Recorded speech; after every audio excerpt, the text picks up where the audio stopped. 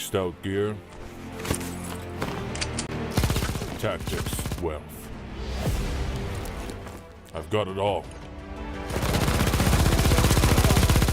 I'm always so glorious in battle. Not even a speck of dust gets on me. A small boss is nothing.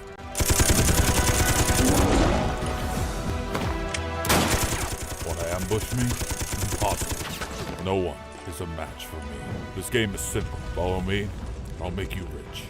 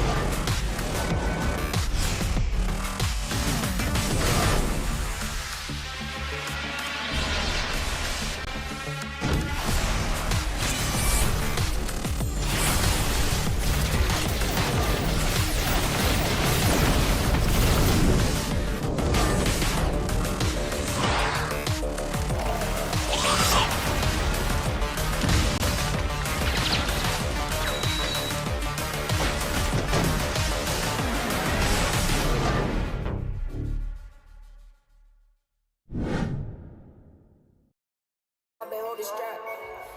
Only together we can rule the world. Only together we can rule the world. Only together we can rule the world. We can rule the world. We can rule the world.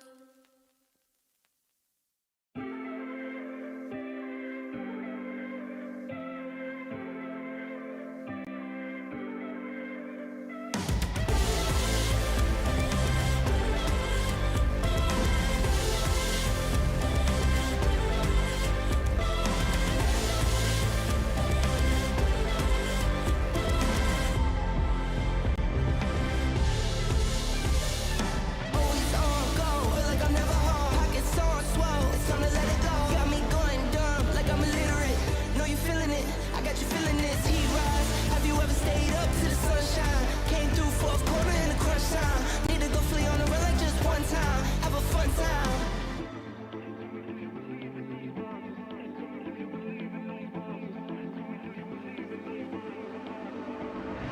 Monsters, tell me, do you believe in those monsters? I'm talking dreams so big that they'll haunt you, or they'll calm you.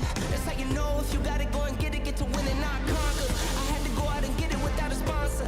Kept it real, never crooked, yeah, that's honor. Now I can go out and get it how I want to. Hashtag bless, I choose.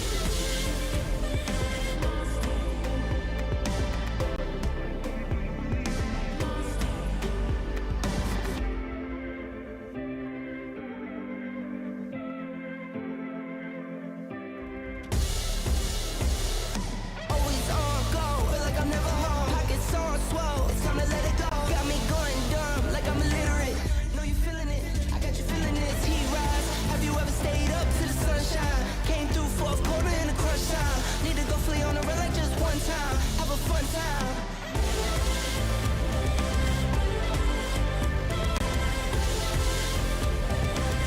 Know you feeling it, I got you feeling it.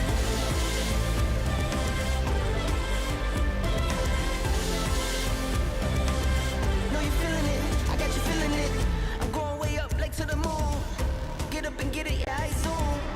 Money keeps falling, I need a broom, I sweep. Straight off the humble, I don't tweet. Family around me don't say a peep. Got what you need, so what you need. I'm in the earth, plant my seeds, and I ain't watch them grow till I say my piece.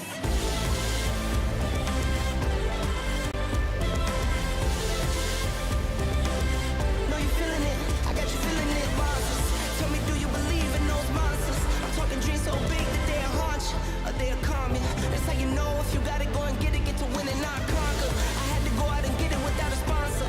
Kept it real, never crooked, yeah, that's honor. Now I can go out and get it how I want to. Hashtag bless, I choose.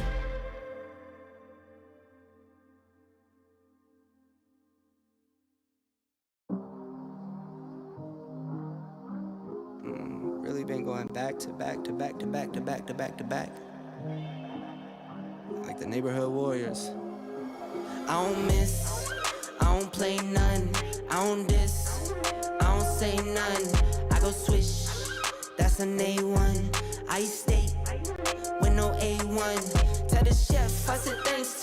Tell I'm in the bank. Tell my mom I'm living good. Tell my kids don't stress a thing. I go back to back on the drops, drop a lot, and she pack the bag. She shot till we drop. I just wake up, I don't say nothing. I'm on go, I don't stay long. I've been up now, that's a case wine. I've been down too, like the day strong. I got summer toys for the summer boy. I keep drummer boys in the summer boy. I keep making noise, I've been paranoid. This is God body, you can never void.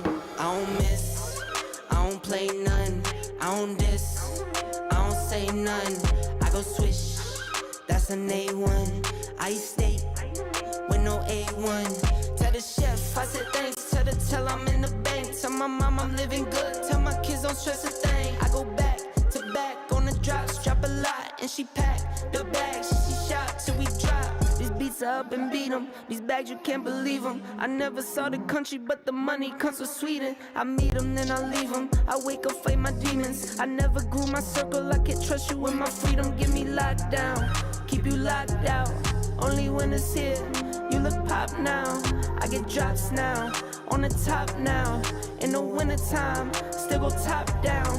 I get free. I don't go bust and I go plain Jane, watch me ski. Yeah, I see you now, I could tell you watching me. I go ghost, but tell me I'm more like his Lee. Rockstar, baby, turn pop star. I don't miss, I don't play none. I don't diss, I don't say none. I go swish, that's an A1. I eat steak with no A1. Tell the chef, I said thanks.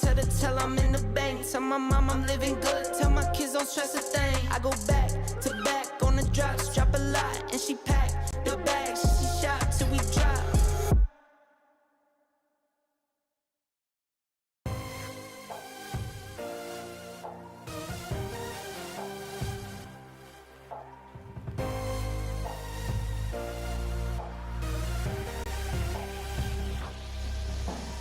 Dreams that I dream in a world built to run on power. Tough situation to solve, only have a lighter. Toss and I turn with ideas that will make things burn. You came across my intention to rule the world. What we're up against, we just gotta speak louder. I'll try to make amends for the damage control. Only together we can rule the world. Only together we can rule the world. Only together we can rule the world. We can rule the world.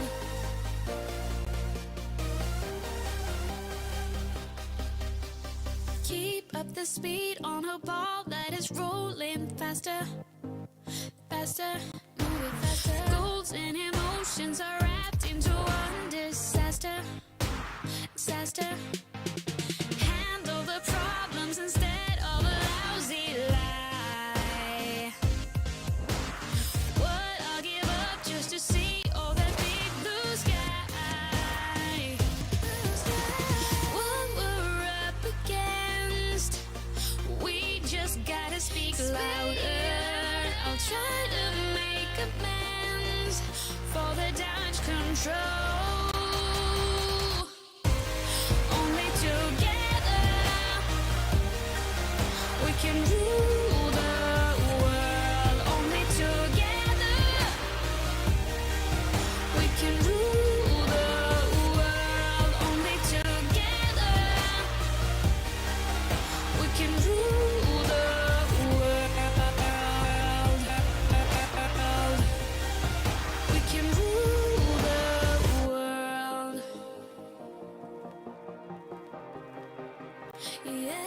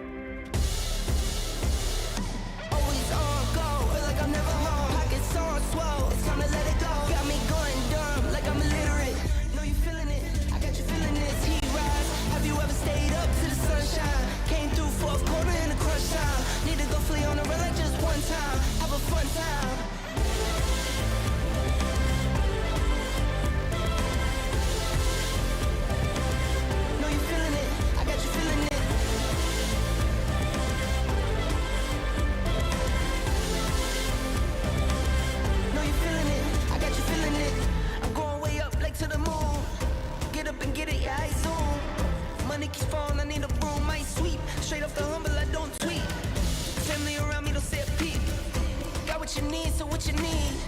I'm in the earth, plant my seeds, and I watch them grow till I say my piece.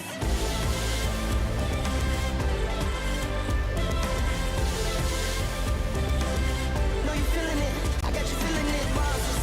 Tell me, do you believe in those monsters? I'm talking dreams so big that they'll haunt you, or they'll calm you. That's how you know if you gotta go and get it, get to win and not conquer. I had to go out and get it without a sponsor.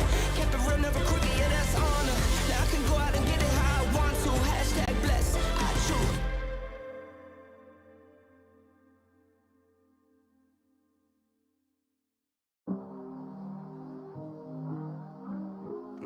Really been going back to back to back to back to back to back to back. Like the neighborhood warriors. I don't miss, I don't play none, I don't diss, I don't say none. I go swish, that's an A1.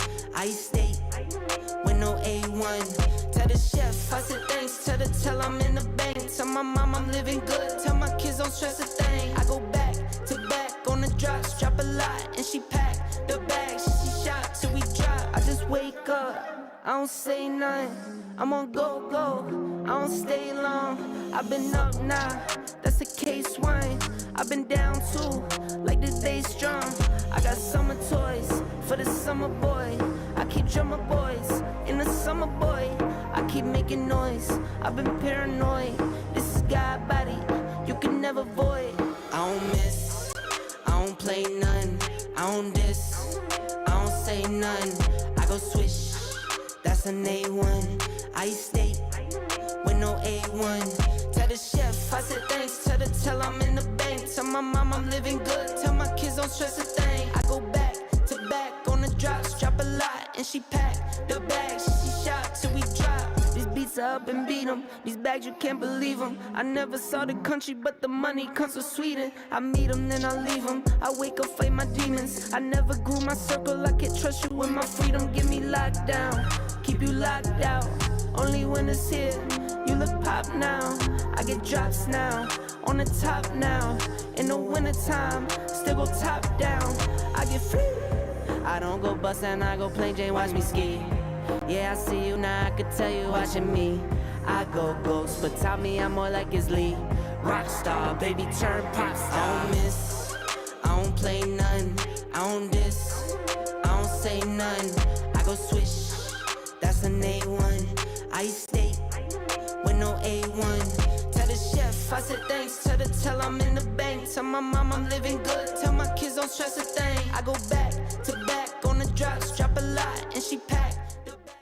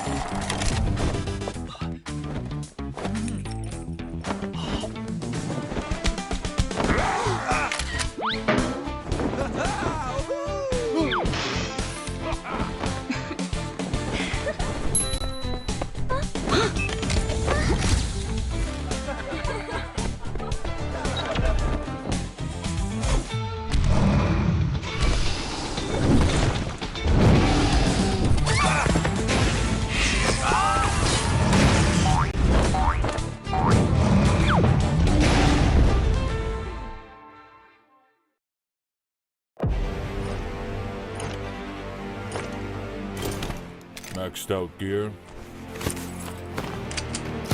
tactics, wealth. I've got it all. I'm always so glorious in battle. Not even a speck of dust gets on me. The small boss is nothing.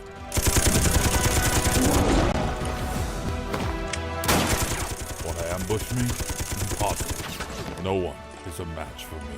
This game is simple. Follow me, I'll make you rich.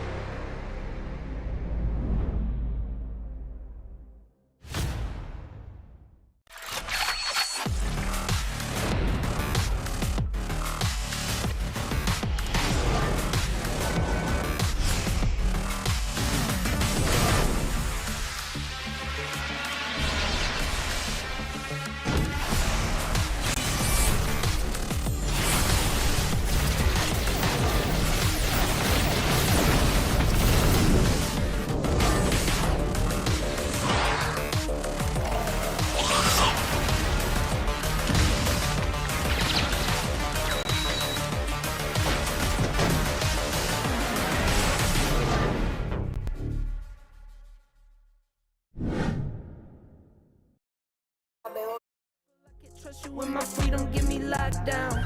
Keep you locked out. Only when it's here, you look pop now. I get drops now, on the top now. In the wintertime, still go top down. I get free. I don't go bust and I go plain Jane, watch me ski. Yeah, I see you now, I could tell you watching me. I go ghost, but tell me I'm more like his Lee. Rockstar, baby, turn pop star. I don't miss, I don't play none. I don't diss, I don't say none. I go swish, that's an A1. I eat steak with no A1. Tell the chef, I said thanks. Tell the tell I'm in the bank. Tell my mom I'm living good. Tell my kids don't stress a thing. I go back to back on the drops. Drop a lot and she pack the bags. She shot till we drop.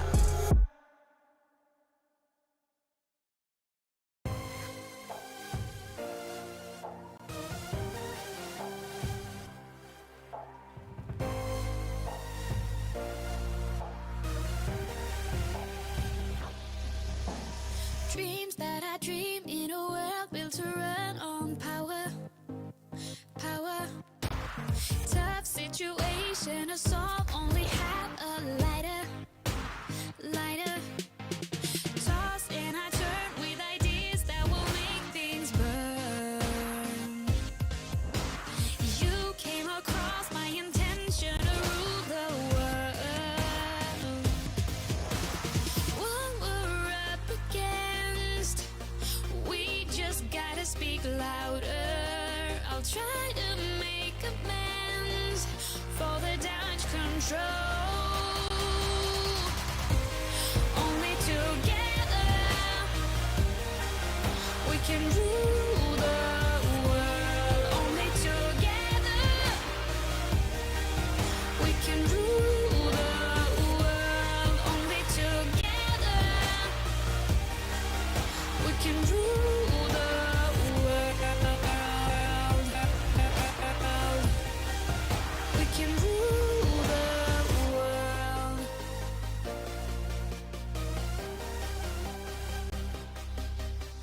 Keep up the speed on a ball that is rolling faster. Move it faster. Goals and emotions are wrapped into one disaster. Handle the problems instead of a lousy lie. What I'll give up just to see all that big blue sky. What we're up against, we just gotta speak louder. I'll try to make amends for the damage control. Only together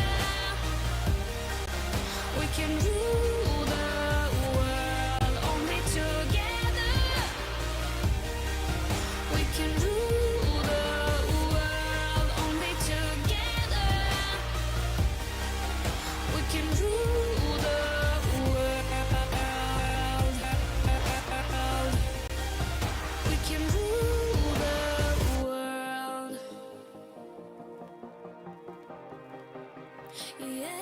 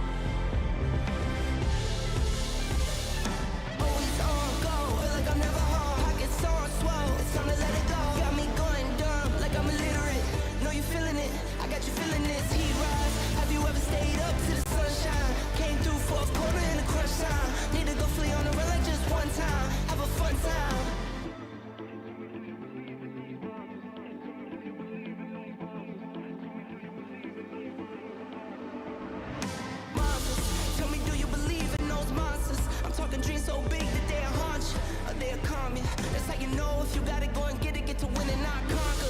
I had to go out and get it without a sponsor. Kept it real, never crooked, yeah, that's honor. Now I can go out and get it how I want to. Hashtag bless, I choose.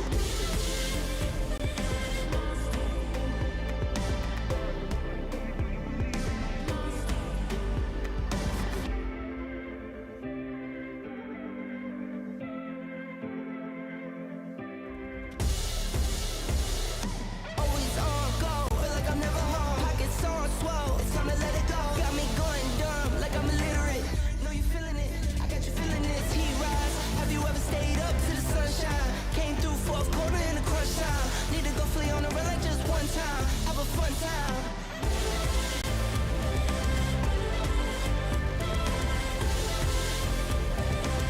Know you feeling it, I got you feeling it.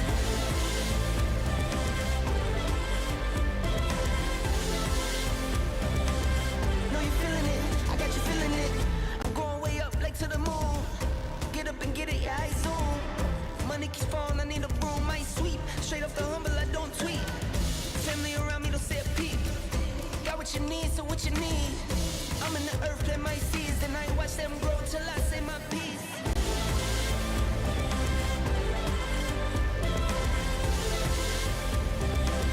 Know you feeling it, I got you feeling it. Monsters, tell me, do you believe in those monsters? I'm talking dreams so big that they'll haunt you, or they'll calm you. That's how you know if you got it, go and get it, get to win and not conquer. I had to go out and get it without a sponsor.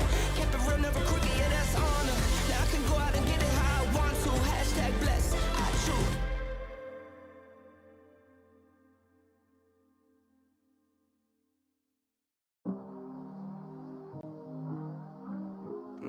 Really been going back to back to back to back to back to back to back.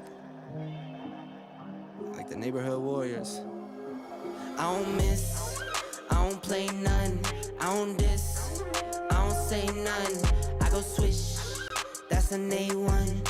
I state with no A1. Tell the chef, I said thanks. Tell the tell I'm in the bank. Tell my mom I'm living good. Tell my kids don't stress a thing. I go back to back on the drops. Drop a lot and she pack the bags. She shot till we drop. I just wake up, I don't say nothing. I'm on go, I don't stay long. I've been up now, that's a case wine. I've been down too, like this day strong. I got summer toys for the summer boy. I keep drummer boys in the summer boy.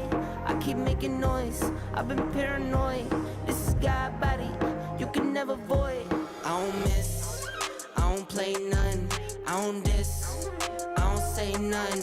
I go swish, that's an A1. I state with no A1. Tell the chef, I said thanks. Tell the tell I'm in the bank. Tell my mom I'm living good. Tell my kids don't stress a thing. I go back to back on the drops. Drop a lot and she pack the bags. She shot till we drop. These beats are up and beat 'em. These bags you can't believe 'em. I never saw the country but the money comes from Sweden. I meet 'em then I leave 'em. I wake up fight my demons. I never grew my circle. I can't trust you with my freedom. Give me locked down, keep you locked out.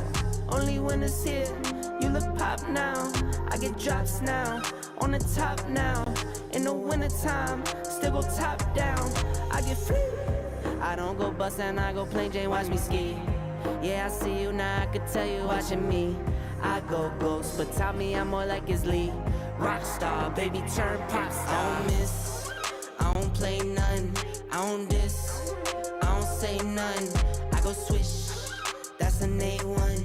I state with no A1. Tell the chef, I said thanks. Tell the tell I'm in the bank. Tell my mom I'm living good. Tell my kids don't stress a thing. I go back to back on the drops. Drop a lot and she pack the bags. She shot till we drop.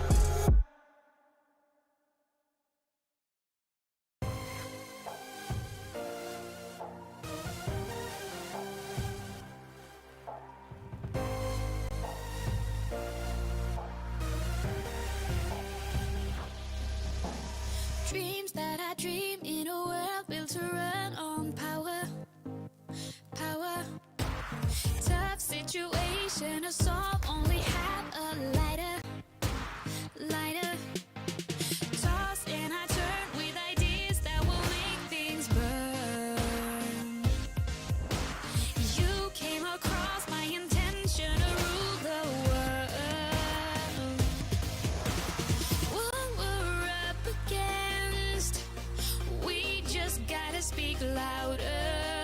I'll try to make amends for the damage control.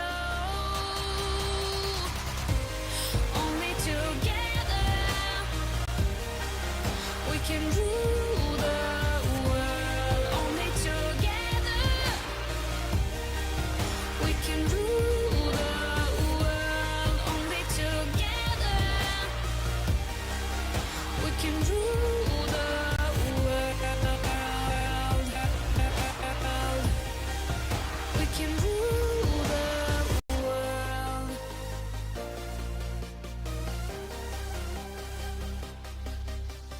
Keep up the speed on her ball that is rolling faster, faster, moving faster. Goals and emotions are wrapped into one disaster, disaster. Handle the problems instead of a lousy lie. What I'll give up just to see all that big blue sky. What we're up against, we just gotta speak louder. I'll try to make amends for the damage control.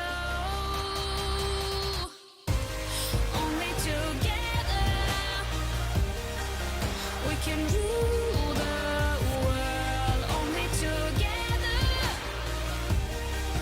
we can rule the world. Only together we can rule the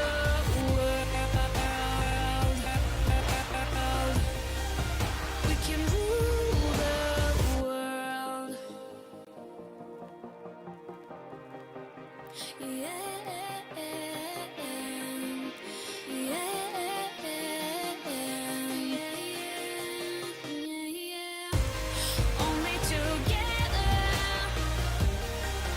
We can rule the world. Only together we can rule the world. Only together we can rule the world. Only together, we can rule the world. We can rule the world. We can rule the world.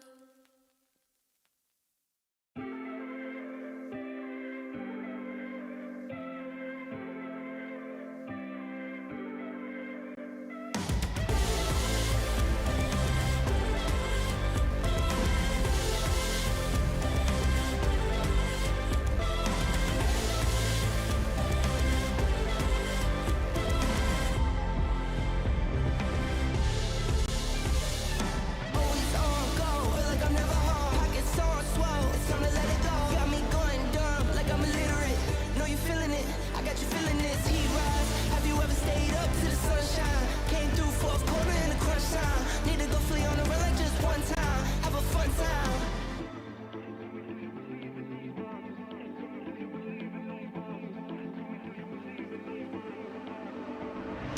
Monsters, tell me, do you believe in those monsters? I'm talking dreams so big that they'll haunt you, or they'll calm you. That's how you know if you gotta go and get it, get to win and not conquer. I had to go out and get it without a sponsor. Kept it real, never crooked, yeah, that's honor. Now I can go out and get it how I want to. Hashtag blessed, I choose.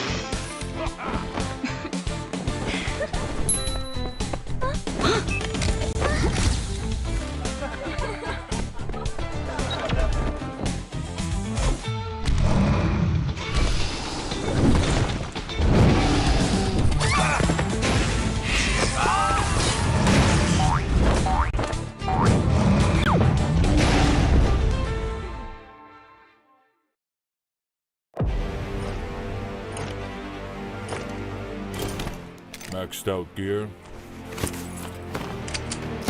Tactics, wealth. I've got it all. I'm always so glorious in battle. Not even a speck of dust gets on me. The small boss is nothing.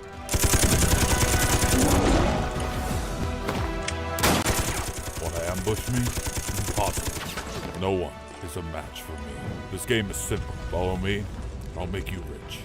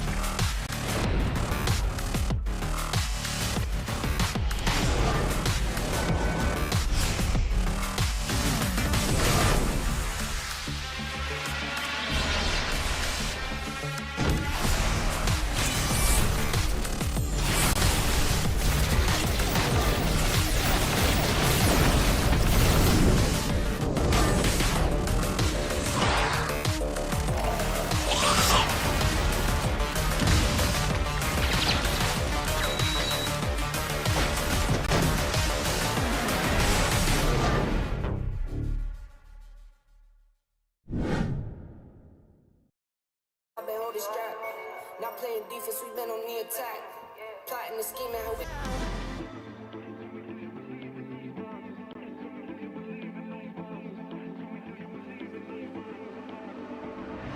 Monsters, tell me, do you believe in those monsters? I'm talking dreams so big that they'll haunt you, or they'll calm you.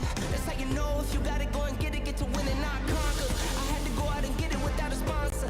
Kept it real, never crooked, yeah, that's honor. Now I can go out and get it how I want to. Hashtag blessed, I choose.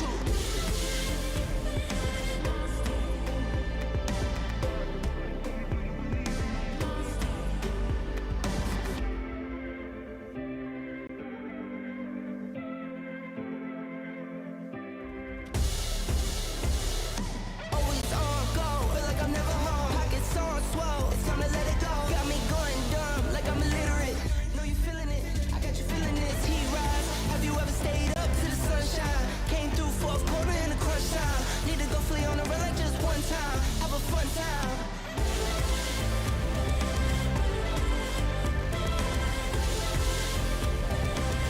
Know you feeling it, I got you feeling it.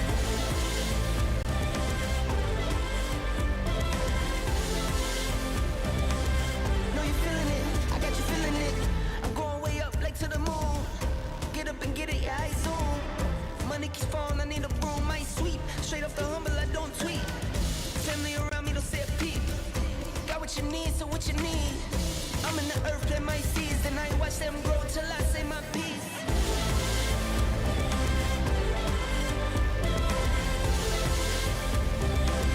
Know you feeling it, I got you feeling it. Monsters, tell me, do you believe in those monsters? I'm talking dreams so big that they'll haunt you, or they'll calm you. That's how you know if you gotta go and get it, get to win and not conquer. I had to go out and get it without a sponsor. Kept it real, never crooked, yeah, that's honor. Now I can go out and get it how I want to. Hashtag blessed, I choose.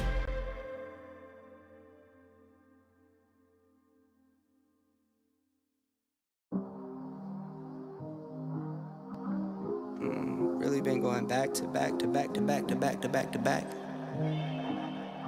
Like the neighborhood warriors. I don't miss, I don't play none. I don't diss, I don't say none. I go swish, that's an A1. I stay with no A1. Tell the chef, I said thanks. Tell I'm in the bank. Tell my mom I'm living good. Tell my kids don't stress a thing. I go back to back on the drops. Drop a lot and she pack the bags. She shot till we drop. I just wake up, I don't say nothing. I'm on go, I don't stay long. I've been up now, that's a case wine. I've been down too, like this day strong. I got summer toys for the summer boy. I keep drummer boys in the summer boy. I keep making noise, I've been paranoid. This is God body, you can never void. I don't miss, I don't play none. I don't diss, I don't say none. I go swish, that's an A1. I stay with no A1. Tell the chef, I said thanks. Tell I'm in the bank. Tell my mom I'm living good. Tell my kids don't stress a thing. I go back to back on the drops. Drop a lot and she pack the bags. She shot till we drop. These beats are up and beat 'em. These bags you can't believe 'em. I never saw the country but the money comes from Sweden. I meet 'em then I leave 'em. I wake up fight my demons. I never grew my circle. I can't trust you with my freedom. Give me locked down, keep you locked out. Only when it's here, you look pop now. I get drops now, on the top now. In the wintertime, still go top down. I get free. I don't go bust and I go plain Jane, watch me ski. Yeah, I see you now, I could tell you watching me. I go ghost, but tell me I'm more like his Lee. Rockstar, baby, turn pop star. I don't miss, I don't play none. I don't diss, I don't say none. I go swish, that's an A1. I stay with no A1. Tell the chef, I said thanks. Tell I'm in the bank. Tell my mom I'm living good. Tell my kids don't stress a thing. I go back to back on the drops. Drop a lot and she pack the bags. She shot till we drop.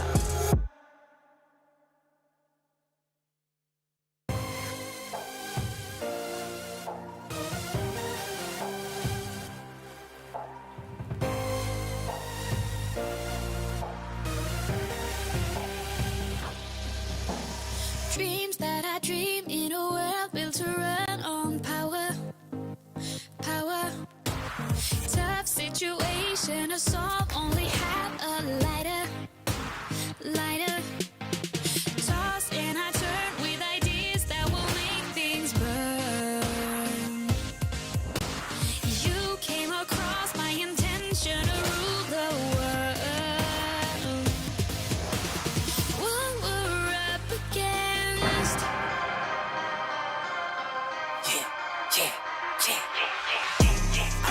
been quiet for a minute. I've been grinding, still in it. I've been counting these digits. Excuse me. الهدف تبعنا البي ام جي او 2025 هو انه نفوز البطوله ونجيب الكاس ان شاء الله. He's just been so stalled in his hold. The cross in the open though gets cut through by Lorenzen left standing, and it's up to Snowix and Redox to try and find the crossfire, but there's nothing.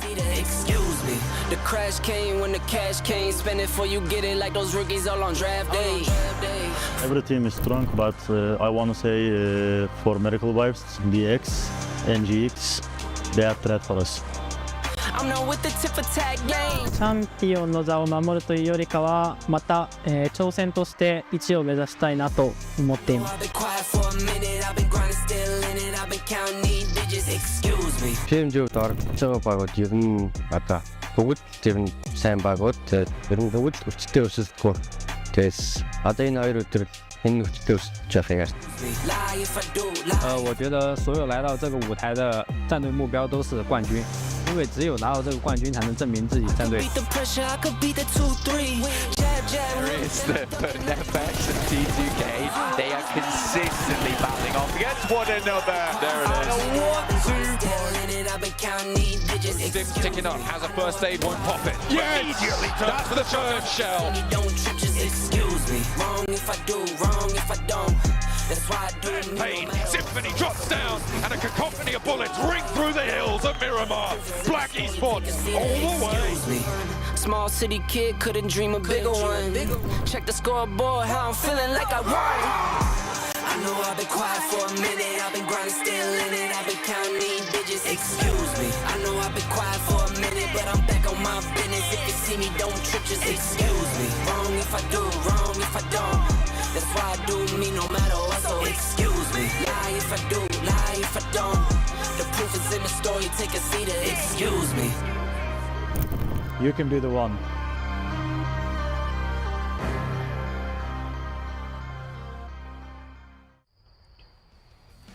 Ladies and gentlemen, PUBG Mobile fans around the world, welcome to Tashkent and welcome to day one of the 2025 PUBG Mobile Global Open main event. Xonimlar va janoblar, barchangizga assalomu alaykum deymiz. PUBG Mobile muxlislarining e'tibori O'zbekiston poytaxti Toshkent shahriga qaratilgan. Va albatta biz PUBG Mobile Global Open'ning asosiy bosqichining birinchi kuniga start berish arafasidamiz. Today we begin the show in the beating heart of this beautiful city, Tashkent Railway. And just like any train station, we've seen many teams come and go throughout the early stages of this competition. But it appears that we are approaching our final destination. Toshkent shahrining qoq yuragida joylashgan Toshkent vokzalidamiz va albatta vokzal singari musobaqaga ham ko'plab jamoalar keldi, ketdi. Eng asosiysi bu emas, biz yakuniy nuqtaga tobora yaqinlashib boryapmiz. The main event. Brand new smash rules, and not simply the lion's share of $500,000, but also the stunning PMGO trophy. Musobaqa jamg'armasi va albatta 500 ming AQSh dollari. Bu kimga nasib qiladi va kubok ham aynan unga tegishli bo'lishi mumkin. It's a simple task, really. All you have to do is lift the trophy. The only thing standing in your way, 15 of the best PUBG Mobile teams from around the world. So, let the games begin. Yakuniy maqsad sari barcha jamoalar shag'dam qadam tashlashga tayyor. Biz esa musobaqani boshlaymiz.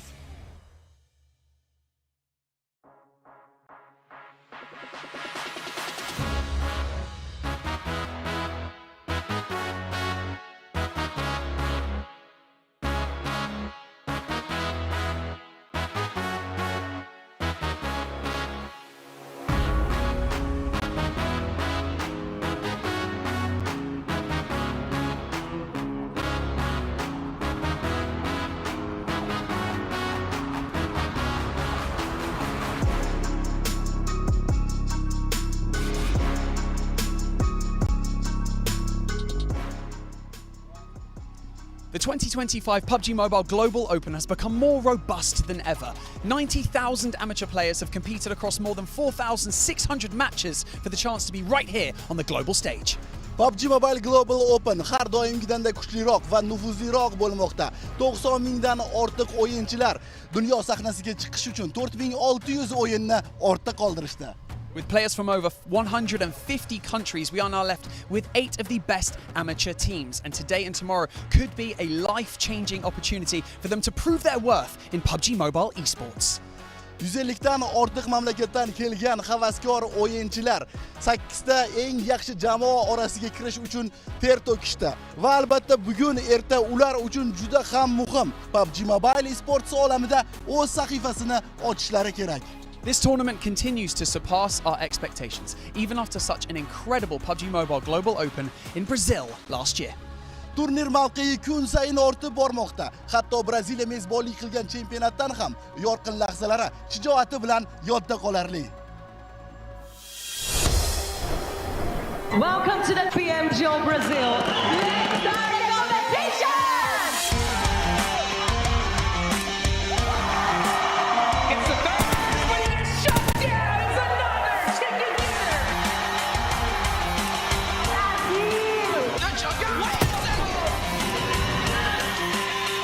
PMGO champion is Rhythmic!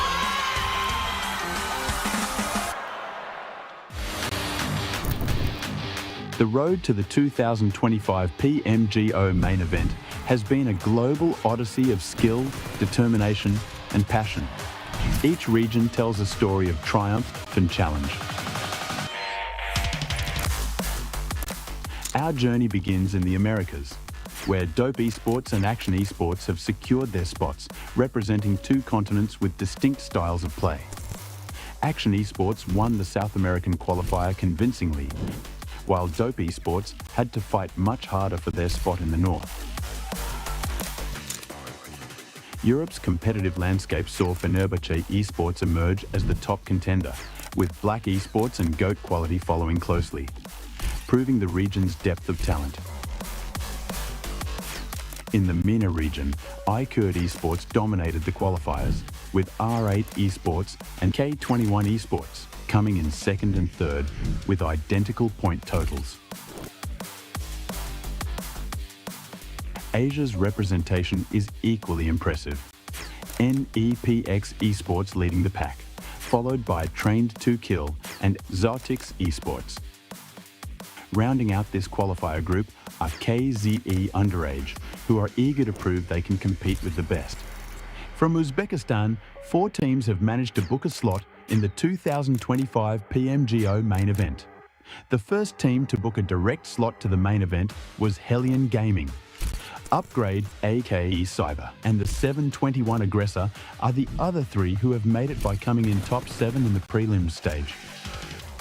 PMGO isn't just a tournament, it is a global celebration of up-and-coming talent in PUBG Mobile esports. And it shows that everyone can be the number one. If you've been watching throughout the Uzbekistan finals and the prelims, you will have heard the support echoing through the arena. These fans have been so supportive and engaging, especially when our local teams have put on a show, proving that anyone can be the one.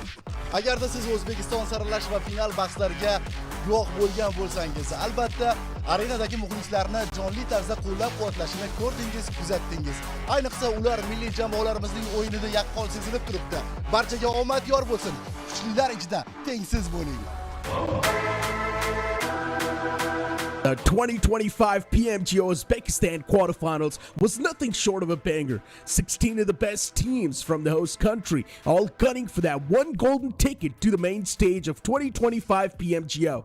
High stakes, heavy firepower, and zero room for error. And in the thick of it all, it was Hellion Gaming who, through grit, clutch plays, and sheer refusal to back down, claimed the crown. But the path to glory? Oh, it was anything but easy. Like any other good story, match 1 started with a disaster. Hellion Gaming got boxed in on the northern edge of the map, and Crystal Gaming didn't hold back. With a barrage of nades and pressure mounting from all sides, Hellion crumbled early, going out in 15th place. A rough start. No doubt, not the kind of opener you'd expect from the eventual champs. Meanwhile, Team Upgrade, soon to be a thorn in their side, was off to a flying start, banking 13 points and quietly setting the stage for a brewing rivalry. Match 2 rolled around, and it was time to pick up the pace. Erangel became the battleground for a gritty mid-range showdown. Team Upgrade and Hellion went head-to-head, trading knock after knock. But just as Upgrade looked set to bounce back, the zone turned savage and forced them into the open. straight into a wipeout. Energy Gaming swooped in to clean up and served up a beautiful 1v3. Perfectly around the tree trunk as wings clipped if they want to keep this one going. Even so, our heroes, Hellion Gaming, wrapped up this round with 17 points. By match 3, things were getting spicy. AK Cyber, a new contender, had entered the boss tier bracket through their consistent gameplay. Hellion had momentum, but now they had company. The two clashed in a classic high ground standoff in the end circle. Both teams worked with enough terrain to get creative. While AKE brought in their trademark aggression, Hellion stuck to a more calculated game, reviving teammates, holding angles, and waiting for AKE to slip. And when they did, Hellion swooped in and grabbed their first chicken dinner and bagged a juicy 27 points. AKE weren't far behind, dropping 24 points of their own. The leaderboard tighter than ever. Game 4 was Upgrade's redemption arc. They didn't just bounce back, they went full road rage mode in the final circle and literally ran over Hellion with the car. Hellion tumbled out in 3rd place, while AK had an absolute shocker of a game, getting sent to the lobby with a donut. 0 points, but somehow Upgrade and Hellion still walked away with 15 points each. No one was pulling away. By this point, AK knew they couldn't let things slide any further. Hellion and Upgrade both played it a little too safe, dropping mid-tier performances in match 5. AK stepped up just enough to snag the second highest points of the match. Still not quite a game changer, but enough to keep their dreams of #1 alive heading into the final match. So it came down to this. One last match. 3 contenders. Hellion at 67 points, Upgrade at 56 points, and AKE at 47. Hellion had to lead, but in PUBG Mobile, one wrong rotation and you're watching the spectator screen, and that's exactly what happened. Crystal Gaming woke up and chose violence, sending Upgrade packing in 15th place at the graveyard. Their dreams buried. Hellion didn't fare much better. The circles were brutal. The team got split mid-rotation and slowly bled out in 9th. Not ideal, which left AKE. They went beast mode, held center zone like it was sacred grounds, and punished anyone who dared to rotate in. With every knock on Diversion Gaming, they edged closer to the ticket. It ended in a sweaty 1v1, and AKE clutched up. The crowd thought they did it. We thought they did it. But when the dust settled and the scoreboard lit up, it was Hellion Gaming. By just 3 points, they held the line. No flashy finish, no final chicken dinner, but enough grind, grit, and game sense to snatch the golden ticket straight to PMGO main stage. Upgrade stuck in 3rd. Divergent Gaming and THE71 Aggressor joined them in the prelims. Don't forget to catch all the action live in the PMGO prelims, where the fate of these 4 teams will finally be decided. It's only getting even more intense from here at 2025 PUBG Mobile Global Open. We then saw the prelims take place over 2 days, where our regional qualifiers met face to face, and boy, did they put on a show. So'nggi 2 kun davomida qonli saralash bahslarini guvohi bo'ldik. Ushbu mintaqaviy o'yinlarda jangchilarimiz bizga chinakam ma'noda shou namoyish eta olishdi. If day 1 lit the fuse, day 2 was an explosion. With 6 matches to make it or break it, every bullet had weight and every second counted. Welcome to the blood, sweat, and chicken dinners of 2025 PMGO Prelims Day 2. Let's break down the madness match by match. With only 6 games left to decide the fate of Day 2, the first match became a proving ground for the bold. In a sizzling drop at Paradise Resort, Art Esports and the 721 Aggressors clashed in a rapid-fire 4v4 wipeout that set hearts racing. Both teams dove in head first, but Art flipped the script in a flash. Riding a wave of raw momentum, Arendt then stormed through every engagement. And as the final circle shrank, the result reached fever pitch, culminating in an astounding 15 elimination run that snapped up legendary chicken dinner. Next match reminded us why momentum is the secret sauce. When a teammate clutches a 1v4 like this, it's like igniting a firestorm for the squad. Ticks are gonna fall in the face of Upgrade here. This boosted Team Upgrade's confidence in an instant. It was full throttle march to their first chicken dinner, with Ramses MVP closing things off in style. There it is. A 1-2 punch to finish the game for Upgrade. Match 9 lit up the arena. Just when crowd thought that table toppers were losing the steam, GOAT Quality silenced Doubter with a slick 1v3. There stays on the ground floor. Tables shifted as other teams started taking wild risks. Suddenly chaos reigned. Upgrade, still riding the wave from their last win, found themselves teetering in a 3v1 until Ramses MVP timed his shots correctly and saved the day. With their third teammate back in action, the squad caught a whiff off their second chicken dinner, capitalizing on the frenzy while rivals were too wrapped up in the fray. Upgrade swapped in at the perfect moment to lock down their consecutive win. But boy, how the tables can turn in PUBG Mobile. In the very next match, Upgrade began with the upper hand. Half their opponents were already down, but in an instant, the cards flipped. The boss, and he's low, he's going down, and he's fallen. With one Titan toppled, GOAT Quality seized the spotlight, holding down the most contested zone with flawless coordination, cold, clinical, and commanding. The desert winds of Miramar blew wild in match 5, and the chaos followed. The action kicked off early with UPG and the 721 clashing in a gritty brawl, but it was just the appetizer. Upgrade then steamrolled through Black Esports and Action Esports in a fierce 3-way showdown, showing off serious squad synergy. But then came the storm. Iker Esports. In the closing moment, Iker clashed with the Titans GOAT and T2K, trading blows like seasoned gladiators. Upgrade's last man made a daring bid for glory, surviving deep into the final circle, almost pulling off the unthinkable, but Iker stood tall to clutch their first chicken dinner off the day and second in the prelims. Finally put down! With just one match to go, nerves were fraying and fingers were trembling. The mid-table was a minefield. One wrong move could shatter dreams. But Team Upgrade, they came in with ice in their veins and fire in their guns. No theatrics, just a clinical takedown. And their third thunderous chicken dinner, slamming the door shut on any last-minute upsets.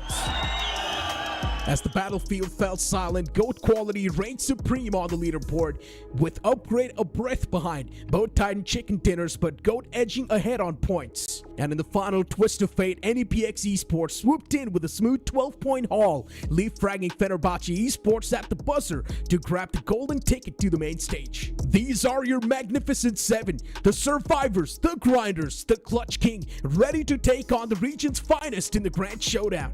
Battle-hardened warriors versus regional royalty. Who will race the 2025 PMGO trophy? Stay tuned, the war's just getting started.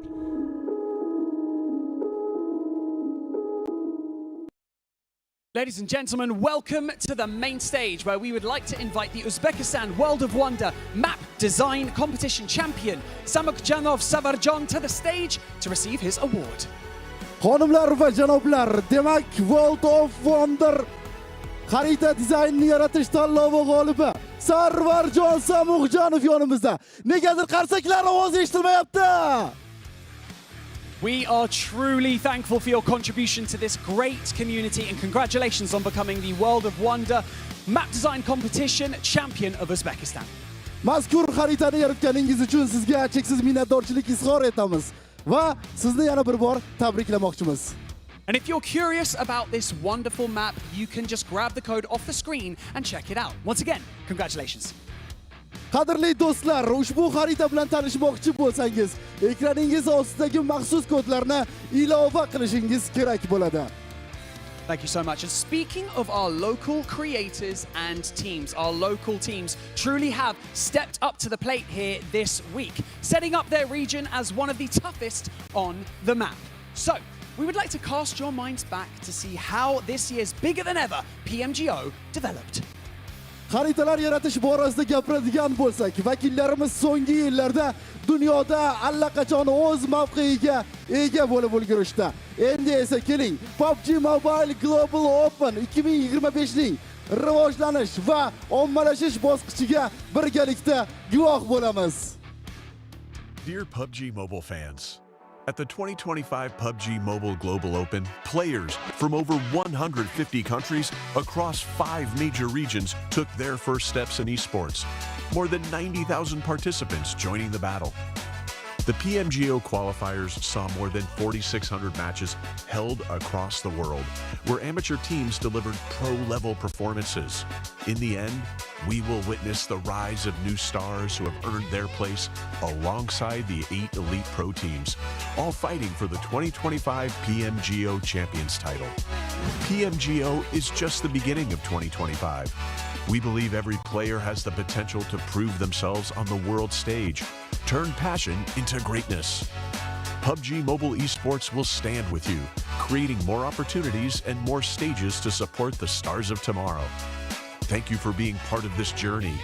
You can be the one. Log in now to PUBG Mobile.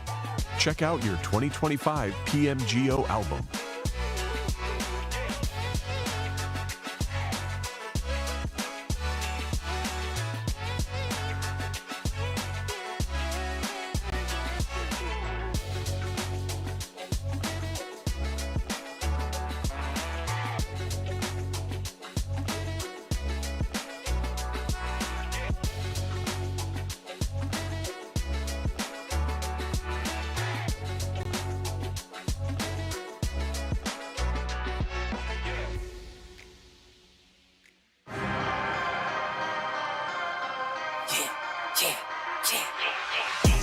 I know I've been quiet for a minute, I've been grinding still in it, I've been counting these digits, excuse me. الهدف تبعنا البي ام جي او 2025 هو انه نفوز البطوله ونجيب الكاس ان شاء الله. He's just been so stalwart his hold. The cross in the open though gets carved through by Lorizil left standing, and it's up to Snowix and Redox to try and find the crossfire, but there's nothing. Excuse me. The crash came when the cash came. Spend it before you get it, like those rookies all on draft day. Every team is strong, but I want to say for Miracle Vibes, DX, NGX, they are threat for us. I'm not with the tip attack game. チャンピオンの座を守るというよりかはまた、挑戦として1位を目指したいなと思っています。 PMGO-д орж байгаа багууд ер нь одоо бүгд тэр нь сайн багууд ер нь бүгд хүчтэй өсөлтгөө. Тэгээс одоо энэ хоёр өдөр энэ хүчтэй өсөж байгаа юм. 我觉得所有来到这个舞台的战队目标都是冠军，因为只有拿到这个冠军才能证明自己战队。 There is the FX and T2K. They are consistently battling off against one another. There it is. Zim's ticking up, has a first aid, won't pop it. Yes! Immediately that's the third shell. Excuse me. Wrong if I do, wrong if I don't. That's why I do me. Pain. Symphony drops down, and a cacophony of bullets ring through the hills of Miramar. Black esports all the way. Small city kid couldn't dream a bigger one. Check the scoreboard, how I'm feeling like I won. I know I've been quiet for a minute, I've been grinding still in it, I've been counting these digits, excuse me. I know I've been quiet for a minute, but I'm back on my business. If you see me, don't trip, just excuse me. Wrong if I do, wrong if I don't. That's why I do me no matter what, so excuse me. Lie if I do, lie if I don't. The proof is in the story, take a seat, excuse me. You can be the one.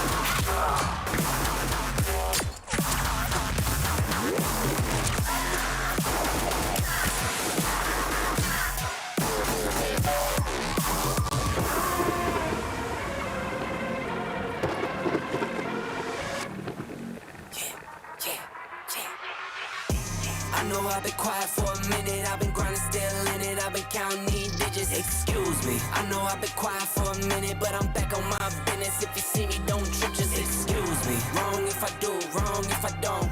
That's why I do me no matter what, so excuse me. Lie if I do, lie if I don't.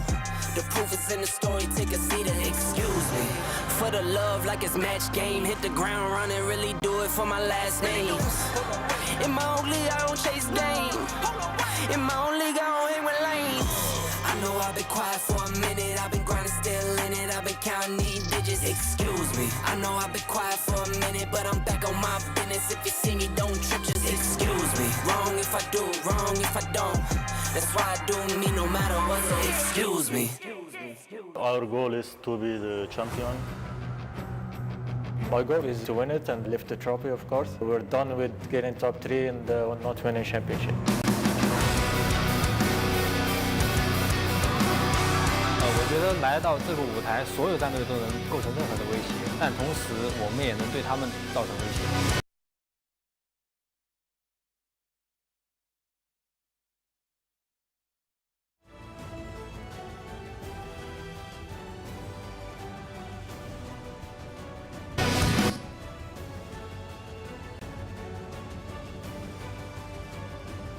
The 7-2-1 aggressor. The 721 aggressor jamoasi.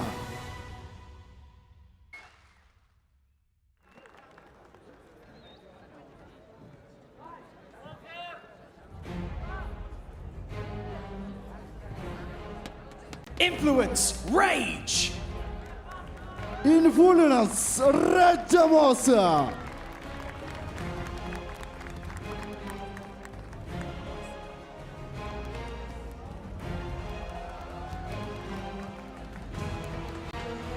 D. Xavier. D. Xavier jamoasi.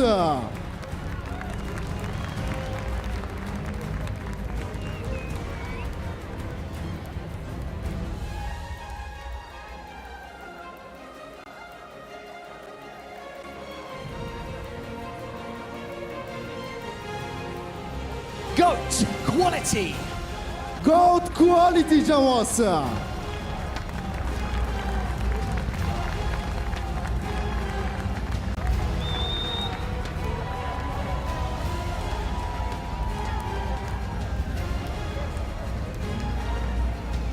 LGD Gaming. LGD jamoasi.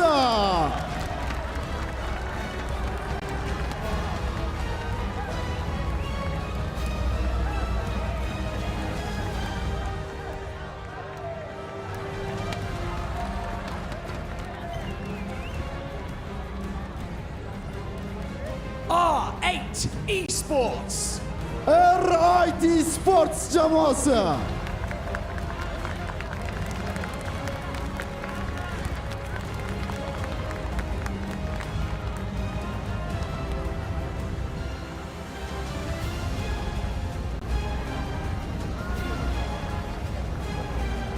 Nongshim Red Force. Nongshim Red Force jamoasi.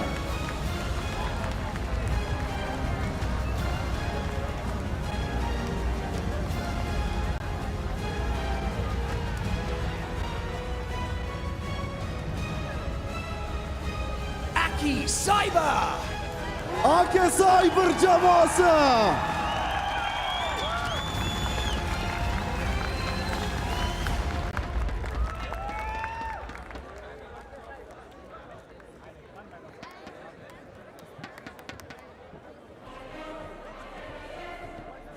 Nigma Galaxy. NGX jamoasi.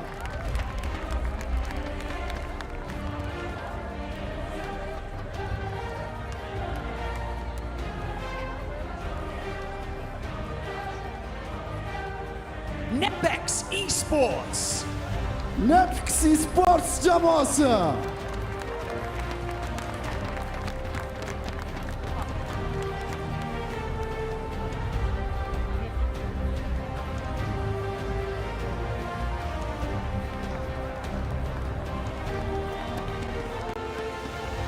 Reject.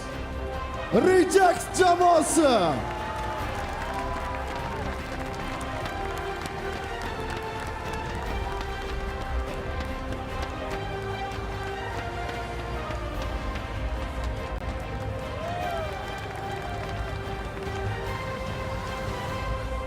Helion Gaming.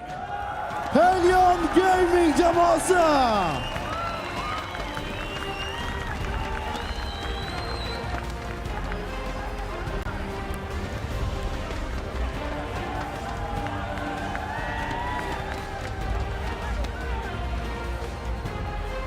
Black Esports. Black Esports jamoasi.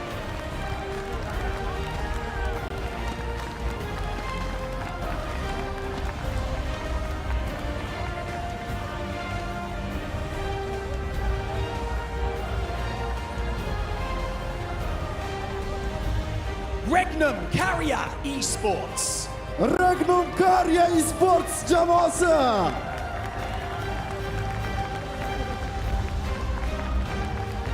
That's fine.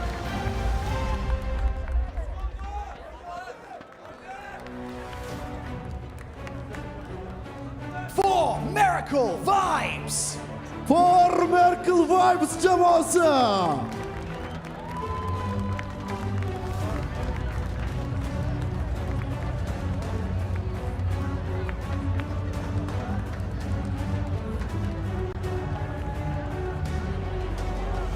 Upgrade.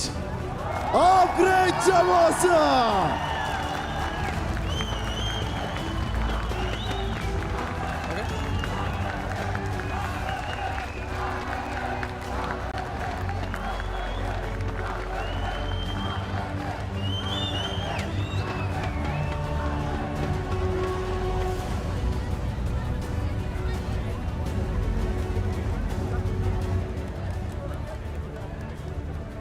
Tomorrow, one of these teams will have their names etched into the esports history books of PUBG Mobile.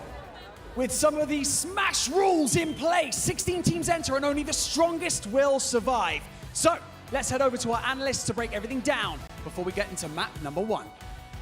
Ertaga mana shu jamoalardan biri esports tarixiga o'z nomini muhrlaydi va PUBG Mobile Global Open 2025 da g'olib sifatida e'tirof etiladi. Shoh supadan joy oladi. Kubok esa ularniki bo'lishi mumkin va kuchli jamoalardan biri shu nomga munosib ko'riladi.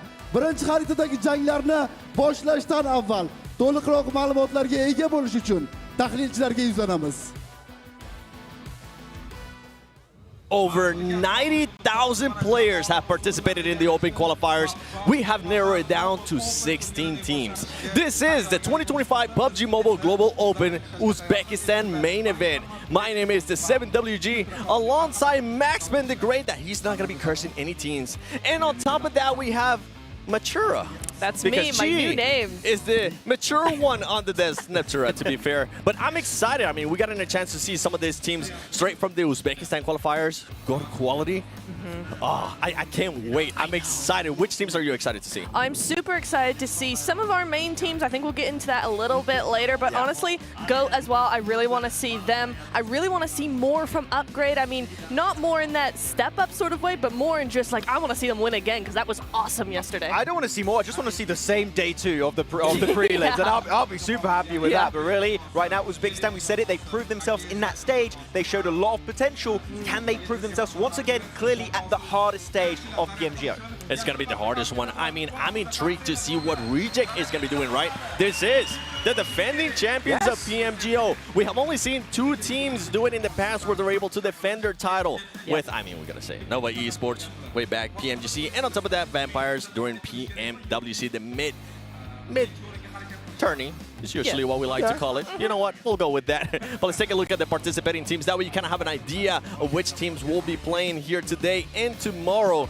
You can look how they were able to qualify through there. And it was tough, too, for some of these teams from the PMGO prelims.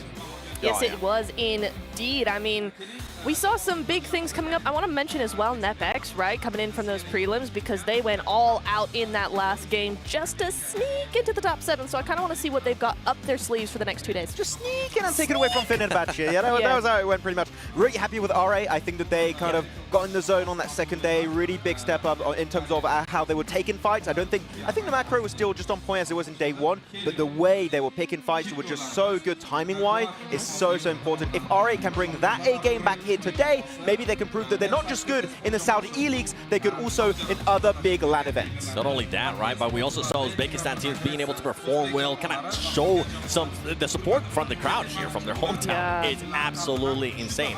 One thing I have in mind right away that was able to carry momentum yesterday on the final day of the prelims was Upgrade. That team definitely performed. They did indeed. I mean, Upgrade, I don't know how many points they got yesterday, but it was quite a few, right? I mean, let's just put it this way, right? 3 wins is going to be 30 points anyway. So it is going to be something where that's a lot of points. It's getting to that point where if they can redo that, which is going to be hard to do, but if they can, I mean, a lot of these teams, even the global ones, are going to be struggling. Let's not forget the last year, right, with Reject winning it, this is the moment where actually we saw Japan as a possible team to win, a possible region to win in these big global events. And now this might be the opportunity for Uzbekistan to make it happen. So there's so much on the line, and going up against, once more, the best teams in the world here, like your 4MV and squads just like them. I'm excited for the teams. I'm excited for the format. I'm excited for everything. But we do have, talking about format, we do have something new here. It's called the Smash Rule. So let's take a look at this first. 2025 PUBG Mobile Global Open is going to be historic because of a new rule that can crown one team champion even before all the matches have been played. Welcome to the Smash Rule. We introduced the Smash Rule to inject a new level of excitement for our viewers, challenge teams to develop innovative strategies, and create an alternative path to victory that rewards both consistency and clutch performances. The Smash Rule has 2 simple steps. Step 1, teams have to accumulate 80 points in the leaderboard. Step 2, secure the winner-winner chicken dinner in any of the remaining maps of main event day 2 to become the champion of 2025 PMGO, regardless of how many matches have been played. If no team achieves this after all 12 maps, the team with the highest points in the leaderboard will be crowned champion. The Smash Rule is going to turn up some serious heat in the 2025 PMGO main event. Will we see a champion team emerge with this new rule? Stay tuned to witness PUBG Mobile history.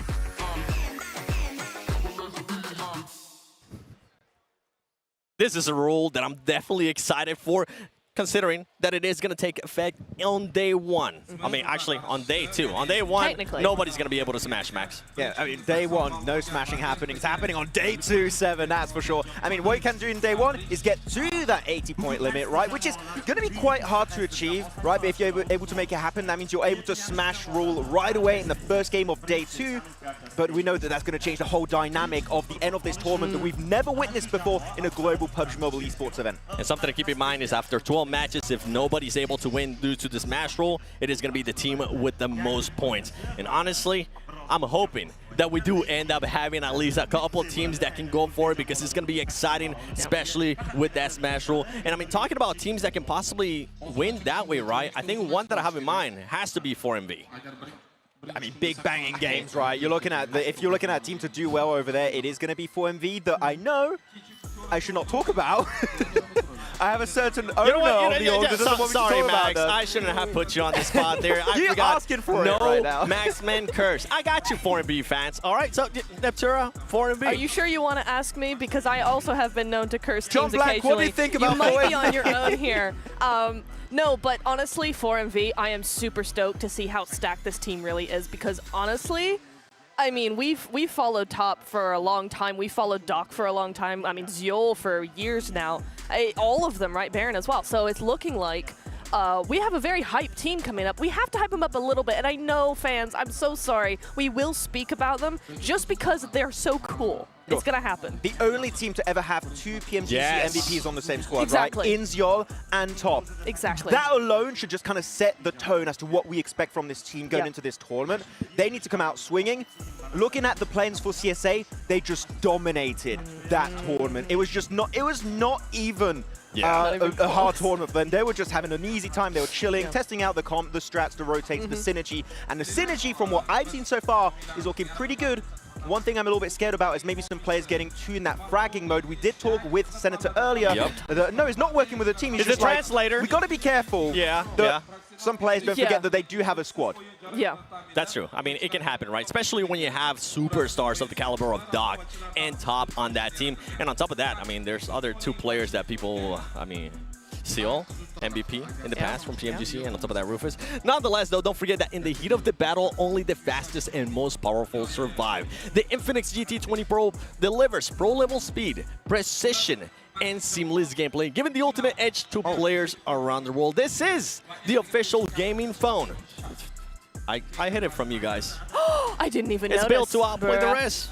I don't want you guys to get distracted with the vertical streams. By the way, for everybody currently watching, if you want to check them out, make sure you check them out on TikTok and on YouTube as well. PUBG Mobile Esports vertical streams, map streams as well, if you want to see what kind of rotation some of these teams are doing. But let's take a look at the schedule for today, that we kind of have an idea of what the maps are going to be like. And if you've been watching the previous days, it's going to be the exact same. I'm going to be going to Sandhawk, and the first question that I have for you, Neptura, is, are we going to be seeing R8 on a hot drop again in Paradise Resort? It's possible that not only 1 hot drop in Paradise, but 2 hot drops in Paradise. Max, So and I'm talking about No. It's 1 hot drop with 3 teams.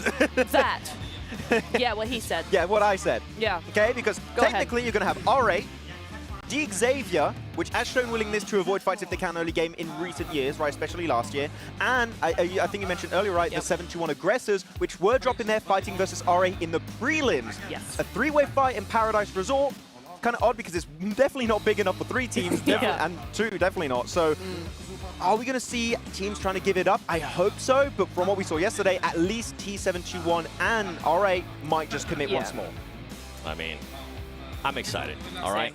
I'm really excited to see what these teams are going to do and what kind of pace they're going to be setting here in the first match, right? But talking about teams, talking about going into matches, give me some predictions. Rejects. Rejects. Straight out. Okay, well, my 3 teams I already posted about it on Pandemonium. Go follow. No, I'm going to be going for 4MV, Reject, and I also got the side of Xavier that I think can be a big, big threat in this lobby. He said 4MV. You know what, Neptura? Just because he said 3, I need you to give me 3 Okay, you know as what? well. We're going to go with Rejects. We're going to go with LGD. You know what? Let's go with LGD. Let's see what they've got in there. And also Upgrade. Ooh. Okay. Oh, we got prediction counter. I'm in trouble. Ooh, I forgot about that. Can we hide my counter, please? If that's the case, I have to predict as well. Actually, you know what? Wait, Max, I want to make sure I don't pick yours. So remind me real quick, what was your pick? Don't change it. 4MV, DX, and I had Reject. And oh, those are so good. Yeah. I picked the best ones. Come on, bro. I have to go with Influence Rage. Gotta support Brazil. Come on now. Makes sense. I'm not biased, I promise. 4MV and Enigma Galaxy. I know, none of the prelims, Tim. Please don't judge me. You might be judged. I want to see, the reason why I'm picking them as well, I want to see how they're going to be performing considering some of these teams haven't played, right? We have seen it in the past. We have slow. indeed. Yeah, a little bit slow, a little bit speeding up towards the end. Maybe we'll see a little bit more from them in day 2 if they don't pick it up in day 1 for sure. But yeah, Sandhawk is going to be really, really interesting. We do have that hot drop, that's what it's called, on Paradise Resort. That is what it's called. Yeah, that is what it's called indeed. But you know what? I think we got several teams here who historically are pretty darn good on Sandhawk, and I think we will be seeing some action from them. We do have another hot drop on Sandhawk though, and this is the second hot drop we had. Nocturne Red Force versus LGD, and I did see one of the PEL talent known to curse teams and players. He goes to shake their hand, Zenshi, actually go to see the Nocturne Red Force player and shake their hand. That's true. So that is their 5th player. He went to help them directly. So I got to respect the commitment to the bit. Not some Red Force fans. That's not fair. You're not allowed. What are you doing that for? One team I'm actually interested in is Rhythmic. We haven't gotten a chance to talk about them much. But this is a team. Remember what they were able to do at PMG, given that Sarah's not here. Sarah's not here with Rhythmic, neither will Reject. We don't really know what happened there. We can sit here and speculate as much as we wanted to, but I'm not going to. Maybe later. We'll find out. Depends on how they start, okay? Yeah. Hold on to that one. But for Rhythmic, what are you guys' expectations? I think they're going to start out a little bit slow, honestly. I think they're going to want to get the lay of the land just a little bit, Max. I feel like we're not going to see too much of them at the beginning because they just need that time to kind of warm up a little bit, get used to things, and get a little bit more comfortable. Yeah, I think that they, at least, you know what, they don't have a player just coming in last minute like they had in PMGC, so I think that was a little bit of an X factor. They actually performed really well with that in mind, but now they got the full squad that they prepared for a long time, so I feel like we can expect big things here from Rhythmic. We've been talking about it, we've been hyping it up. This is the moment that we need to get started, as we're going to be jumping into Sandhawk for the first game of the main event of the PMGO Uzbekistan. Take it away, John Allen and Blank. It is time to kick off the finals here in Uzbekistan. It has all been leading up to this, Blank, and Sandhawk is ready, rip-roaring to go. And so am I. Straight into the finals here in Uzbekistan. Very, very fun prelims that we saw there, with plenty of the Uzbekistani teams actually making it in to the finals itself. It was 3 out of the 4, not including Hellion Esports, who already made it in. So 4 Uzbekistani teams here with us. A very, very successful turnout for the home crowd, I would say. And look, what I will say for the desk is that, yeah, they chose some very, very interesting picks. I was just surprised no one talked about Rhythmic too much up until the end. I think, personally, that is a team that could definitely go very, very far here. Yes, they're lacking Sarah. We've got to remember that these guys dominated over at the PMGC and were just pipped to the post by D plus Kia right at the end. Right at the end, and speaking of D plus Kia, well, their countrymen from South Korea, Nongshim Red Force, will be taking on the hope for the PEL, the Chinese region, LGD here, over in Ruins on the southwest side of the map. Right now, it's a bit of a standoff, and they have isolated themselves side to side of this building, which means that if they choose to, it's a little bit more likely that maybe they look to disengage here. XZY breaks wide, spots. No, doesn't see, actually, Tian. They're on the lower ground, so not fully committed to this fight on either side just yet, but they are putting their toes in. Blank, they might just get snapped off if they're not careful. Goodness me, we don't want any toe snapping action here. The start. LGD, though, holding pretty strong. Again, it's kind of a weird one having Ruins be the hot drop, because we all expected Paradise Resort, but I think that both the 721 Aggressor and RA give that one up over towards DXavier, and fair play. Lamborghini, Nade T, both very good close quarters. I think that you would show deference in that moment. Regiosio got word from them earlier that he will be IGLing the team for rejects as they move over towards that northwest side, already crossing. Understanding with that circle heading over towards the west, likely going to be at least Ruins or Camp Alpha northwest split here. For LGD, they give up the ghost to decide, you know, it's not worth it. Really, we're not fighting over something crazy. Let's just hold in Ruins. Yeah, they get out of there, they disengage. I was expecting to maybe see something on that line. I was also maybe thinking about Enigma Galaxy potentially coming in later. If they'd have held that standoff, Enigma Galaxy very likely to be moving up north, could have third-partied that, and that would have been a catalyst to make that fight happen, and could have gone either way. In that instance, I think, depending on how Enigma Galaxy approached it. But the disengage from LGD, I prefer it. That split that they have now, or can go for rather, across the bay if they try and go further up north. Meanwhile, over the top of the mountain on the northwest island, it's 2 home ground teams, the 721 Aggressor and Goat Quality. A little bit of a scrap going the way right now of the 721 Aggressor. They pick up 1 on Goat Quality, and then another right around the corner. Ephius has found 1 over onto Butcher. The DBS not quite connecting, finally able to get it done. Has to go for the weapon swap, and that will be rezzed up. So the 721 Aggressor staying alive. Butcher only the one to get knocked there, will keep himself nice and healthy, but it's Goat to lose 2 players, a team that did so well up until the end of the prelims, where Upgrade started to add new little bits of machinery to their current form, which was pretty awesome, to be honest with you, because they certainly did upgrade the kit towards the end of it.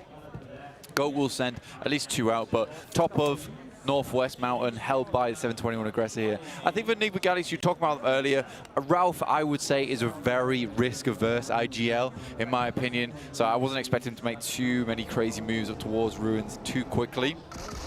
Oh, bit of a crash. Regnum Kaya DXavier both on their debut here in Tashkent, but first goes the way of the defense on DXavier here, but it's traded off. Paragin flushed as well. Silas can be rezzed in this spot. Wild goes down to the backlines to a big nade from Lamborghini. They are trading back though. Regnum Kaya keep things going, and the flush is continuing to be confirmed, leaving DXavier on 2 against 2 with 2 down on Regnum Kaya. No a beautiful way. zip out from Nate T and holds the corner, but again, it's just trade after trade, and these flushes come through. It's all onto Levioso. Leviso on the corner, Loxy with a stunner, doesn't have the nade there, and a sliver of HP cuts across. No nade to be found as he doesn't get the res. Oh, this is a very good play from Loxy at the moment. Molotov and the stun grenade just to delay there quite a little bit. Gives him time to get a first aid kit off, and he knows that Leviso very low. The Molotov will spread, should spread on the open floor. Doesn't quite reach him on the right-hand side. Flames all around him, though. I think he might have elevation on that edge. Does get the red. That's very important. Leviso will find Silas once again, but he gives a bit more time for Loxy, who is a clutch maestro. Could potentially be third parties coming through as well. We have to keep our eyes on that, but for now, it is still this 1v1 standoff. Leviso doing work here. Toshpik low, bleeding out. Loxy tries to hold it down around the side of the vehicle. There's the major threat here, the weapon swap to get the flush. It's looking for a second as well, and both teams are tearing shreds out of each other. I mean, this is a high-tier fight, to be quite honest with you, right? It's DXavier versus Regnum Kaya. 2 of the best teams in the world going at it head-to-head, and you can see just the way these engagements go down, because both teams were making split-second decisions of how they wanted to trade there, and it was refrag after refrag. Loxy, though, probably the best player to have alive as a solo. They've seen this guy get all the way to endgames before, all on his lonesome, and pull off 1v3s. So I think that if anyone stays up, Loxy being it, I don't think the team's too unhappy with that one. Was sort of out of character, though, seeing Silas actually go down first in that fight. He had been, for the previous year, kind of the glue that held the team together as they were starting to find their footing. Some would say, you know, he's normally standing upright. Some would say vertical, Blank. And if you're interested in vertical things, well, lucky you, because we've got a vertical stream available for you on both TikTok and Instagram, and you can check it out there. You don't even have to turn your phone sideways, and you get more info than just this main stream. You have the map feed, those stats, the player cameras. There is also, if you want to take a second monitor approach, a dedicated map feed over on the PUBG Mobile Esports YouTube channel. You can keep track of every single rotation that all of our players are making at every step of the way. Make sure you're ahead of the curve, getting that knowledge downloaded as fast as you can. Next circle coming in real soon now. We'll see exactly where this one does head on over to. 4MV down towards the southeast. Still waiting to cross here. A lot of teams are backed up. Hellion trying to get across. R8 have been on this bridge hold by Huntin in a nice split for quite a while. Marth, though, the forward point for it goes down to Falcon. Groza could be rezzed here. However, there are many players down for Hellion. Bugged. Eskaton moving on in, and Groza looking to get the res in the wake of it.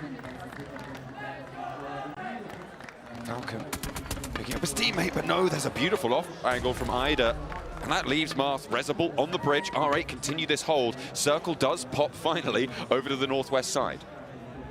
Yeah, Circle took about 8 years to finally show its hand. 4MV though versus Rejects. That's a crossing as well. Now, those aren't fully flushed out until just there as Duello hits the deck. So Rejects down to 3. Some insane shots though from 4MV across the water.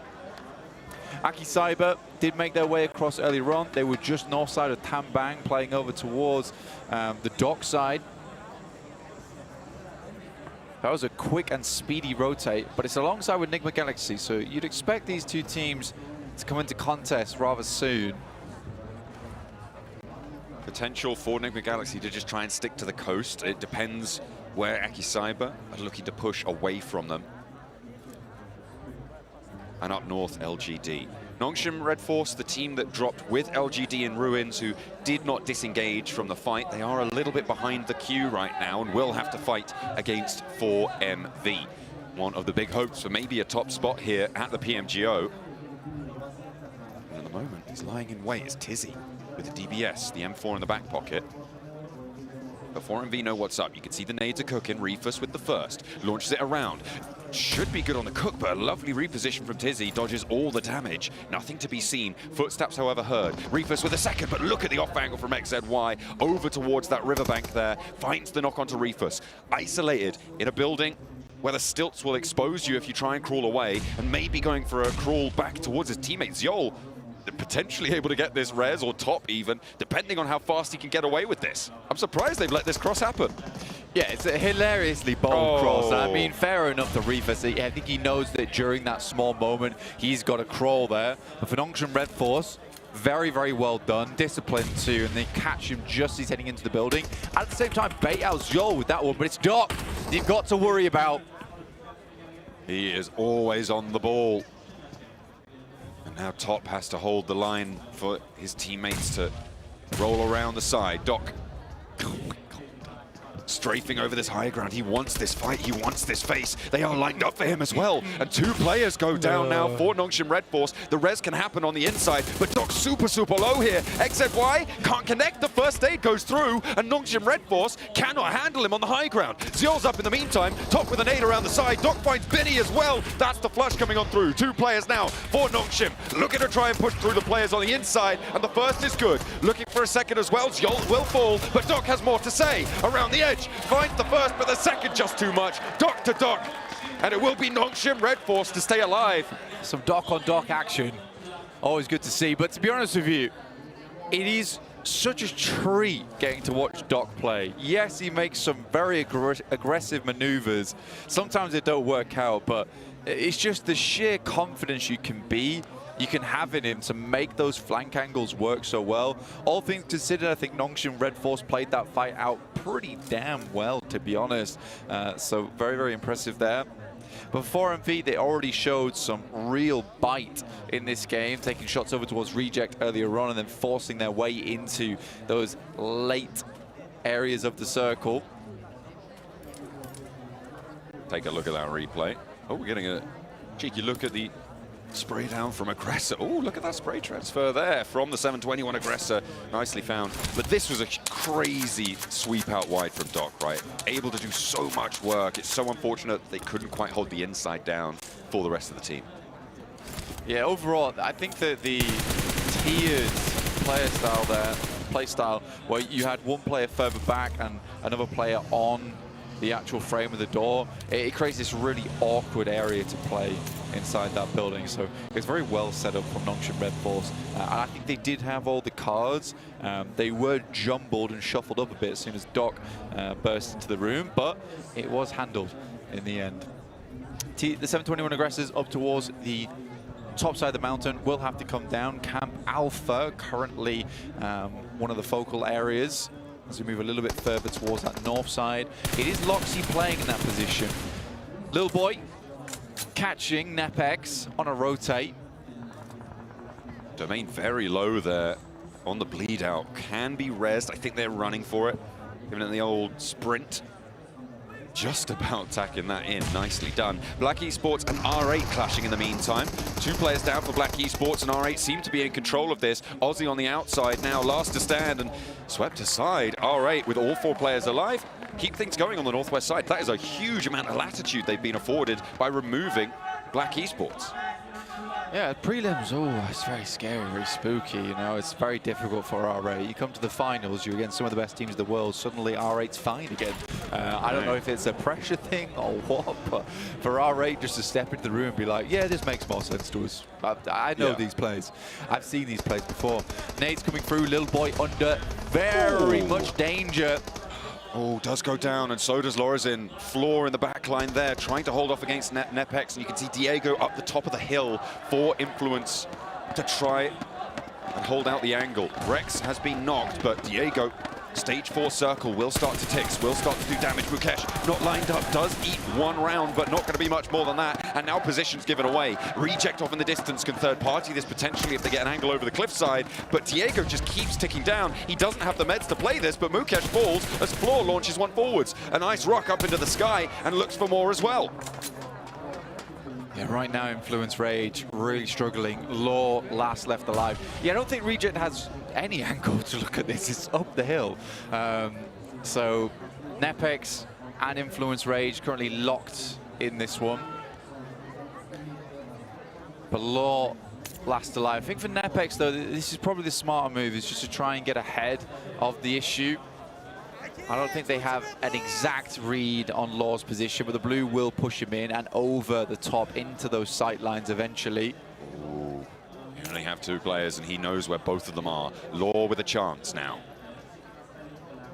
For Influence to stand up, double spray down. Precious and Rex. Broadside on the rocks. Rex needs the challenge, needs to win it now. Will not be able to save his teammate, but will he get that vengeance back? Rex burns him out from behind the tree. First aid tagged on, and that's what they were looking for. A long-range shot to close it down comes from Camp Alpha and the 721 Aggressors. Yeah, picking that one up. I mean, for 721 Aggressors, again, it's always nice to see a team that plays in Camp Alpha have a read over towards the cliff side, because a lot of teams will just let squads rock up over to the longhouse that sits just to the east of Camp Alpha, which is a general landing point. So for 721 Aggressors, that's their main goal right now, with it being so close to the edge of the circle. Clear that longhouse, make sure no one uses it as a landing point that they can then move into Camp Alpha with. So I do really like that from the 721 Aggressors. They're currently playing this game out pretty damn well. Reject, on the other hand, they've been struggling, you know, down towards that south side. They've been under heavy fire for a long time, but just keeping it nice and calm, calculated, slowly getting themselves in. Enigma Galaxy, again, I would say Ralph is a very, very experienced IGL. Yes, he is a little bit risk averse, but I think a lot of times he leads his teams into situations where they do have 4 alive towards those end games, and then sometimes they just get outplayed or outmaneuvered. But I do think that everyone on Enigma Galaxy, it did look like a rough team at the start, but I think they've come into their own now. Now they have a lot more time playing together. Enigma Galaxy is starting to be a bit of a fearsome squad.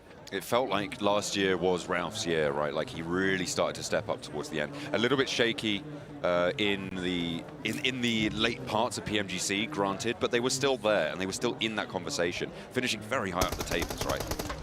Certainly in with a chance of getting that victory, but couldn't quite go the distance this time. They are looking to try and change that story. And on the west side, they are looking to channel that cohesion that you described of them into this tournament. Yeah, Enigma Galaxy, the French team. The French team, absolutely. That's true and a fact. I think they've got Snoix, Redox, and Narbala. I mean... Oh, is Redox? No, Redox isn't, no. But Snoix and Narbala is. He's talking to Max, guys, don't worry. He's talking to Max at a distance there. But we're going to be tuning back in to Camp Alpha, the last player for Red Kaya. Loxy has one.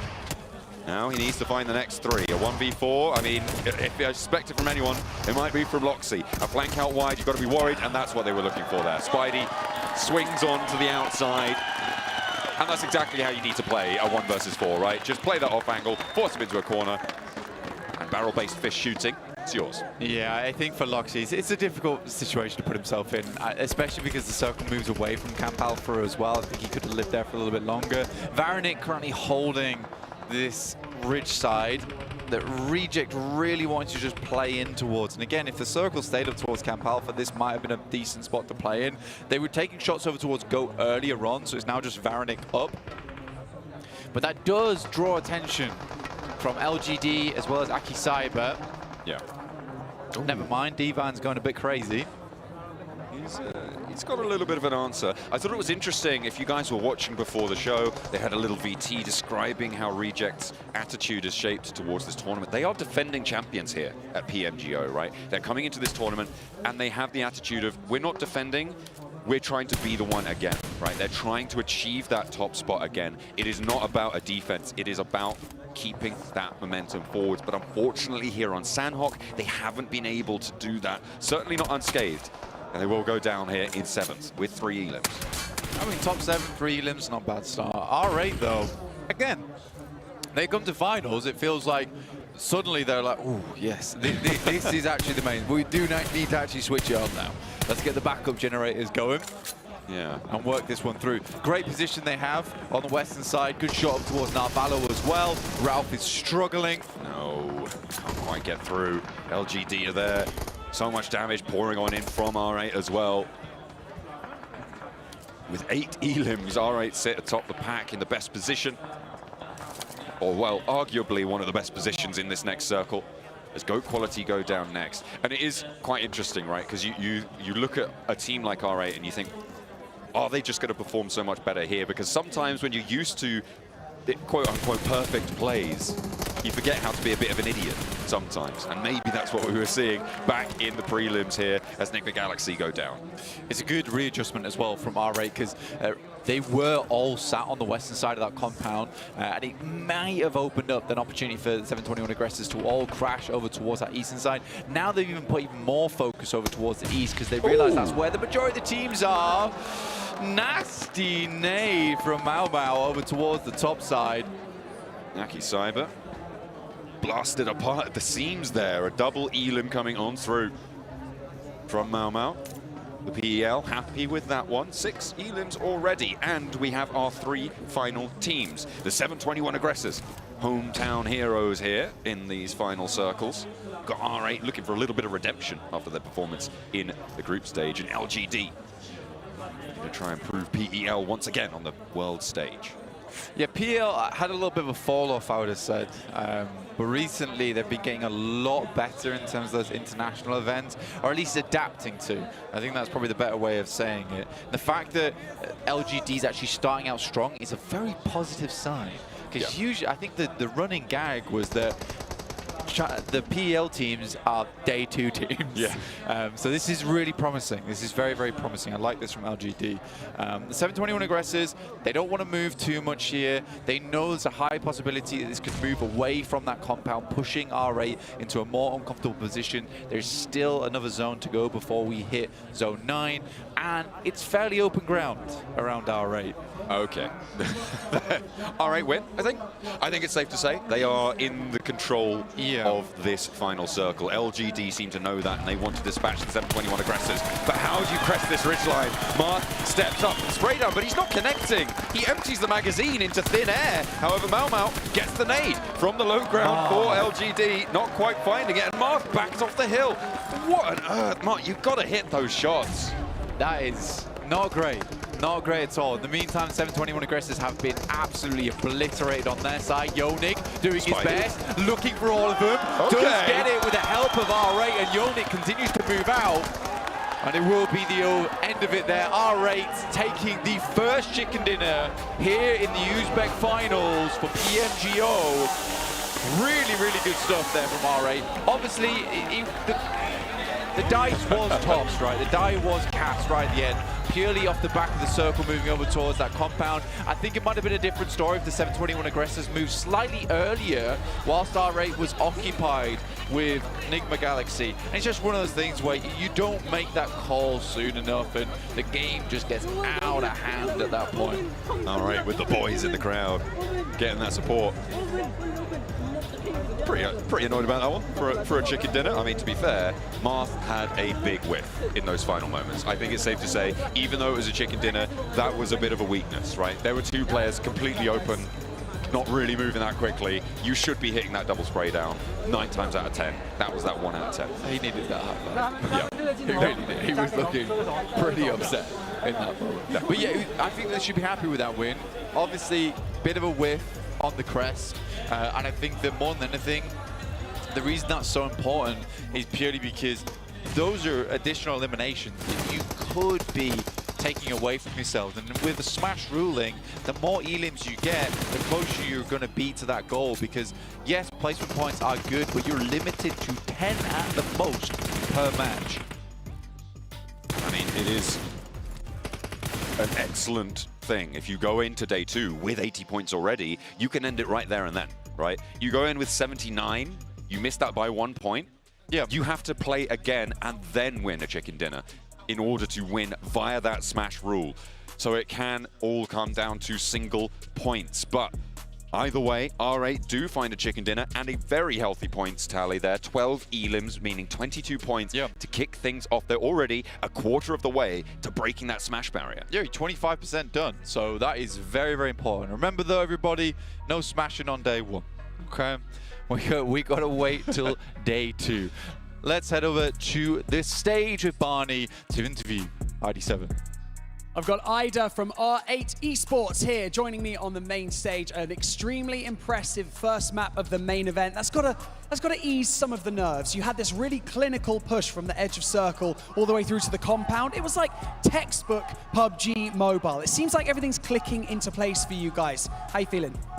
اول شيء الف مبروك حصلت التشيكن دينر في اول خريطه وحاب يسالك بخصوص الروتيشن على المنطقه الشماليه من الزون لقيته الكومباوند في المراحل الاخيره من المباراه كانت فاضيه ما كان في اي حدا فيعني مبين انه المباراه عم بتساعدكم الخريطه عم بتساعدكم الزون عم بتساعدكم فكيف حاسس شعورك هلا بعد الفوز بالجيم الاول اول شيء الله يبارك فيك ثانيا يعني تقريبا كانت عندنا خطط او انه نعرف انه جوت نازلين الهاي فكانت عندنا معلومة انه راح الجهة الغربية راح تكون كلين يعني ما فيها احد فكنا متأكدين من الانفورميشن انه تكون ما فيها احد فعشان كذا كان الجيم سهل لنا.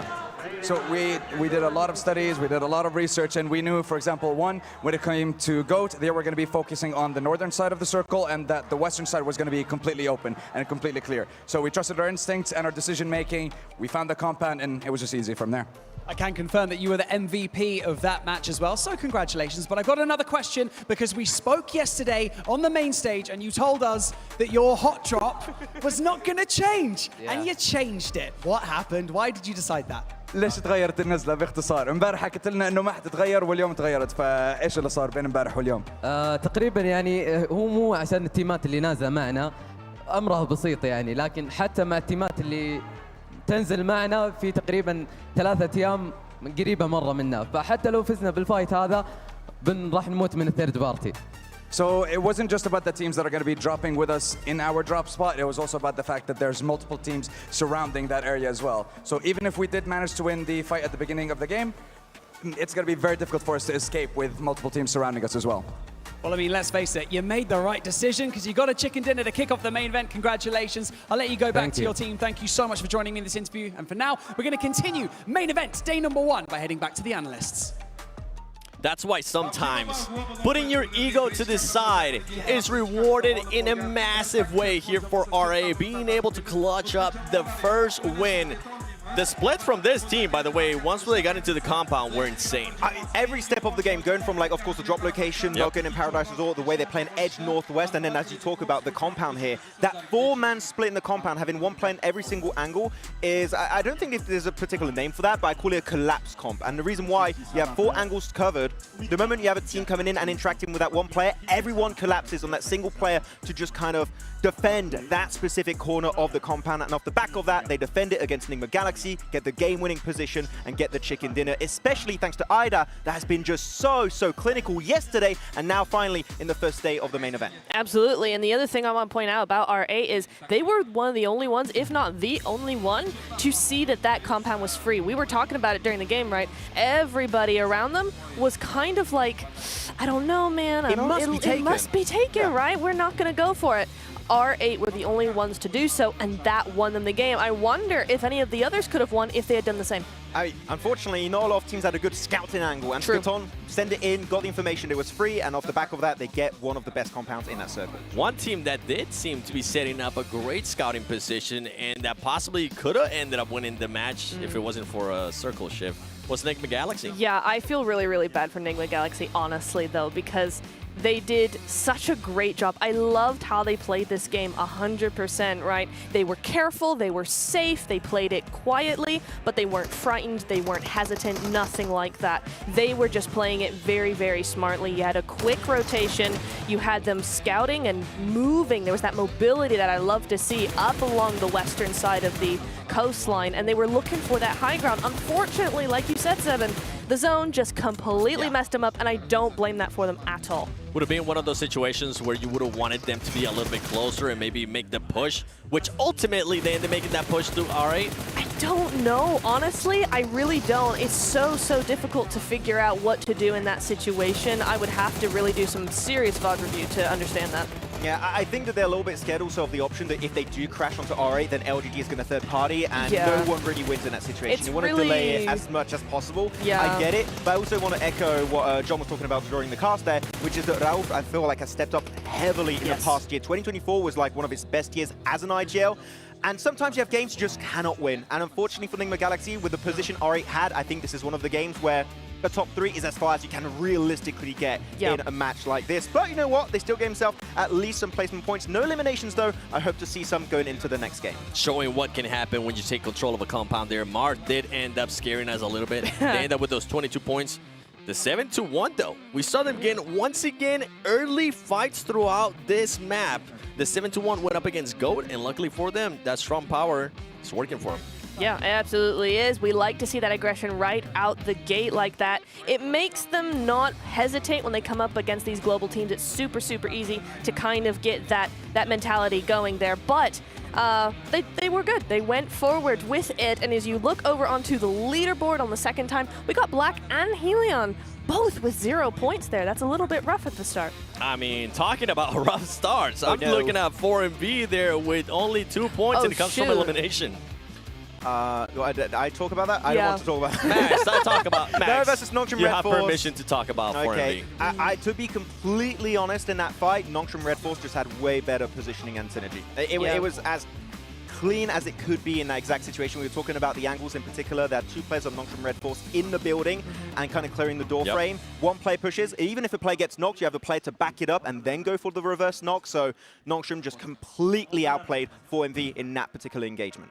Well, we got the first Sandhawk out of the way, a team that, as I said earlier, they decided to put that ego to the side. We usually don't see it that much, and I got to talk about it again because we got to reward situations like that. We are going to be going into Erangel, and as we're talking about hot drops here, are we expecting any possible hot drops? There was one that might be happening, which was going to be Nigma Galaxy versus Deek Xavier in Pachinki. Though I have heard Deek Xavier has changed their drop location, maybe towards like a school, apartment area, more in that kind of direction. So if that's free, Nigma Galaxy are really, really looking good because it's center of the map, rotation-wise, it's a really big advantage. Well, for everybody currently watching at home, don't forget, players worldwide are checking in.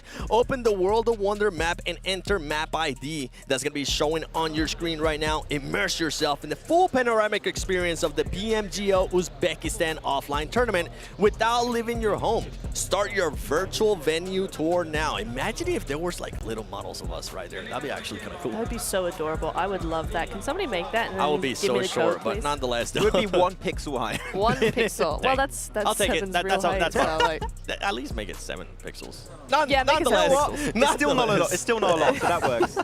I want to see how 4MV is going to be able to bounce back out of this one because, as Blank and John were saying during that match, it's so fun to watch Doc. Sometimes doesn't go their way, but it's still just so much more fun to watch. I just love it every time. Whoever's watching the game, if Doc has a nade in hand, you're like, oh. And he puts it back like, oh, again. Actually, talking about nades, I was really impressed with Mao Mao. His nade was so impactful in this fight, especially when they were pushing on one of the central teams. I think it was Akis Cyber. They were in that sniper tower position. Boom, the nade goes on out and gets a double elimination, and then goes for a few more nades onto T721 Aggressor.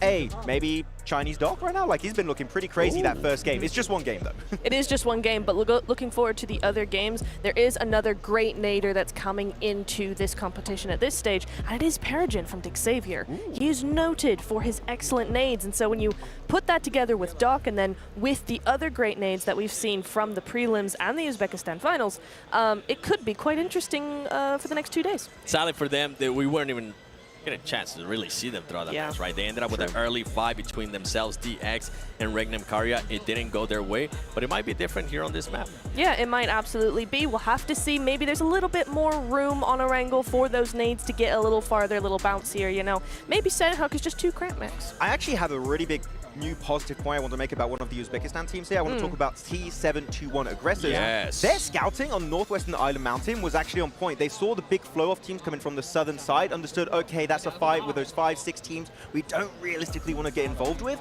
We're just going to enter into the northern side, go into Camp Alpha and just call it a day, and then just 1v4 Loxy, that was unfortunate for him to encounter that full squad. But we talked about them as a team always willing to fight, especially early game. Here, if the macro steps up and they can steal back up the fight, T721 Aggressor might have just significantly leveled up. That's going to be the main one, right, for this team. Can they continue on with those early fights, move on? We have to wait and find out as we're going to be jumping into Erangel with Blank and John Allen. Thank you very much, to the desk for that breakdown of the last match, but we're going over to the grassy pastures now. We will wrench it back into our control, and we will guide you through the first match on Erangel. Day 1 continues here for match number 2. Novo up to shooting range on the plane. Interesting approaches going to be happening on this map, indeed, over an Erangel. We'll see where everyone drops off, see if it's a bit more organized than we saw perhaps in the prelims and the qualifiers. I think Max brings up a great point about DXavier as well as Enigma Galaxy in Pachinki, because actually that has been a massive issue in the past where both teams was very unwilling to give it up. Now, I would say that the team that I most associate with Pachinki would be Enigma Galaxy. So I think that it is reasonable for DXavier to try something different. I don't think they'll have too terrible of a time playing from school apartments. But again, you never know. It might be a case of another hot drop. Pachinki can be shared. It is awkward. But it doesn't look like that's the case here. Yeah, DXavier definitely breaking out to the northeast side there. You can see Enigma Galaxy headed to Pachinki. I've also seen Reject with a 3-1 split. You can see Duello on the northern side of that military island, whilst the rest of his team play on the south. Ake Cyber quite close to the 721 aggressors on their breakout west. Could be fighting over a few vehicles, but they do want to extricate themselves from one another. I'm also looking at R8 and LGD blank on the northern side. Yeah, both going in a similar direction here. I mean, it is a case of you could play North George and South George, but both teams dropping out early, try and get vehicles. Pretty typical play there from Duello as well as Rejects, waiting for the circle to pop. At least they have an outpost over towards Lighthouse on that western side and can play that one through. And 3 vehicle spawns down towards that north side of Sosnovka. Really easy way to get your game going at the start there, whilst also having Duello on a long parachute drop as well, scouting as much as possible from the air. Hellion managing to snaffle a vehicle away from underneath LGD's nose and bring it back over towards the sunken city, towards those ruins. I don't think LGD are looking to hunt super hard, but instead going to divert up towards that Everest position, maybe move over, get some loot on the west side, because they have yet to really confirm their drop spot, and they do not have the loot to be going on, so they'll have to figure out where they want to go.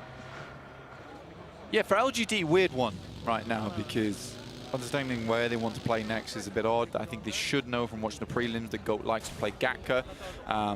Playing south side of Everest is not amazing.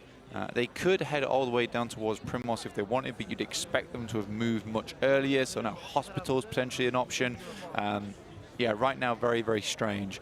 Regiosio, currently in a buggy. Ooh, very close to Imron from Ake Cyber.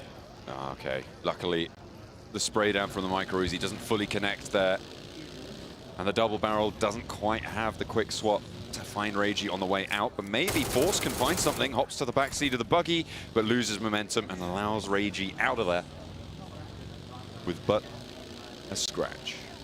Yeah, head back straight back down to Ferry Pier. I mean, honestly, on this circle, I think for Rejects, just playing Ferry Pier and then making the move later on is a far better idea for them. But at least they get some scouting done. They know there should be a team on their north. Yeah. Ake Cyber going for a bit more of a split drop around Quarry at the moment. But 4 vehicles available for Reject. They've got all the mobility that they might need going into the future portions of this game. Very central on the circle here, so teams like Enigma Galaxy and Pachinki, which is an awesome starting point for any team who wants to move exactly where they'd like to go. Also DXavier over towards Apartments, and Regnum Karya actually in Rozhok on their north side. Regnum Karya, I was a little bit disappointed with that last game. They didn't go through, but it wasn't disappointed with the engagement that they took. That was not an easy fight. 2 very experienced teams going up against one another. There were mind games upon mind games, and clean shots traded either way. Loxy does win it out in the end, but leaves him as a solo. I think that he plays Campal for expecting it to stay there, in which case the team is not likely to continue scouting down towards that south side, not as profitable as holding the north, keeping teams away from that longhouse. Just look at the draw, really, on the circle pop going down towards the south. If it had been more than just Loxy, I think they might have just been able to hold that as well, so could have been a different story. But that is how Sandhawk goes. Things get messy. 4MV on the south side, on Sosnovka military base C block right now, looking to get on the road. You can see plenty of ammo for Reefers. Has got the SK-12 in the back pocket. 4MV Opting for a Mini 14 player as well in top, so expect some range tap-tap on your screens shortly. Upgrading Yasnaya. I think for Upgrade, they have some real fan presence here, honestly, which is very nice to see. They were fantastic over towards the prelims, but now you're on the big stage, the main event, and it's a question of how that affects you, because a lot of the teams in the prelims were, I wouldn't call them amateur teams, but definitely not experienced in these international waters, right, where you're playing against some of the best squads in the world as well. We've kind of thrust them into the flames a little bit. So it might take a couple of games for Upgrade to really find their footing here. But they certainly were playing like some of these top squads in their matches yesterday. So I'd like to see some kind of that same firepower coming through to today. Xavier. Now, this is a team that has gone through multiple iterations of, man, what is this team doing? Man, this team is lucky. So now, man, this team is really damn good.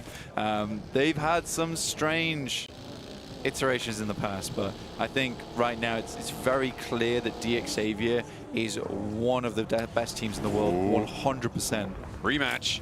Spots the player, has to hop into the vehicle to try and get the angle. Oh, it's nasty. Just a couple of feet further and he would have been able to get the spot, but now they've allowed him out and they will not have the angles to take the challenge. No rematch this time. I mean, they have forced them out, though, from this position, which is pretty damn good. So for Xavier, pushed away. I don't think they're too unhappy with this.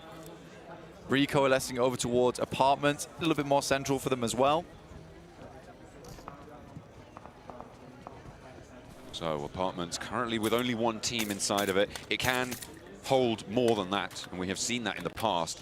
Generally, at this stage in the game, though, I don't expect too many teams to be fully sending on in there. I think it's much more likely they wait until at least stage 2, if it goes that way, to be pushing in towards that. But certainly can have more than 4 players on the inside. On the west coast, LGD did manage to get a little bit of loot on board, and they will be heading on up the west side, pushing in over those Gatka fields or around that Everest location, depending on which turn they take. But they'll try and keep that 3rd place under control for now. They got 13 points in the last game. Actually, I think they got 12 points in the last game. And this game have managed to find an elimination over towards Akicyber. Yeah, for LGD, I would quite like them to continue doing well into the main event. Very excited to see what PL team has on offer. Here is that replay from earlier. Thank you, production. We appreciate you. And Ling does pick up that final blow. Most teams starting to get a little bit more crunched in now. For Enigma Galaxy, they have an outpost in Snowix up towards that north side.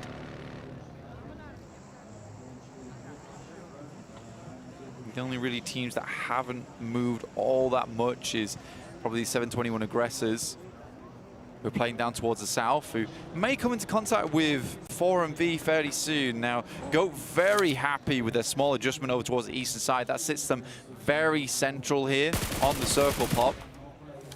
721 Aggressors with angles over towards 4MV. Doc in the smoke cloud billowing around him.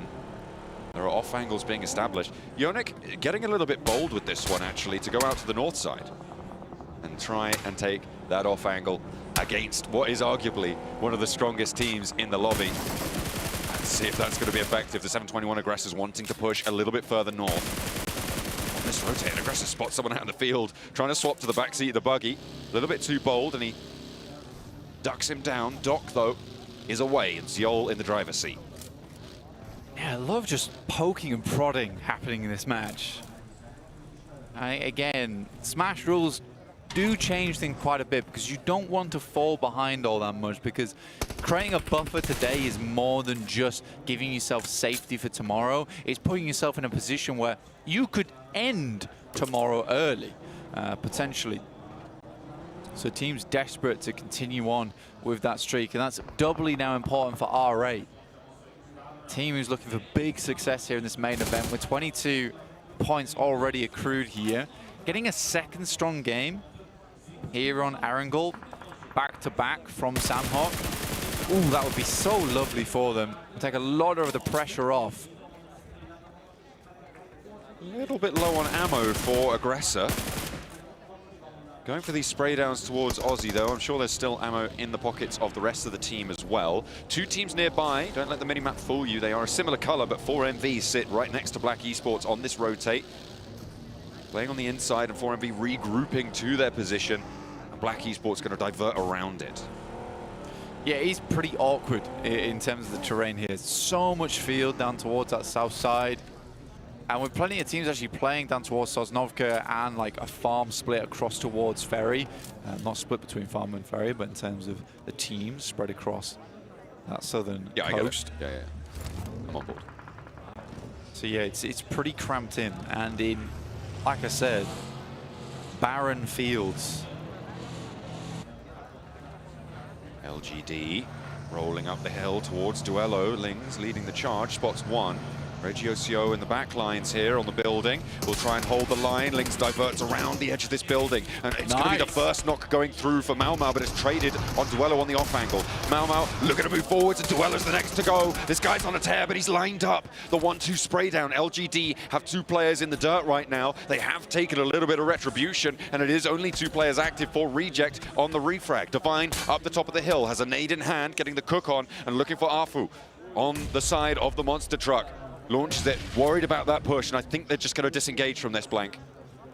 Pulling back, he needs to get a tag on with this nade, right, to find a little bit of positioning, but in that moment, LGD's already got themselves a res there, and they are quickly getting themselves back up to full force, which is very, very good news for LGD. That initial rundown from Mau Mau into open straights.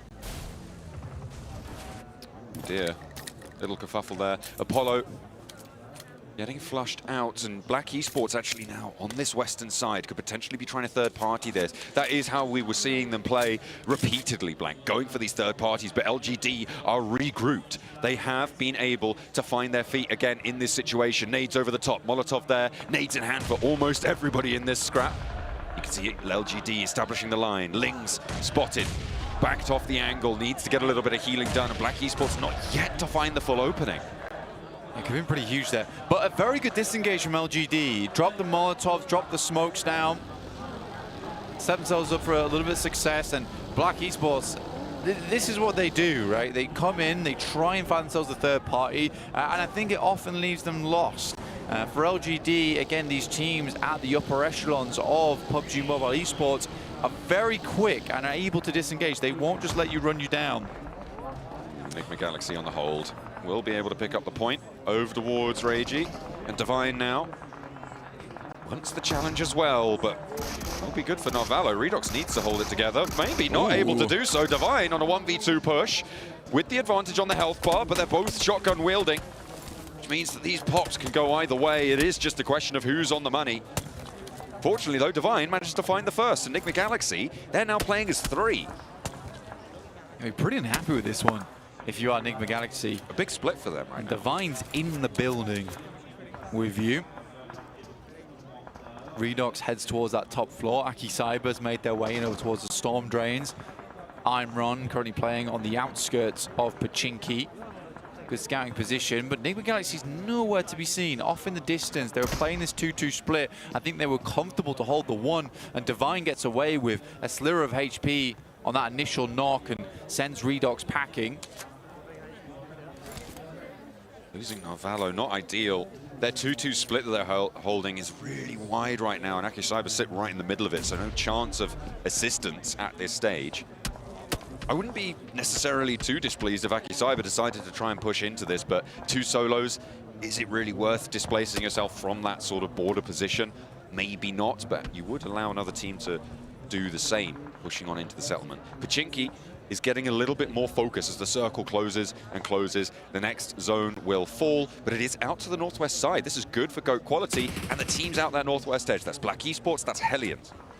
Yeah, very rough shift on the circle. Very hard shift, in fact, over towards that northwest side. I think teams might be quite pleased about this one, though, because it cuts out practically all of the field that was in this previous circle down towards the south side and off towards the east. Influence Rage with a very snappy rotate. Wow, the Enigma Galaxy really did suffer. Just trying to get Divine out of the building. DXavier actually pushed into the southeast corner on this regroup rather from Enigma Galaxy towards that northwest side. So they're playing as three together. DXavier are on the in now on this southeast corner. 721 Aggressors losing players as they try and make that entry towards Pochinki, but they're going to have to fight through the town as well. Butcher over the storm drain, a little hop, skip and a jump into the suburbs there. Parajin wants to try and line up the shots over towards Yonik, but not going to be able to get the angle just yet. Upgrade taking a knock there. I think for DXavier, this is a very cool position because usually you'd want to see yourself sat further off towards that western side, especially in Pochinki, but it's so aggressive from DXavier because I think they're almost certain that there should be Enigma Galaxy trying to hold further over towards that western side, which they were for quite some time, and no other team's going to challenge them on this eastern edge. So they're getting a lot of value from all those teams that are trying to circumvent themselves away from the south side and up to the east and get themselves on those outer buildings, but DXavier is having absolutely none of it, and they've got the mechanical skill to make that happen. So I am very much liking this current spot. Now Nepex is going to attempt to make their egress towards Pochinki, but I do think DXavier once again will be the ones to shut them down. We'll see how well that goes. In the meantime, on the southwest corner, Nongshim Red Force coming up against LGD. Binny goes very, very low. Not down just yet. The vehicle's already out, but there's the spray that they were looking for. Lings links up with the sight lines he needs, and the flush goes through as well. Did that go to Reefus? I think 4MV may have been able to spray that one down. No, it was going to be an LGD point there. Nade over the top towards Doc from Nongshim Red Force. A second one as well. That's from Reefus up the top of the hill. 4MV, LGD trading blows, but not with each other. All down towards Nongshim Red Force. It is just Reefus, by the way, on this western split, extracting value out of this third party as much as possible. But LGD, yeah, already a really good start to the main event for them. I think you're fairly pleased with them at the moment if you're a PEL fan.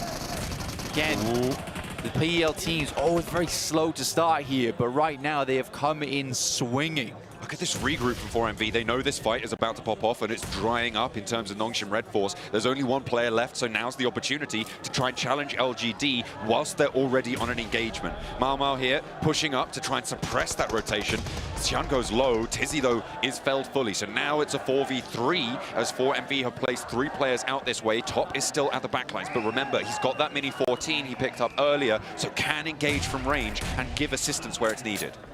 Yeah, I think U4MV Reefus plays a blinder by moving over towards this fight early on, just as an outpost. He knows the fight's not fully completed yet, but he places himself on the high ground. LGD's going to have to move up to them or swing far on the western side, but either way, that western side is very open too. So this has been a great play from 4MV. It's a little bit more staggered, a little bit more disciplined, which is what you like to see from 4MV, at least early into a tournament as well. You certainly do. Reefus, though, man of the moment. Looks for the challenge. Mao Mao wants the shotgun battle, but will be denied by the vehicle cover. Still yet to get this res onto Afu. Tian and Lings holding down on the low ground. Yol nade over onto Lings. That's a big opener. Maybe looking to put a second one down over towards the vehicles. No, it's going long over towards Mao Mao. Bursts on the tree short. Not going to be finding the damage they were looking for. Rez went through onto Afu, but in the meantime, look at Doc and Reefus. They have swelled over the top of this high ground. Yeah, for Reefus here, a lot of times the poor lad is overshadowed by Doc as well as Yol, but he has been working his socks off in this engagement, just pitching back and forth here to stop any movements from LGD, kind of shepherding them in to this awkward scenario. Now, LGD do now need to move over towards that western side. We have the field towards the center here. Enigma Galaxy, I wouldn't be opposed to playing Church at this point in time and getting a little bit of high ground control going for you. Redox currently forced over towards the Wizard Tower. Could be a bit of a dangerous push out getting up that hill with so much vision from that western side. Now, this is that snappy rotate I was talking about earlier, John. I really like this play from Influence Rage. They were all the way on that eastern side. They made a quick switch. It's a bit of a gamble, but not many teams play that warehouse in the first place. So Influence Rage is just like, we will go for it. We don't have any information, but it's likely to be free. What Rorinho for Hellions, the last player to stand for them, in their shadow of that warehouse. They have threat from Regnum Kaya. Meanwhile, over in Pochinki, teams are close by, neighbors at war with one another. DXavier looking to be that central piece of it. LGD, they tried to get away from this fight with 4MV, but Zyol giving them hell from the top. And Black Esports put the pressure on from behind, and that is going to be knocked down and out for LGD. 4MV, the main beneficiaries, but Black Esports are here, and they could maybe even push up over this one. They're such an annoying team, I'll tell you that for nothing. The Mosquito Men. Yeah. Black Esports just constantly looking for third parties on the side of the map here. Not really trying to make anything happen of their own, and I think that's the difficulty that Black Esports falls into a lot of times, is that they need opportunities to capitalize on, otherwise they fall short over and over again. Nepex moving over towards this western side, but already Domain and Precious are down. Go even taking shots from Black Esports. Good step up from Doc, will find the first, just Rex alive now. You're going to send a nade at Doc? I don't think so, mate. Rex here, looking to try and challenge the best. But is actually top to land it, dunk straight down. And Rex dethroned from the high ground here. However, here comes Black Esports. They hear fighting. They want a piece of it. Septimus, though, immediately backs off once they count that elimination feed. And they will have no more part of it. It's so frustrating. They're so thirsty for third parties. It's unreal. I get major FOMO on these fights. But I mean, fair enough. That's the way you want to play things out. That's the way you want to play things out. It's not a terrible maneuver. The only thing I worry about is that when they, again, like I said, when they don't have those opportunities, they tend to lag behind in these games. And they require other teams to sort of make that space for them. Right here, he's upgrade straight down with two players knocked out as DX Xavier. Do not let 1 foot get in the doorway.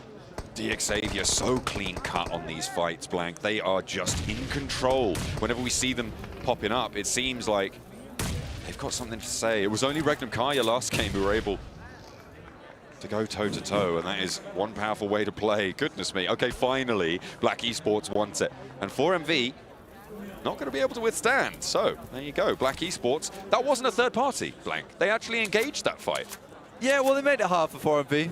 Let's be frank, right? Anytime 4MV tried to do anything, Black Esports was like, hi, guys. You guys rotating? Any room?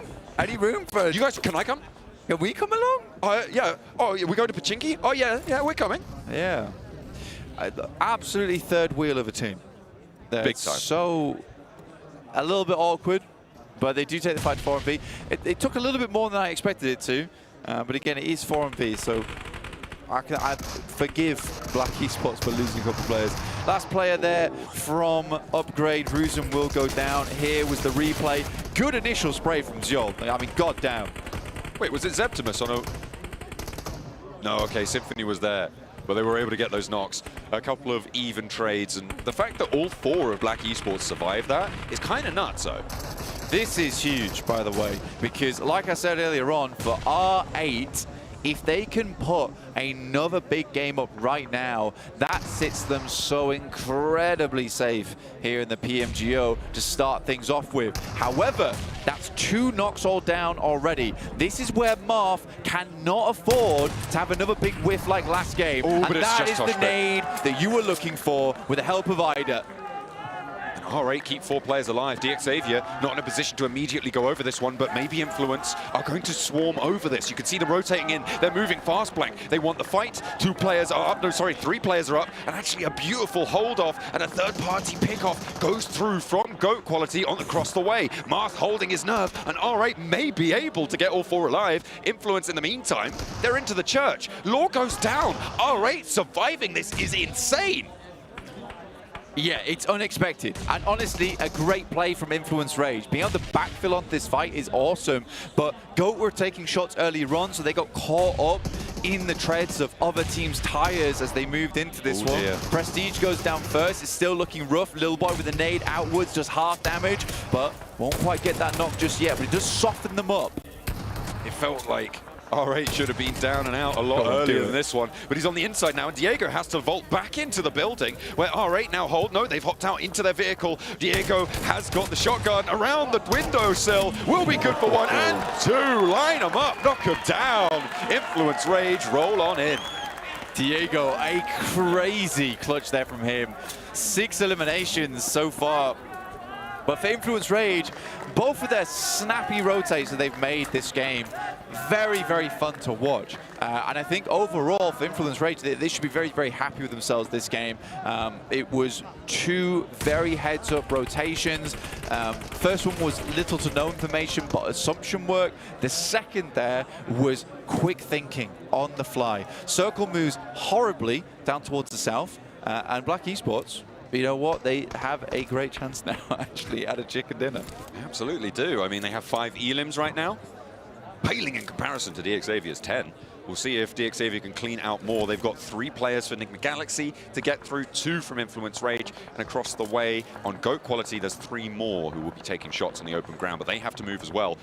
Look at GOAT Quality's rotate. Is Influence Rage, yeah, they're just going to get lit up here. The points may be going over to Enigma Galaxy, but Little Boy has an answer over towards the rooftop spot. However, it leaves Influence Rage on 1. Black Esports being rolled on in towards by GOAT Quality, who have 2 players alive. It is just Septimus against No FPS. way. Symphony, no, he's up as well. Gets the heal. Auto shotty for 1.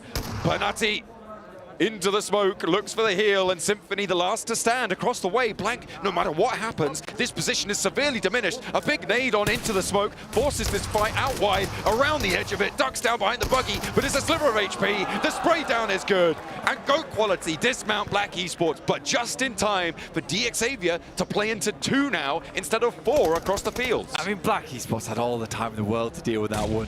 For DXavia, though, what I will say is that that was a very cool... No! Off the backboard. Oh, and another! Oh, dear. It's Enigma Galaxy spoiling the day for DXavia, but they've still got to leave their building, and Snowix is down. Bounced him on the 3-pointer. Paragin needs to get away, but Enigma Galaxy's done more than enough there. Here's a spray down from Paragin, half HP. There needs to be a response. Now's not the time to have the nade out, Ralph. Oh, but it might have been what he needed. Will go down, sure, but there's a res possible across the field. And through all of this, GOAT Quality with a swift rotate down the western flank, roll over Black Esports as everybody in Pachinki melts under each other's pressure. With all the teams that Black Esports was able to loot through on their way to that position, they had a ton of utility on them, which means that all that has now just been saddled in between those 2 players of GOAT. They're looking very good for an end game, especially over here in the fields. The big advantage here for Enigma Galaxy is the 3 players that they have on board. They can start to move up. This tiny little ditch here is the big killer for Enigma Galaxy. It's going to be hard for them to deal with this one. Luckily, there is that loot crate that they can play off the back of.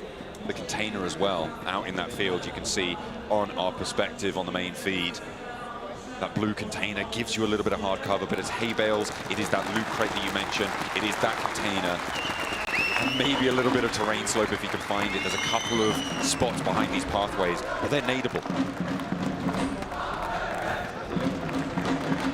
Saying earlier, they really like DXavia's play where instead of looking over towards Church, they would look directly over towards Enigma Galaxy and try and take shots to them because they knew that they'd be the big issue. See right now, Enigma Galaxy, some players are struggling on util.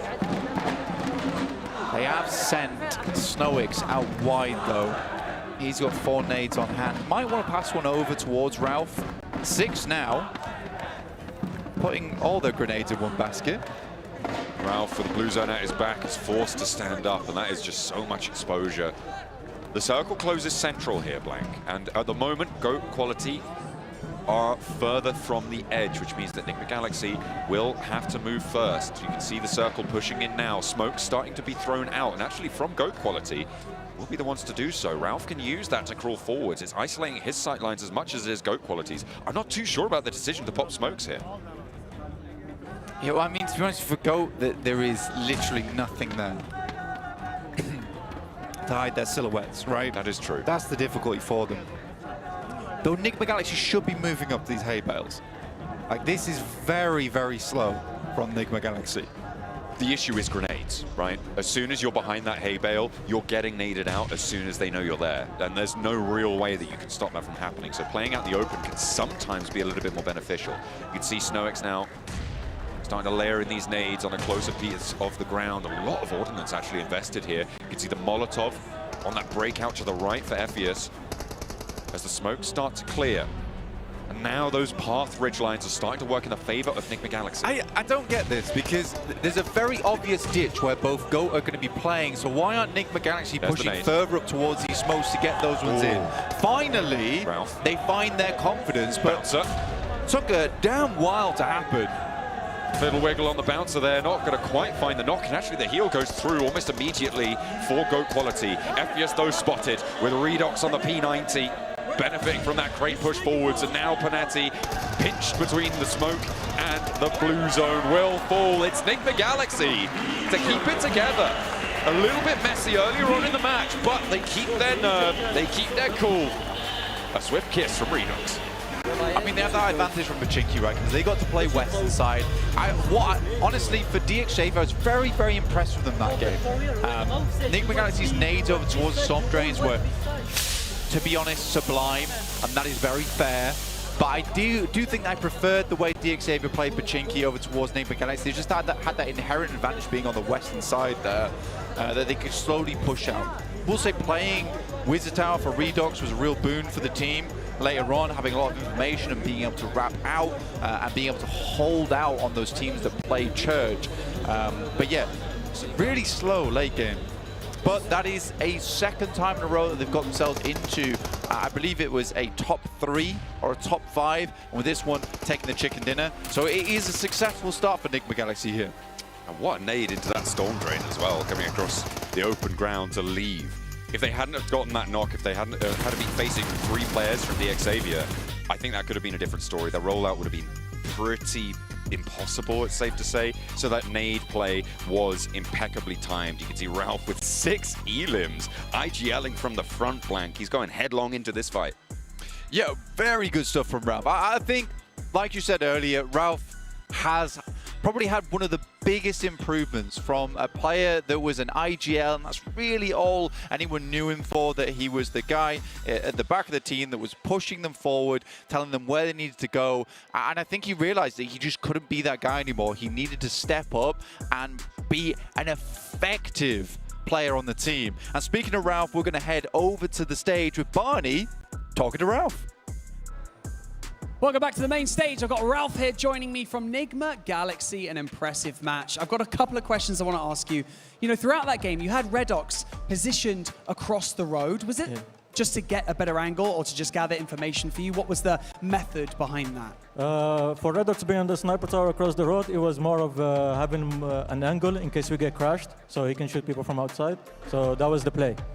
Okay, so when the circle then pulls out of the city, and so basically drags you all out, what's the approach there? Because you have so many potential threats everywhere. How do you approach getting yourselves out of the city and into a better position?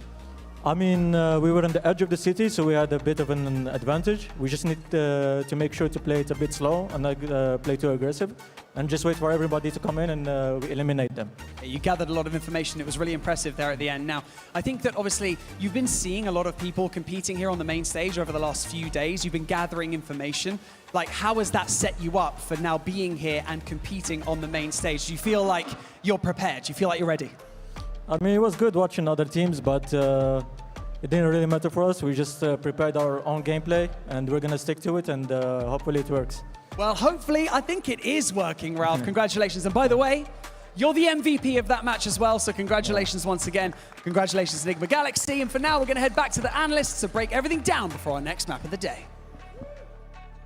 A player that has been performing better and better over time. Raouf being able to bring it there with 6 eliminations. Something that I did enjoy that they talked about was Redox being across the street, because I felt like during, I think it was Circle 4, Max, if I'm not mistaken, that kind of made RA push away from a really good position. Yeah, I mean, RA is a completely different conversation we can almost talk about. But looking at Nigma Galaxy, not only, as Ralph just said, it gives them a really solid off angle in case maybe they get crashed or they're trying to leave the position to get some extra information, but also Nipturo, what it allows them to do is if the circle shifts up north, it gives an actual decent transition point. He's going to be the anchor point for the squad. Just in that case, of course, that ended up not being the case, but if it did, actually Redux would have maybe allowed them to make it even further in that game. Yeah, and that's what I've really liked from Nigma Galaxy's playstyle so far in this tournament. The last 2 games, they've been doing the exact same thing, right? Of course, they do land in Pachinki and Erangel, but still, they're playing it safe. They're playing it very smart. It's not hesitant, it's just cautious. They're just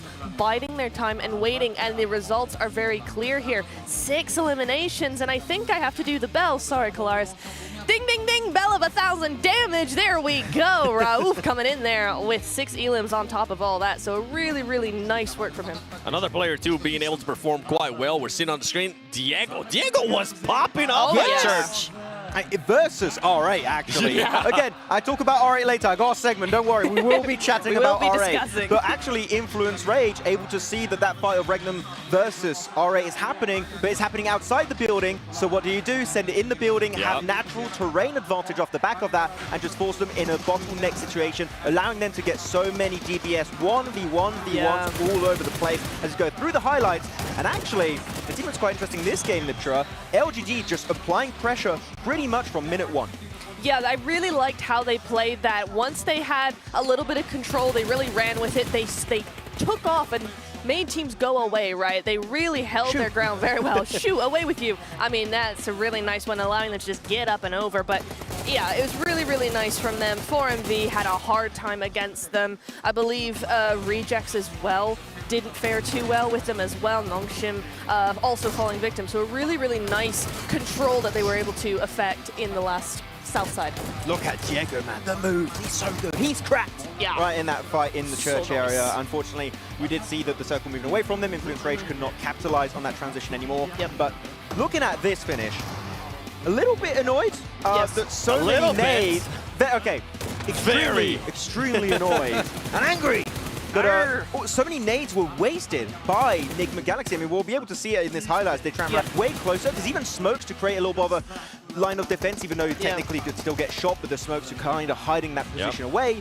And yet they still throw nades in the smokes just without any information, wasting their utility. And we talk about it so many times, Seven, on every show, how utility is so important in these finishing moments. And yet Nigma, if they maybe used them a little bit even too earlier than that, maybe they have no more nades, and then they just can't quite wrap up the match. Yeah, I kind of have to agree with you here.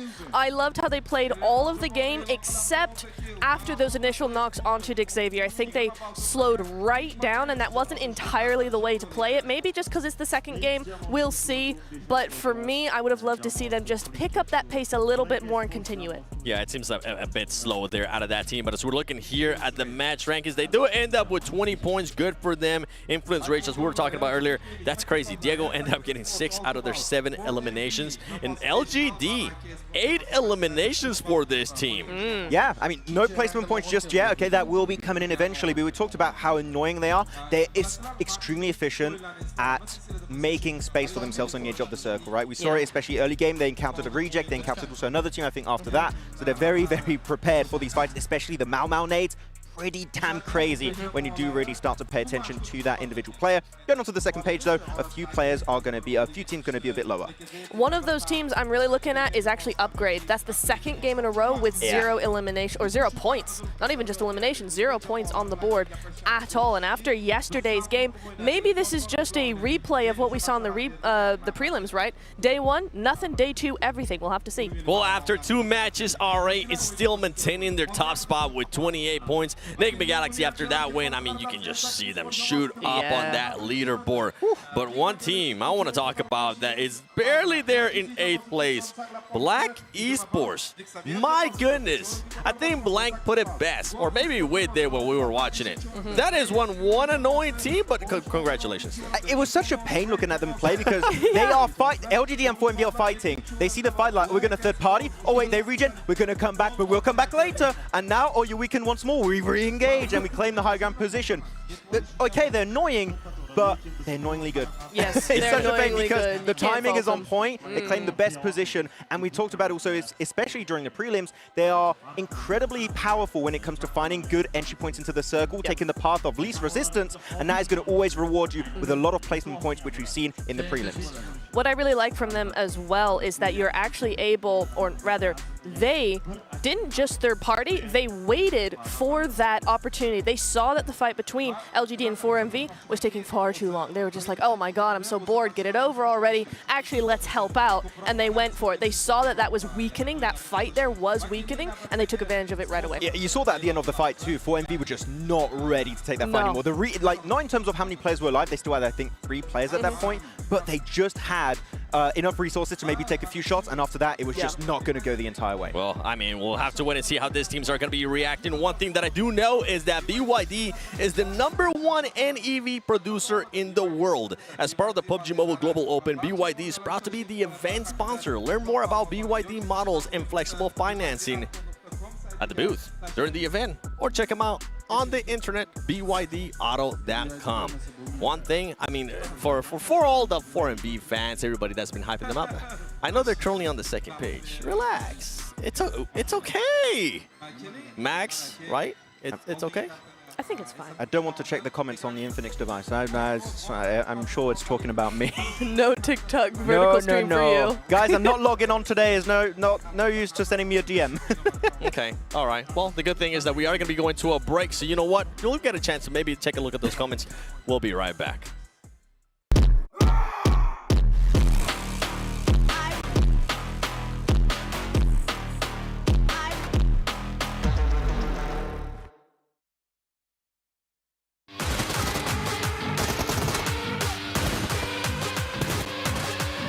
MVP معك.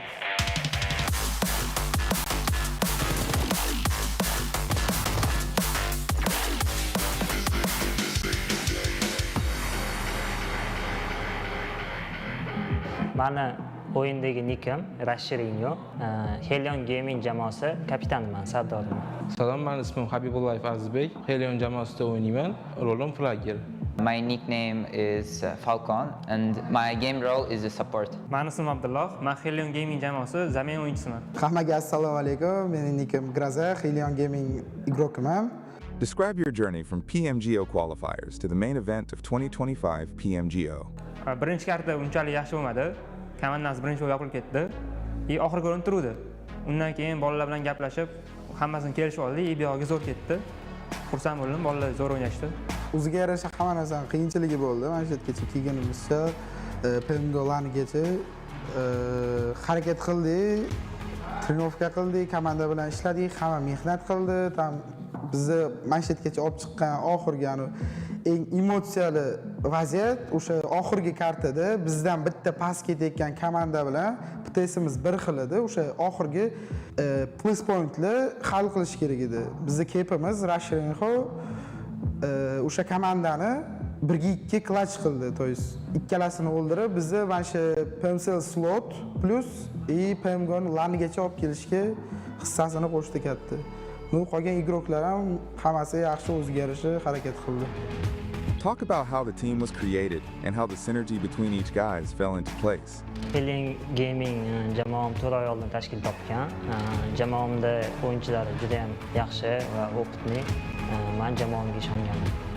We work by ourselves and train also a four like a team, and our captain do support us, do his best, and just he's doing his best, just support us. And I think it is the main point for our communication, which we improve by these 4 months.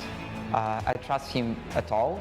He have lots of experience, and he's, I think, one of the best captain in Uzbekistan.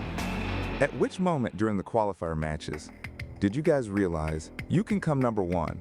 Uchinchi kartada birinchi o'rinni olishdi. Normalni yaxshi ketib qo'yishdi. O'shandan keyin men o'zi komandaga ishondim. Birinchi o'rinni berib qo'ymasligiga. Ikkinchi kartada men xato qildim. Komandani yopilishiga sababchi bo'ldim. Lekin komanda tilka kirmay, siqilmay, to есть menga yordam berib, iplimiz shu qolgan 3 ta karta, 4 ta karta birga chiqamiz deb yordam berib, mana shu yerda men bildim, уже to'g'ri olamiz, xudo xolasa. Komanda hammamiz harakat qildik, bir jamoa bo'lib, to есть уже bilgandik mana shu vaqt. ikkinchi karta bizda uncha o'yin o'xshamadi. Deraga jamoasi ajoyib to'p bir oldi. Ikkinchi karta o'zimizga keldik, yaxshi skilllar bilan to'p uch oldik. Deraga jamoasi yana to'p bir oldi. Uchinchi karta keyin o'zimizni yig'ishtirib olib, motivatsiya olib, to'p bir oldik. Oxirgi karta boshlanyapti. 11 pts raznica. Bu hech nima emas, point. O'ynaymiz, bunaqa xato qilmasdan. Keyin Kiraga jamoasi, Crystal Gaming jamoasi appagani yopib oldi. O'shandan keyin bildik, o'sha chempionmiz. Which main event team are you most excited to play against? With 4MB, because they're, like I know, their captain Doc, I like his game. They play style, they fight, they do good. I think we have 2 days while prelims will go, and we just analyze the games of the prelims teams at all, and the main events also, because it's PNGC and the teams are in the high level. 4MV, Nigma Galaxy. O'sha ikkalasidan biz o'ynamaganmiz umuman. O'shanga ularga bo'lgan optimiz yo'q. Hatto nima qiladi, qaysi taymingda chiqadi. Qolganlari bilan SNG turnirlarda, hamma turnirda o'ynaganmiz, bilamiz. O'sha ikkita komanda birinchi marta o'ynayapmiz desa ham bo'ladi LANda. O'shanga ozgina hayajon bor, eplaymiz xudo xolasa. Bizlarni qo'llab-quvvatlanganingiz uchun rahmat. Qo'llab-quvvatlashda davom eting. Hammaga rahmat. Videoni ko'rganingiz uchun rahmat. Hammaga xayr. O'zbek sila. O'zbek sila.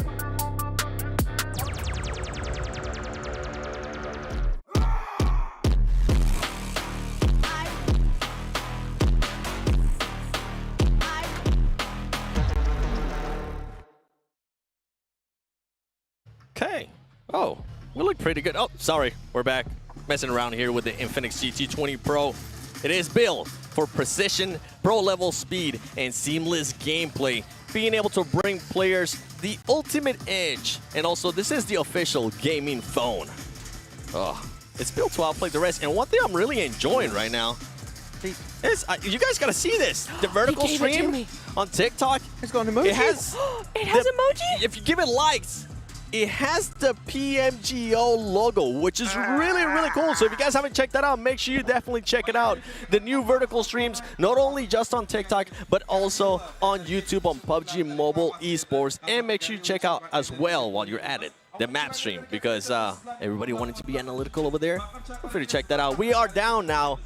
2 maps have gone by. Sandhawk, the first Erangel. We're going to be jumping into that second one. But I want to go back to something that you've been wanting to talk about for a bit there, Max. And it's going to be none other than R8. Because there was some questionable plays, and we couldn't really agree on it. Yeah, because just to set the stage, by the way, this game, R8 took control of Church, northwest of Pochinki. Pretty much phase 1 going into phase 2, so very early on they had one of the best positions in that circle, and afterwards you saw R8 actually leave that position, go to the northeastern side of Pochinki, and decide to play edge moving forward, which I don't know why, might just be a playstyle thing here, Neptura? Yeah, I think it might be. Traditionally, we have seen R8 as an edge play team, so I do think it is something where they came right back and were more comfortable. Well, let's see if they're going to be reacting different here on the second Erangel, as John Allen and Blank are going to take it away. The plane path sits in the air once more as our 64 players take to the skies, soon to drop down, mostly to their demise, as we head into match number 3. Barring maximum 4, at least 1, players will be making it through to the end of this match. Already we've had some amazing moments here in the PMGO main event. Match 3 though, almost a quarter way through this bad boy. So only 2 days, remember. Smash rules take effect tomorrow.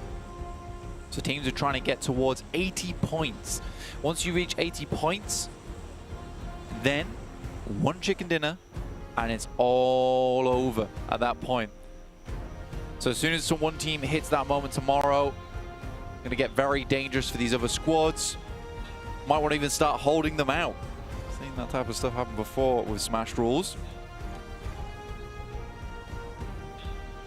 It's a difficult set of strategies to unpack for these Smash rules. If you're just going for these chicken dinners, and teams come across you, if they get an Elim on you, they're going to know it's you, they're going to chase you down potentially, so you are the highest bounty in the lobby. The interesting thing happens when multiple teams break that 80-point barrier, because then what happens if it's a fight between two of those teams? Are they going to chase each other down? Are they going to potentially give the other team the opportunity to win if they roll into a poor fight or not? It's all a lot to think about, and these IGL calls are going to be really important in tomorrow's matches, but they need to build that foundation today, and when you do that, earn the points. Hot drop for R8. Not trying to build the points anymore for Ida, unfortunately, and it's LGD to be the beneficiary of the first blood to go down. Marth now being hounded by 3 as he drops out the window into the eye and into the arms of Prestige. Mau needs to hold it, but cannot do so. Prestige with the backup perfectly timed. Afu wants to try it and will be able to find the shot that his teammates could not. Tian and Mau now in the backlines with only Afu protecting them against SK-Ton, who's charging forwards. Afu sending around the side, not looking for the reses here. Biding his time a little bit, goes to the pre-spray. Gonna wait this one out just a little bit, Afu. Very dangerous moment. But the switcheroo will get the knock and the flush.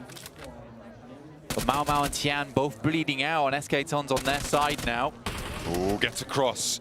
Doesn't take any damage for it. Reload. Last magazine into the UMP. Running dry on ammunition. Really going down to the wire. Has the swap, but it's really thin on the ground, and SK-Ton is bleeding him dry of ammunition here. The supplies are not in. 6 rounds needed to spray on the corner, and has to swap to the pistol now. Afu pulling out all the stops, everything, and the kitchen sink thrown the way of SK-Ton, but he's given him the do-si-do. I wonder how much ammo SK-Ton has as well, as the pistol shots ring out, and that's got to be an indication that they're low.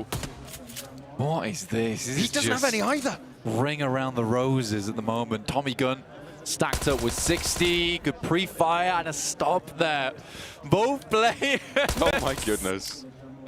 Oh, sharing a single brain cell right now. Sharing a single magazine as well. Afu looking for a little bit of a bandage up. Has the pistol still. A little bit more ammo. Has an M16s from somewhere.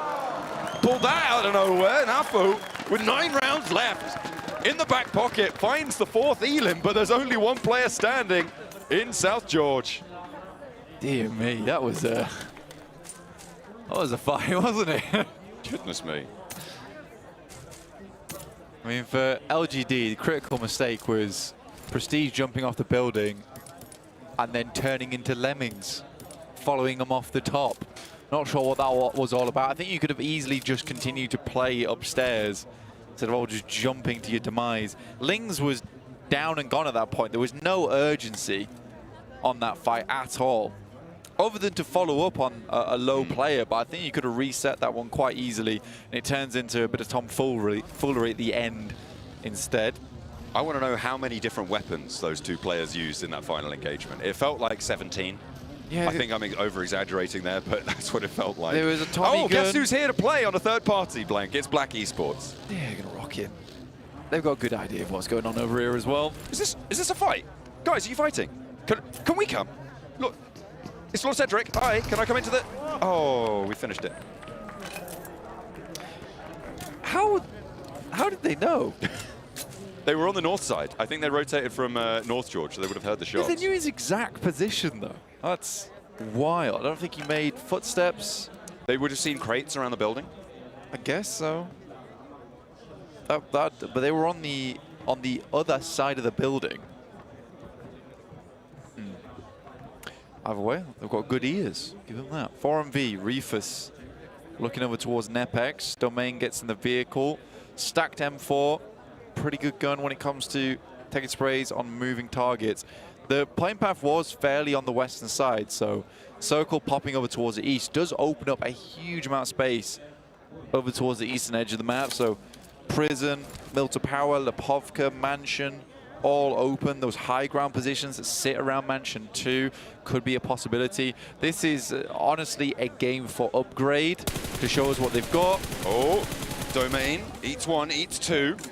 Reefus on the reload and can't connect. Domain back behind the buildings, giving him another opportunity, maybe. Spins out to the side and does manage to get away with his life intact. You know, if you're Reefus there, I think that at this level of play, you should be hitting that shot. He was driving directly at you. More like Griefus. Yeah, so that's one of those things where you'd really just have to track the driver's seat. So pretty wild there. We will be heading over to the desk very shortly for an interview with DXavia's coach. But in the meantime, we're just watching Reject rotating through. But let's head back over to the stage with Barney to get some insider info. Insider info. Welcome to the front of stage, where I'm now going to call it the pit. I've got Coach from DXavia with me. I've got Gare. Now, I've got to ask you first and foremost, your drop normally on Erangel is Pachinki, but you decided to give it up for these past few maps. I just want to know what the decision was to do that. Bình thường vị trí nhảy của mình ở map E là Pochinki, nhưng trận vừa rồi thì mình lại chuyển sang ở gần khu vực trường học. Thì cái lý do đằng sau cái quyết định đấy là gì ạ? Vì chúng tôi sẽ cân nhắc theo những cái vị trí mà trống thì vẫn sẽ chọn hơn là việc giao tranh ở một giải đấu lớn như này. So we will consider where's the empty space, not like the hot drop. We'll try to avoid it so we can get a little bit more safety. Yeah, that makes sense. Now, give us a little bit of insight into what your style is as a coach, because a lot of people are curious to know. Vậy thì cái phong cách huấn luyện của anh là như thế nào? Với đội tuyển của mình, kiểu mình sẽ kiểu cầm tay chỉ lối hay là mình sẽ giống theo kiểu là để cho player tự sức thoải mái? Đối với đội tuyển của chúng tôi thì sẽ ưu tiên cái việc là tất cả đều đưa ra những ý kiến riêng của mình và sau đó sẽ thảo luận với nhau và đưa ra phương án cuối cùng. So for our teams, we are like each own have like an opinion, and we'll like group up, and then we'll discuss it, and then we'll bring like a final decision for the whole team. I like that. A group decision. That's great. Gare, thank you so much for joining me in this interview. I really appreciate it. Best of luck to DXavia. But for now, let's head back into the action. A nice democratic decision-making process for DXavia as they are able to keep things in line. Right now, they're in 4th place, and with the top 2 teams in the lobby dismounted, they have a chance to push on up there. RA on 31 points, though, after this match, still in a very good spot. They are still over a 10-point average after this 3rd match finishes. That they are, looking very, very strong. And you keep up to date with all those statistics over on the new official vertical stream, which you can find over on YouTube as well as TikTok. We showed it off over the desk. It looks very beautiful. You tap on it. Huge. It's PMGO logos. That's we spent so a lot of good. time on this bad boy. I love it. Make sure you check it out when you can. I'm very happy about it. Not as happy as the crowd as Ramses lands the nade onto Groza. The back line to the garage. Looks for another to try and find them on the run out. Can't quite connect, but there's an off angle coming on through. Ruzan does go down, though. That's going to be a drop shot. Go for the spray down, but Ramses is there. Ever watchful, ever waiting. DXavia swinging past this fight, might try and roll up on the ridge line. As Rorinho stands up, maybe for a spray down. Ruzan has been flushed away, but 3 players from Upgrade still remain. DXavia could pull short, try and surround this fight and corral the points into their pocket. Yeah, pretty important position as well. Clearing out 2 teams from this area would leave it very, very open for DXavia. Luckily for Upgrade, they are quick on the uptake here. They immediately back this one off. I think it's the smart idea to go for. Everyone's in vehicles. Everyone's getting out of the way. DXavia, funny that they would talk about that over on the stage, honestly, because I think, you know, that's a new leaf. That's a new leaf for DXavia. In the past, they were a very, very stubborn team when it came to hot drops. They refused to leave a lot. So, again, I do want to reiterate that they are one of the most improved teams over the years. Have really come into their own. And the nicest thing about them is that I think that as a team, they've also matured, because the fact they're able to listen to their coach about that, and not only listen, implement on top. That's a very important thing for a team to have, and it is what bases them towards the upper side of esports within PUBG Mobile. Here's the thing as well, Blank. Hot drops in this lobby specifically are all the more dangerous, because as soon as you take a fight, Black Esports also roll up on you. So it's a three-way engagement with a 3rd party. Yeah. So it's like doubly dangerous. It's not good. To be fair, the DXavia play very well. I mean, everyone has their individual roles and they play them very well within the team. So that's a team you would like to get 4 people towards the end game. And DXavia really does excel in those moments, except when you're getting bombarded by Enigma Galaxy over in the Storm Drains, which is very unfun. You hate to see it. You're a Vietnamese fan anyway. Nepex moving in from the south side, so team from Nepal making their rotate away from Sosnovka military base, getting past farm. Circle closes towards Potato Hill, keeps a lot of that hillside open ground available.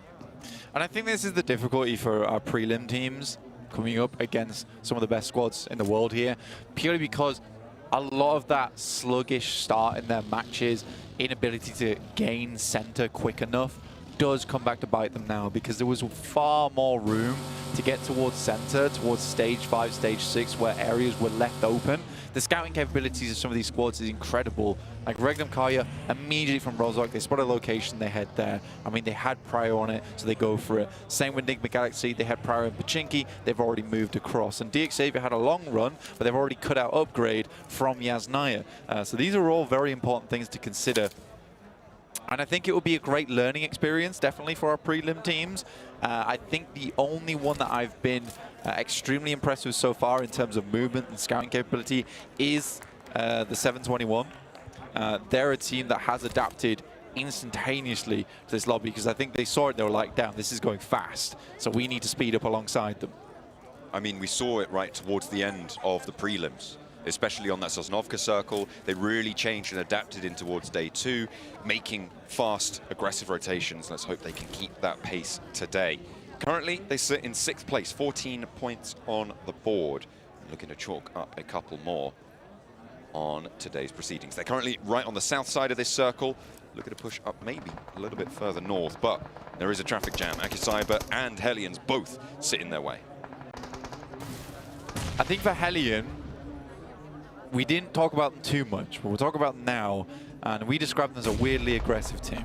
And the reason they could get away with a lot of the things that they did in the qualifiers, because there was plenty more feeder teams over there, and because they were so much better than everyone else, that aggression and the ability to just cut through squads really allowed them to hit center very quickly, very often. Here it's a whole new playing field, and the barriers in front of them are no longer made of wet cardboard. These are steel walls pushing your path, and you can't just break through them a lot of times. You're going to have to find areas where you can go around, some slits in the gaps of these steel fences, because that's what you need to squeeze through. You can't just be ramming face first into them anymore. No, it's just not going to work in this sort of a forum. And not only that, but they haven't been able to jump these little skill, I say little, these smaller increments of skill when it comes to coming from the Uzbek finals into the prelims, into the finals that the other teams from the region have. They are, instead of jumping a skill gap, are trying to jump a skill canyon into this one. And right now, they're falling a bit flat on their face. Again, I was very worried when we had that interview with Barney where he asked them, and it was a very pertinent question as well, is that have you changed anything from watching these teams in the prelims? And they said, no, we're not going to change anything. I think that was very telling at that part, because I think that if you were watching the prelims, you would realize very quickly that you need to be faster and you need to be more adaptable to finding gaps in the circle itself to get in. In the meantime, we do move further off towards that northeast side, which leaves Regnum Kaya in a very good spot on the map, actually. So we'll see what they can get done with this one. Reject continue to move across as well, down towards that south side. See what Enigma Galaxy can do. Currently, the team that is highest up on the scoreboard, chasing towards those top spots. They would love to put a big game up on the board, keep those averages nice and high, topped up. Try and chase towards that 80-point boundary. Have to wait and see. DXavier as well. Just a little bit behind that. Goat quality on this northwest side, I think they're in a very solid spot as well. Might have Black Esports to contend with, but that'll only happen if DXavier fight them first, because Black Esports only materialize when you're already in an engagement. Yeah, which you don't really want a lot of times. And it's always a fearful thing to have. So teams have slowed things down in that regard, and I think 4MV has been playing a much slower game. And also far on the eastern side, away from Black Esports as much as possible. They've learned their lesson. Akisaiba here over on the west. They were fighting with Hellion for a while, and they didn't really move away from that one as soon as the circle popped. I think that the easiest rotational path in would be on that eastern side, because you know this is a western playing path. A lot of teams weren't able to get towards the east at the beginning, so most of the action is going to be sat on the west here, which is why you see 4MV move quite quickly to this eastern edge. Akisaiba moving in behind Black Esports, giving them a little bit of a hurry up, but they have to push in towards GOAT quality territory, and they've already lost a player to it. Aussie going down for Black Esports, but now Zvezda in for a challenge. Lord Cedric on the hillside, trying to keep it on lock. Imran going low, but not going down just yet. Symphony wants to try and back up his teammate in Septimus on the high ground. The roll down from Force misses. The second swing through from Admin doesn't hit either. And now Symphony's challenging Zvezda. Low HP on the low ground, but there is an answer. There comes the off angle. Third parties are starting to come into this fight as well, as that is Black Esports going down. A taste of their own medicine. Akisaiba, very well done. But honestly, I think the key factor in that fight was definitely Imran. In the meantime, 721 up against Nongshim Red Force. Doxy in a tricky spot right now. Spidey is knocked. Binny passing that information cross, and he will be flushed out. Doc drops down, and no response. Yonik and Butcher just sitting pretty on the inside, leaving Aggressor to the Wolves. And Doc is all too happy to chow down on that one. Lovely point, add to the tally. And now a nade being cooked. This could be dastardly. It could be devastating. A big bounce, and Yonik goes down, but Doc has an answer sent back his way. And now Butcher looking for this flush. Last player alive on the 721 Aggressors, and 4MV want the surround play. This is a perfect opportunity for 4MV to move in as well. They know it. If they can clear out 2 teams from this location on a third party, they've cleared out so much space for themselves on this southeast side. A fantastic showing from them. Nongshim Red Force do get 1 player over towards the northwest who did back out of that one fairly quickly in XZY. But a pretty damn good game here potentially for Regnum Karya. They have one of the only compounds left inside this circle other than GOAT. Unfortunately, it does pass away. Now, this is definitely an interesting circle coming up because there is that ridge side that sits in the middle, but that's not going to be accessible until much later in the game. And I think that's realistically a position that starts getting played when there's only 3 teams left. It's quite hard to live in that location with so many eyes on it. So for Regnum Karya and GOAT, they have the main advantage of just having areas that they can sit in and not have to worry about getting shot at. Zol going down to the play zone is odd. I wonder if that's because a couple of shots came through from Nepex and then he got slightly tickled there by the blue zone itself. Yeah, it does seem that way. That feels like the most likely explanation. Zol not just going to be sitting in the blue. This northwest shift gives DX Savior the position on the north side. XZY a little bit happy about this, but this southwest edge is going to be deadly here for probably two to three of these teams trying to move on through, if not more than that. And Ziol does get flushed by the play zone. No point going across, but losing a player for 4MV. They're at the back of the queue on this southwest side if they want to try and sweep through that way. So maybe they're going to divert their attention elsewhere. In the meantime, Nepex, they're pushing further out to the west side. And Nigma Galaxy, who have been a bit trapped behind Reject for the time being, are going to have to face off this pressure. Rex with a nade over the top. Precious is there as well. That Molotov slowing them down a little bit, and across the road they go.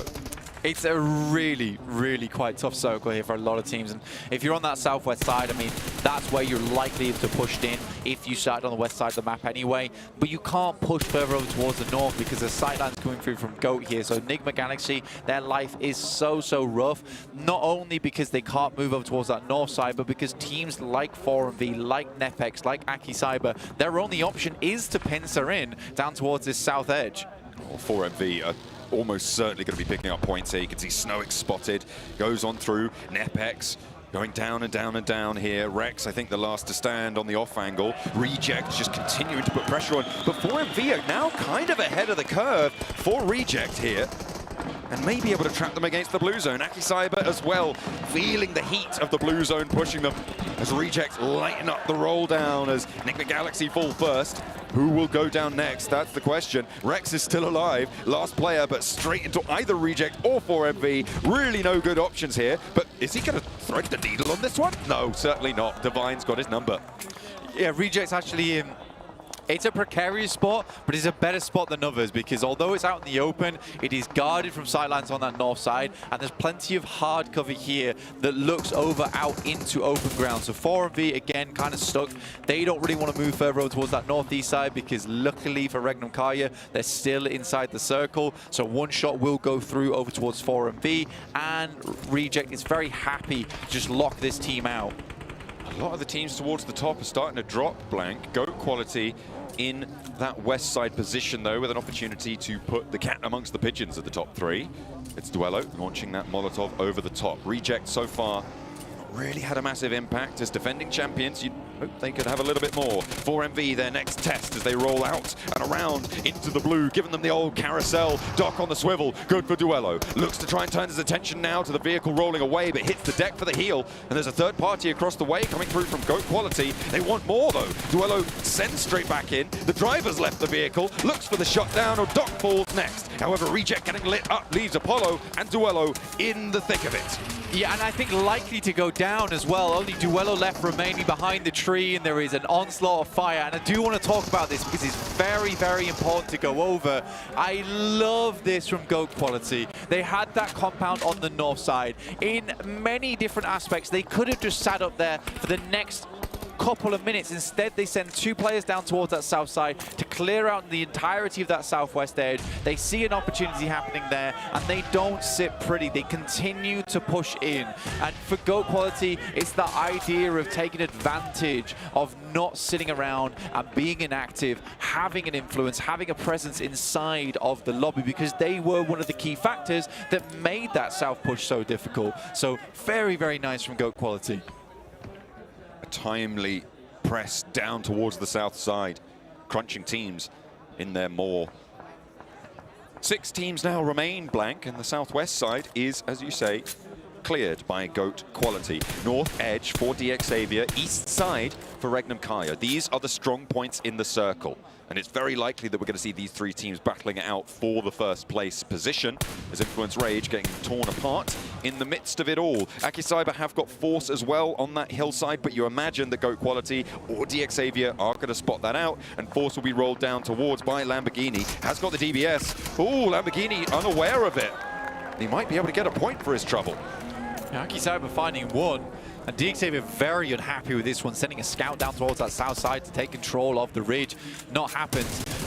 By all rights, Regnum Kaya should win this game, or it's a game that they desperately need to win. They've been given so many advantages here with their compound still on that eastern side. If they don't win this game, it looks very, very bad for them. Loxy even has an MG3. Ramses, though, just allowing him to spray down. Finally, they take him out, but that looked a little bit dangerous, a little worse for wear. Wild even gets taken down by 20% HP. They should be able to get that res, however, with the cover from the crate. They will be able to survive just a moment longer, get those reses. You can see Silas wasting no time, getting position against Goat Quality, who will have to run downhill as Akicyber does fall. And indeed it is these 3 teams facing off in the final circles. We're at stage 6, closing in on 7. And with 3 players remaining, DXavier have the numbers disadvantage. It's a good guess on the smoke as well, even tags him. I mean, Silas very much well known for incredibly long sprays with the M4. And making him work. Such an accurate player as well. He's super precise. FEs from Goat on this western side. They're getting crunched in slightly, but not really anywhere else they can go. Nasty shot from Regnum Kaya. I don't know how they threaded that one over the rock and the vehicle. I mean, fair enough. DXavier right now, the only ones in this circle, but on this ridgeline, if Goat Quality get a lineup, or if they get rid of Regnum Kaya, they can really do some damage to the DXavier position. This is a good wrap. This is a good wrap from Silas. Moves over towards that northeast side. If they can start clearing DXavier from the north, it makes their game so much easier versus Goat. Luckily, Effys is not letting up the pressure one tiny bit here. Some great shots from him. Silas goes incredibly low. A very, very good thing that he doesn't go down in that situation either, because he's the front man for the team on the north side.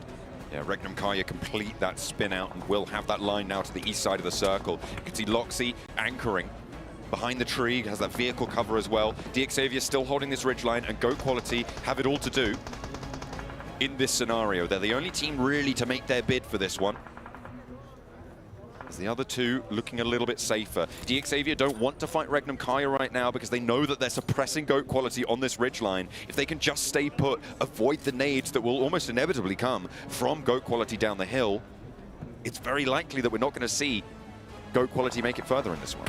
Yeah, if the circle edges even a little bit over towards the east here, Regnum Kaya should win because they have the high ground advantage looking down over towards DXAV. You need to move out towards that eastern side into open ground. Ego makes a bit of a crazy play and AT steps up, but Regnum Kaya does not allow anything to go through. Very, very good refrag though from Varadic. Not sure how that happened. It's onto Silas as well, which is the worst member to go down here. That off angle on the north side, Silas was such an important position for them. Had so much control over this DXAvia position, and that opens up a lot more freedom for DXAvia to start to move, to start to frag, maybe tag onto Loxy, who you can see was getting sprayed at. Silas is flushed away, and now it's 3 players for DXAvia, 2 for Go Quality, and 3 across the way for Regnum Kaya. DXAvia just need to survive this front versus Go. Paragin took the moment in his hands, moving over towards the eastern side, crossing that road nice and early. A full 3v3 now between Regnum Kaya and DXAvia. Loxy has to hit the deck behind the rock there. Currently Regnum have got the only position in the circle. DXAvia need to move a little bit further forwards. There are trees. There are small little bits of cover that they can try and play around. And Loxy with a smoke cannon. They're going to try and open up some cover for himself. Stay alive for just a moment longer. Yeah, the M79 is not going to buy him a huge amount of time, but they don't need a huge amount of time.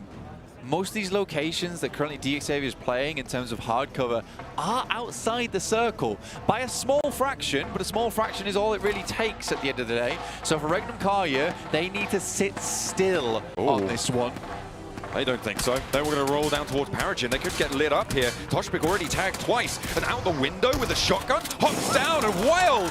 With a wild swing out, Toshpik is refragged, but that takes another position away from DXAvia. I don't think Toshpik's getting back up here, but is this going to be enough to control the position seen by DXAvia across the way? What is he doing? He steps forwards. That could have been disastrous. I mean, fair play to Regnum Kaya, because Wild does have a crazy spot right now. M79 immediately laying down that smoke, but it's that angle, right? For DXAvia, they have to come out from these spots. I think Paragin would have been that small point of contest which could have swung things favor in the side of DXAvia. Great shot from Wild. Now only 1 left to go in Nati. And again, it's a matter of time. Fantastically done. Regnum Kaya takes the chicken dinner. What a close out for Wild. It felt like he met no resistance in those final moments, Blank. That sweep out, Toshpik, his chauffeur to the chicken dinner. And it felt like DXAvia was so confused by it, perplexed, they didn't have an answer. It was a really risky move, right? I think that they have the time to allow the circle to push those players in from the west, but I think even they realize that they don't want to leave it up to chance. If they can take a 2v1, technically that is a favorable fight for them over towards Paragin, and leaving Loxy behind means those 2 players can't peek too wide on the western side. So yeah, a really, really good play from Regnum Kaya, but that's bold. It requires confidence, and Regnum Kaya make it work. Absolutely. Beautiful stuff coming on through. As we take a look at these final moments, you can see in these moments, it was Goat going down that gave Regnum Kaya a little bit more freedom to move, but we didn't expect them to move that much. I mean, we were talking about them maybe just trying to stay still, play that circle position, but no. Wild had other ideas. And I mean, this final spray downs are crazy. It was kind of strange that they allowed him to go out towards those crates as well. Well, honestly, they didn't really have any option. They'd already pushed down the smokes, and they had no information of where he was, if he was peeking, and they had to stick behind those rocks anyway because of Loxy's spot. It's just a very well set up endgame. It is also unfortunate for DXAvia that both those rocks were outside of the circle. I think I can see a player taking to the stage here, Blank. We may be having an interview in a moment with one of our victorious squads. Yeah, I was holding that back, but you know what? Yeah, it will be Silas, one of the greatest players of all time. Great guy as well, but absolutely, it's a great guy. Doing work for the team to call that one, I'm sure. Maybe Wild had a hand in it, but Silas was happy to serve as the IGL, as he always is. A long-standing face in PUBG Mobile. Let's head back to the stage with Barney and Silas.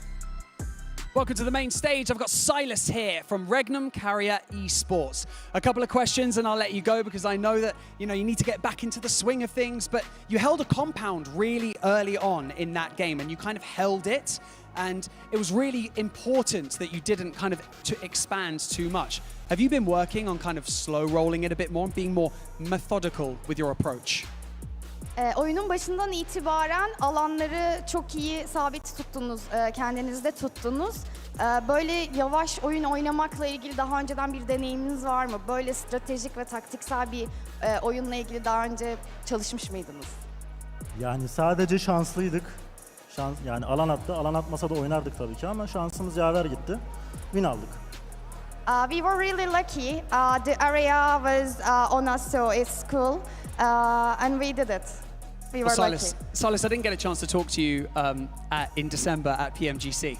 Really close, obviously second place, that's got to hurt, but how have you made sure that you're going to bounce back stronger? What have you guys been working on between December and now? Aralık ayında sadece birkaç puanla kaybettiğiniz bir konu var. Oradan buraya nasıl bir sıçrama yaptınız? Motivasyonunuzu ve kendinizi nasıl buraya kadar getirdiniz ve şu an bu win'i aldınız? Yani çalışmalarımız aynı şekilde devam ediyor. Ne yaptıysak yani aynı şekilde yapmaya devam ediyoruz. Sadece daha fazla odaklandık, daha fazla hırslandık. Yani kaybetmemiz bu sene için bizi daha tehlikeli yaptı diyebilirim. We are studying, we are working on it, same, it doesn't change, but losing on December, it just made us much more dangerous. Much more dangerous, and I imagine much more hungry for the victory. Thank you so much for joining me in this interview. I really appreciate it, Silas. And we're going to head back over to the analysts to continue day one of our main event. Regnum Karia finally waking up here on day one of the main event. And for this team, I mean, we got to talk about a little bit more, too, that we're talking about in regards to how much, you know, you hold a compound, you make sure you don't lose it, and if the circle goes your way, you usually win, Max. Yeah, I mean, I like the interview there because not like, oh, we were so smart, we knew the circle was going to go there. It's like, no, we got lucky. Like, come on, let's not mess around right now. But they played really well. One thing I do want to highlight, actually, by how they played it, despite them being in the compound, they were still kind of proactive here, Niptura. With Silas, he's a very proactive IGL, leaving that position a lot, getting information just to know what kind of threats could possibly come their way later on down in that match. And that alone gave them so much information that they know where teams are coming from to then set up that final fight for that 2-2 split. Yeah, absolutely. You know who else is super proactive on that team? It's Wild. That he's going to be our MVP for this game. Very nicely done there. And you're seeing those stats come up, and no, look, it's Force and Ramses next to each other. And what team is Ramses already? Ramses is on Upgrade. Yes, good. Yes. So you guys might not know what's going on because if you didn't watch TDM from yesterday, you need to go check it. Yeah, you do. It's very funny. But yeah, really nice damage from them, really nice elims as well across the board, and some very, very similar time frames, some survival times that we got going on here, Max. Yeah, definitely a lot of teams able to reach the late game. I have to say, though, for every single team, not an easy terrain. Except for Regnum Karia, they were given like that compound. The terrain was just horrible. You're getting pushed downhill, going over roads. You got a few rocks and trees, but really not that many. Yeah. If you don't come in with a very strong game plan, and especially players to back up those play with off angles, you're just going to crumble apart. So a lot of teams, I think, understood we're not winning this game. We're just going to try and get a few scraps here and there. I will have to say it was a little bit scary seeing Silas get eliminated there whenever he was trying to get that scouting done.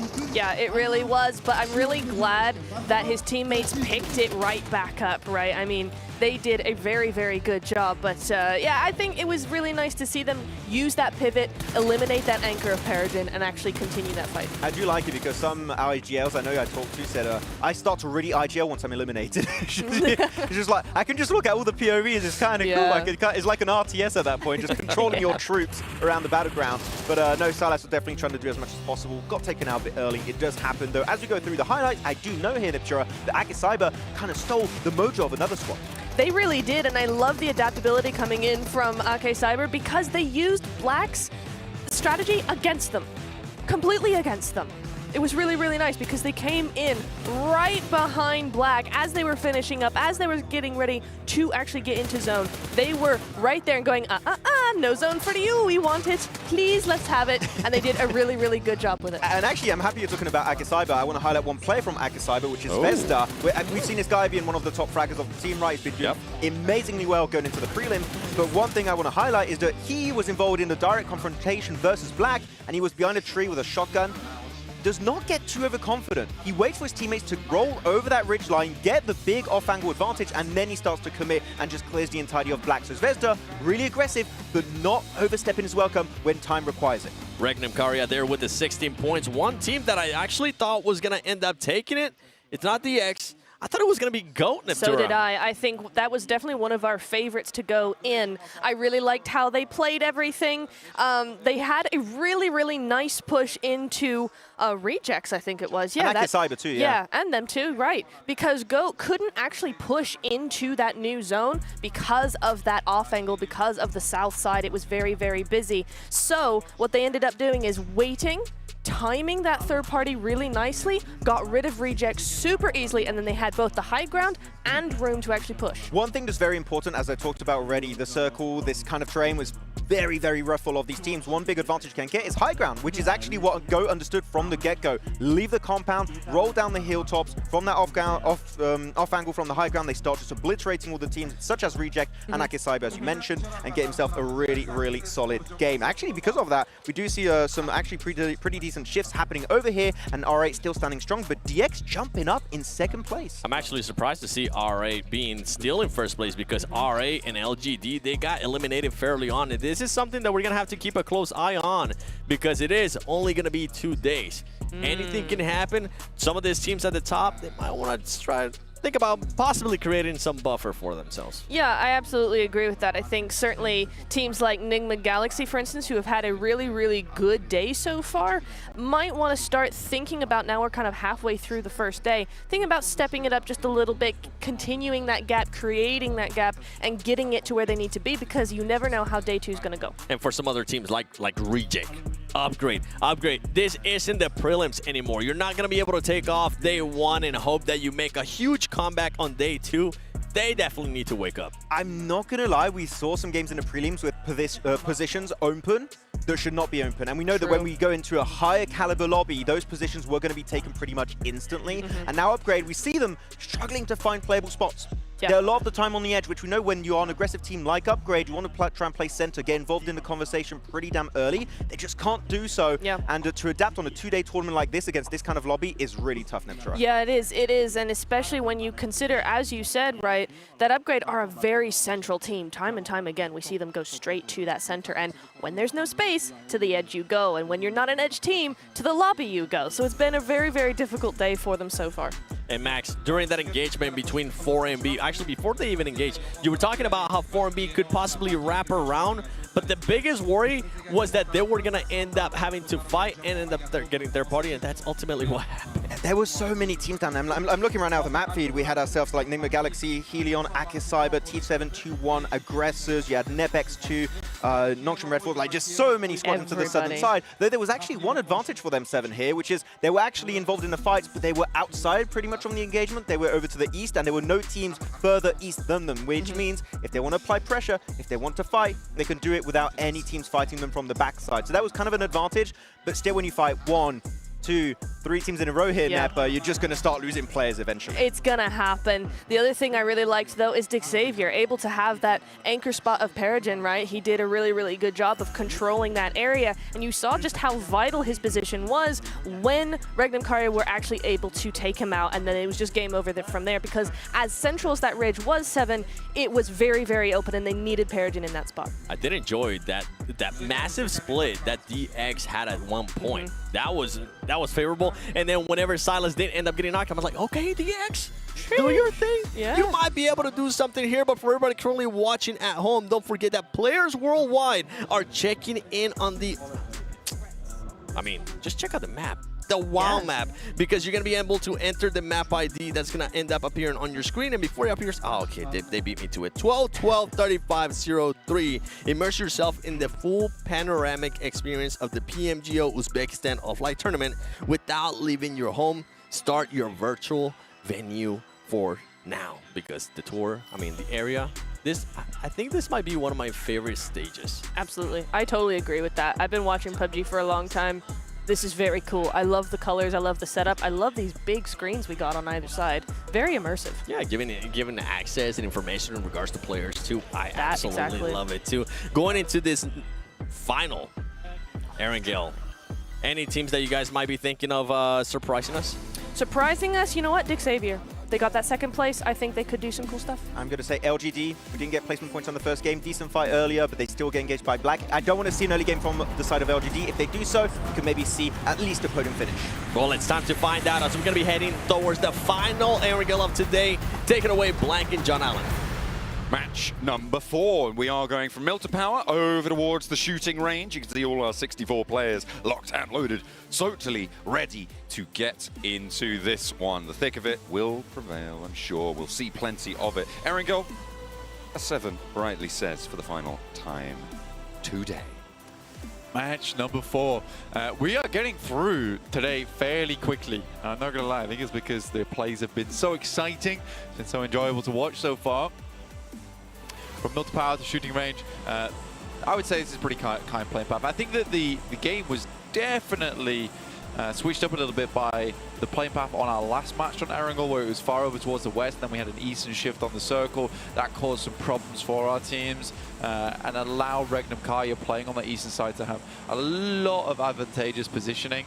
But yeah, I did really enjoy that last game. I think there was a situation where it's very clear to me that Regnum Kaya is not one to just wait around. I think that, you know, in that play, my head, it's like, on the analytical side, it's like you should be able to win that engagement. Paragym might be a difficulty on that north side, but you take those 2 players that are going to get pushed out on the rock and you deal with that. But they didn't even want to worry about Paragym. And if you can take that 2v1, like I said, you absolutely go for it because you're trying to minimize the chances in those games to cause issues for yourself. LGD up towards that north side, currently looking like it might be a hot drop. The circle does move far down towards the south, incorporating Sosnovka. Yeah, that hot drop between LGD and I think it was R8 as well over in North George. Maybe actually going to South Georgia. Both teams changing their drop spot, but at the same time. Oh, they were in South George before, that's right. It was Black Esports in North George. But they are going to the same apartment blocks. We're going to see it again. Circle hard south side. Could be military. Not super likely. It's difficult to call at this point. We'll have to wait and see. But I'm just waiting to see how this one unfolds. If you'll remember, it was, I think, the last player to survive for LGD.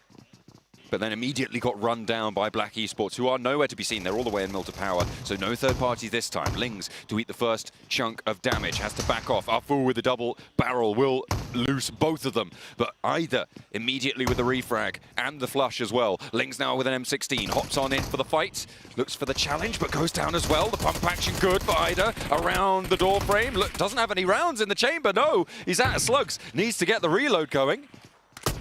But that PP Bison for Marth will hold down the door frame for the meantime.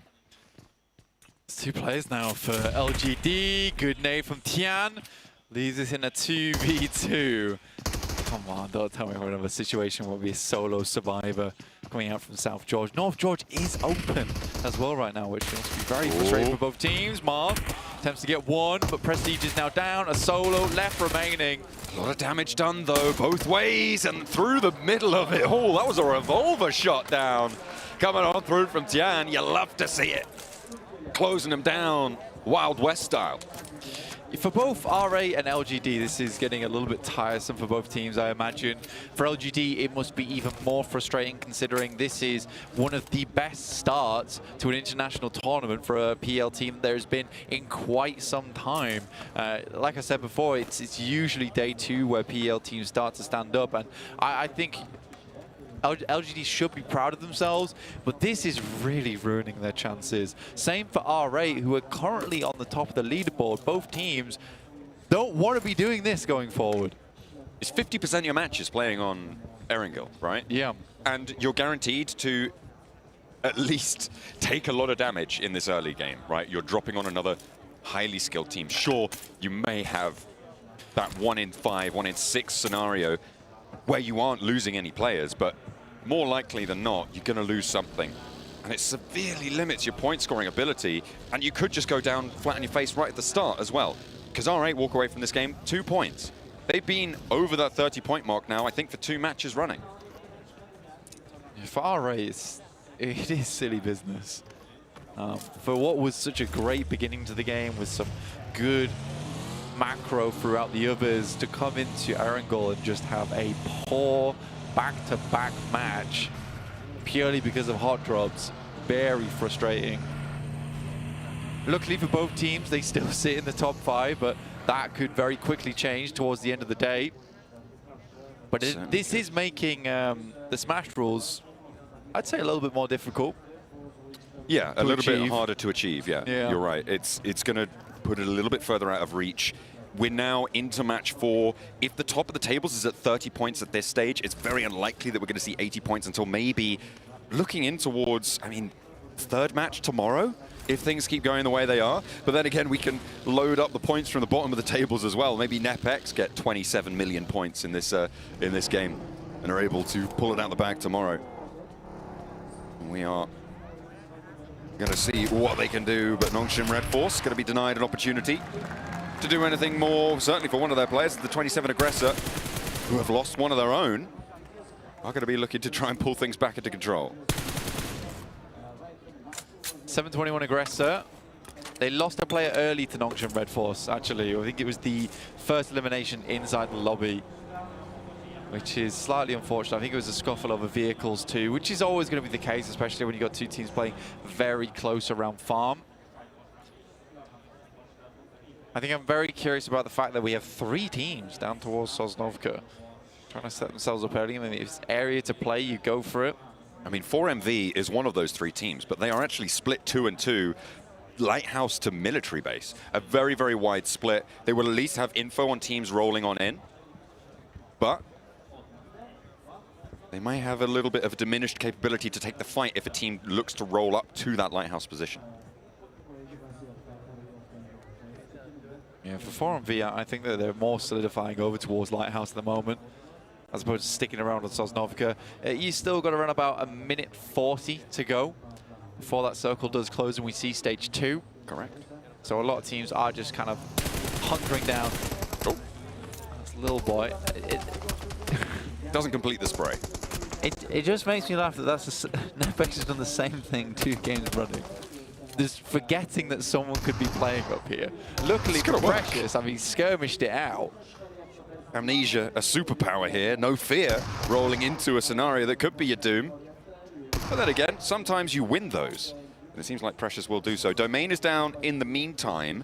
1 first aid for Lil Boy, so doesn't want to overinvest it here. May have a bandage or 2 to back it up. No stims active either, which means he's not healing up over time, whereas NepX seemed to be. Domain going to get rezzed, and a regroup for NepX. Gives them the advantage in this fight. Command over this bridge opening. Got Law far in the back line, actually. Ooh. Over on the hills. Influence Rage is just going to give it up there. Teams have situated themselves alongside the coast, you know, preparing for that odd eventuality that we do end up down towards Sosnovka. I'd say it's a little bit unlikely, but it's not out of the picture here. So teams are still going to prepare for it, get themselves close to these bridges. 4MV, I think they've got the best deal out of it, being so close to the bridge with guarding possibility, but also a decent rotation outside. But yeah, that was the first elim that came through. And Nick Galaxy taking some chunks as well, which is not ideal for their bid towards the top of the tables. If you guys want to stay ahead of these circle shifts, Blank, you need to head over to the map stream as well, which you can find on YouTube, because we've just had a hard north shift, which you would have seen if you were tuned into that map stream on a second screen available to you. And it is a hard north shift, confirming we're not on Sosnovka. 4MV fully regroup. We're sending out to the west side of Pachinki again. Yeah, back up to where we've seen before. I mean, overall, a very, very nice position for Regnum Kaya, who actually saddled themselves over the top side of Pachinki here towards Church. And I think Regnum Kaya could be setting themselves up for another good game, especially with this hard shift. Definitely plays into their favor, I would say, considering that this was kind of undecided between the south and the north. But I do like the quick and swift rotate they made there, though a lot of other teams have already tried to set themselves up for success. This traffic jam, though, down towards the south is disgusting.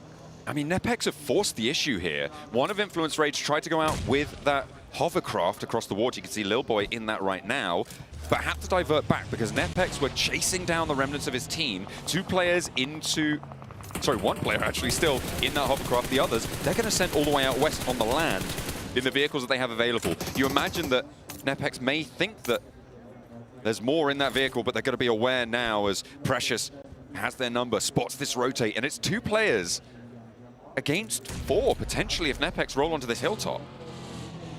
Again, though, really, if you're Nepex, you let Influence Rage get across that water, and you make a rotate on the eastern side and swing back around school, try and play up towards ruins on this one.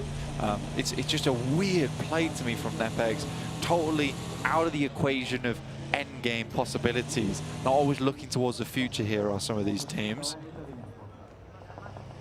Influence Rage, I mean, currently they're breaking out for this west bridge. It's not really worth your time to guard this west bridge with the circle as it sits, which means it's very likely to be open. I think that's what Influence Rage have read into. What they may not expect is a team just over that ridge line as they come across in the 721 Aggressors, although it is a very popular location to play. That compound, nice, strong outlook, and it is a little bit towards the edge of the circle, so maybe not 100% that there's a team there, but you will certainly be wary of it as you get across. And it looks like Influence Rage will be making that path, except for Lil Boy, who I think may be on the swim if his hovercraft went down fully.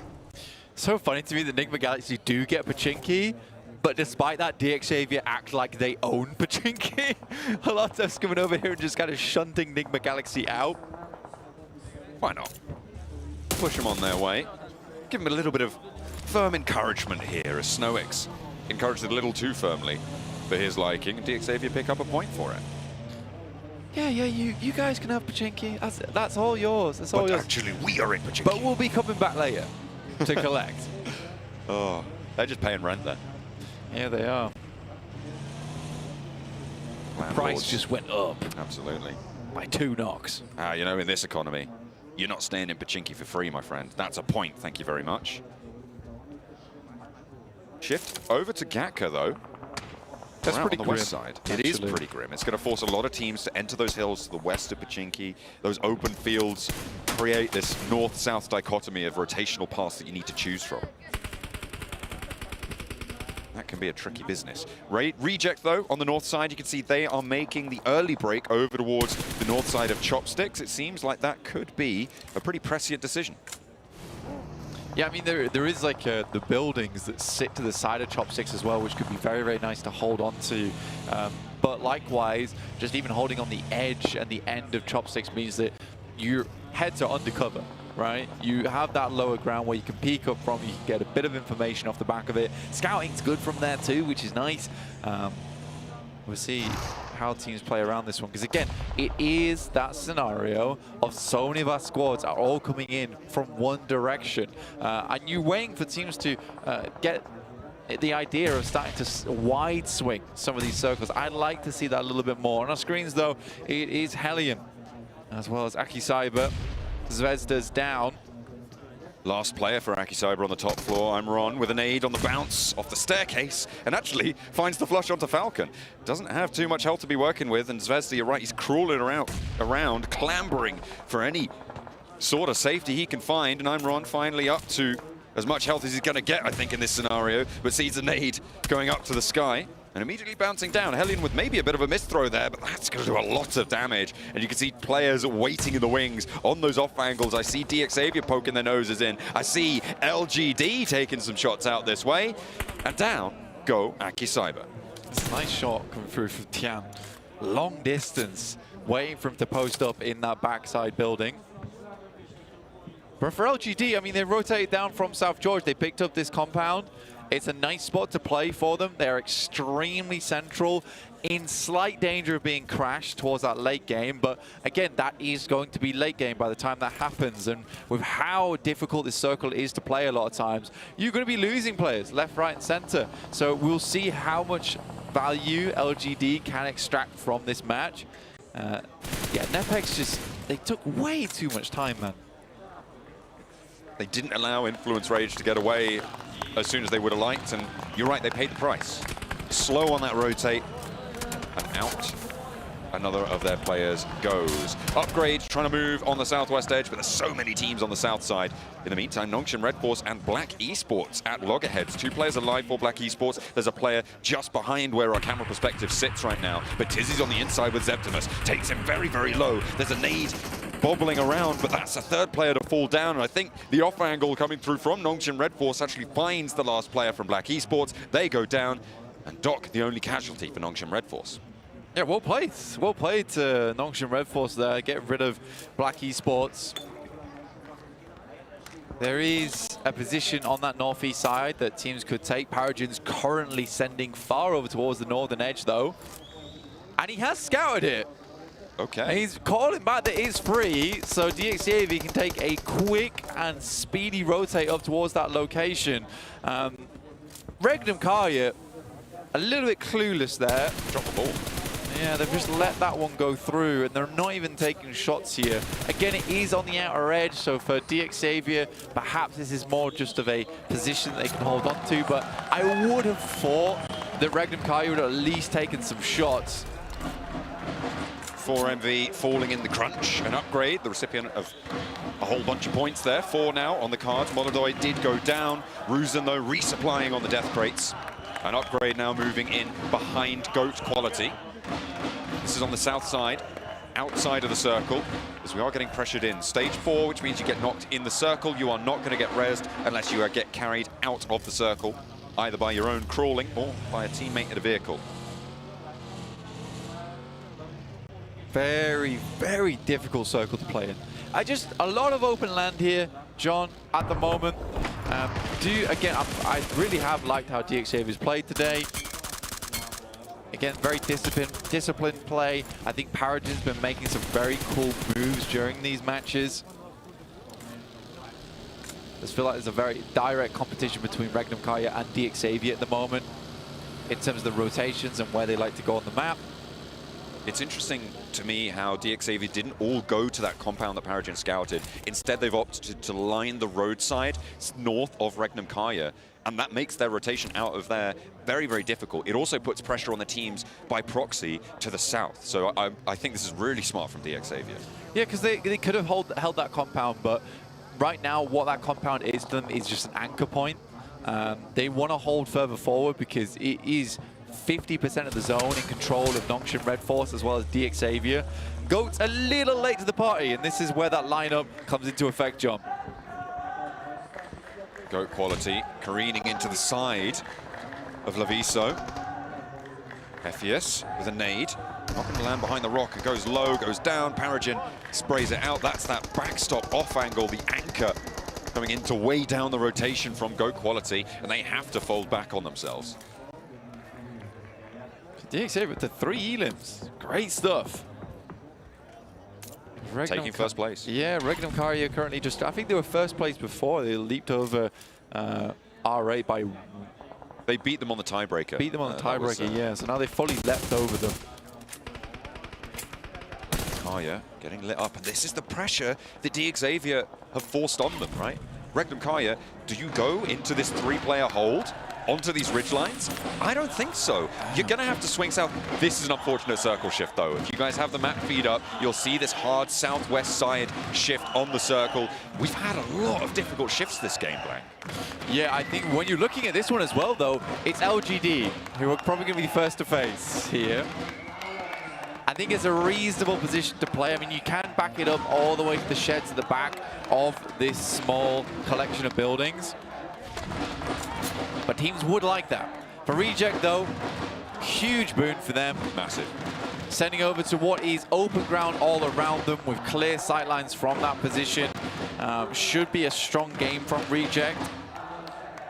I mean, if you were looking at all the cards in front of us here.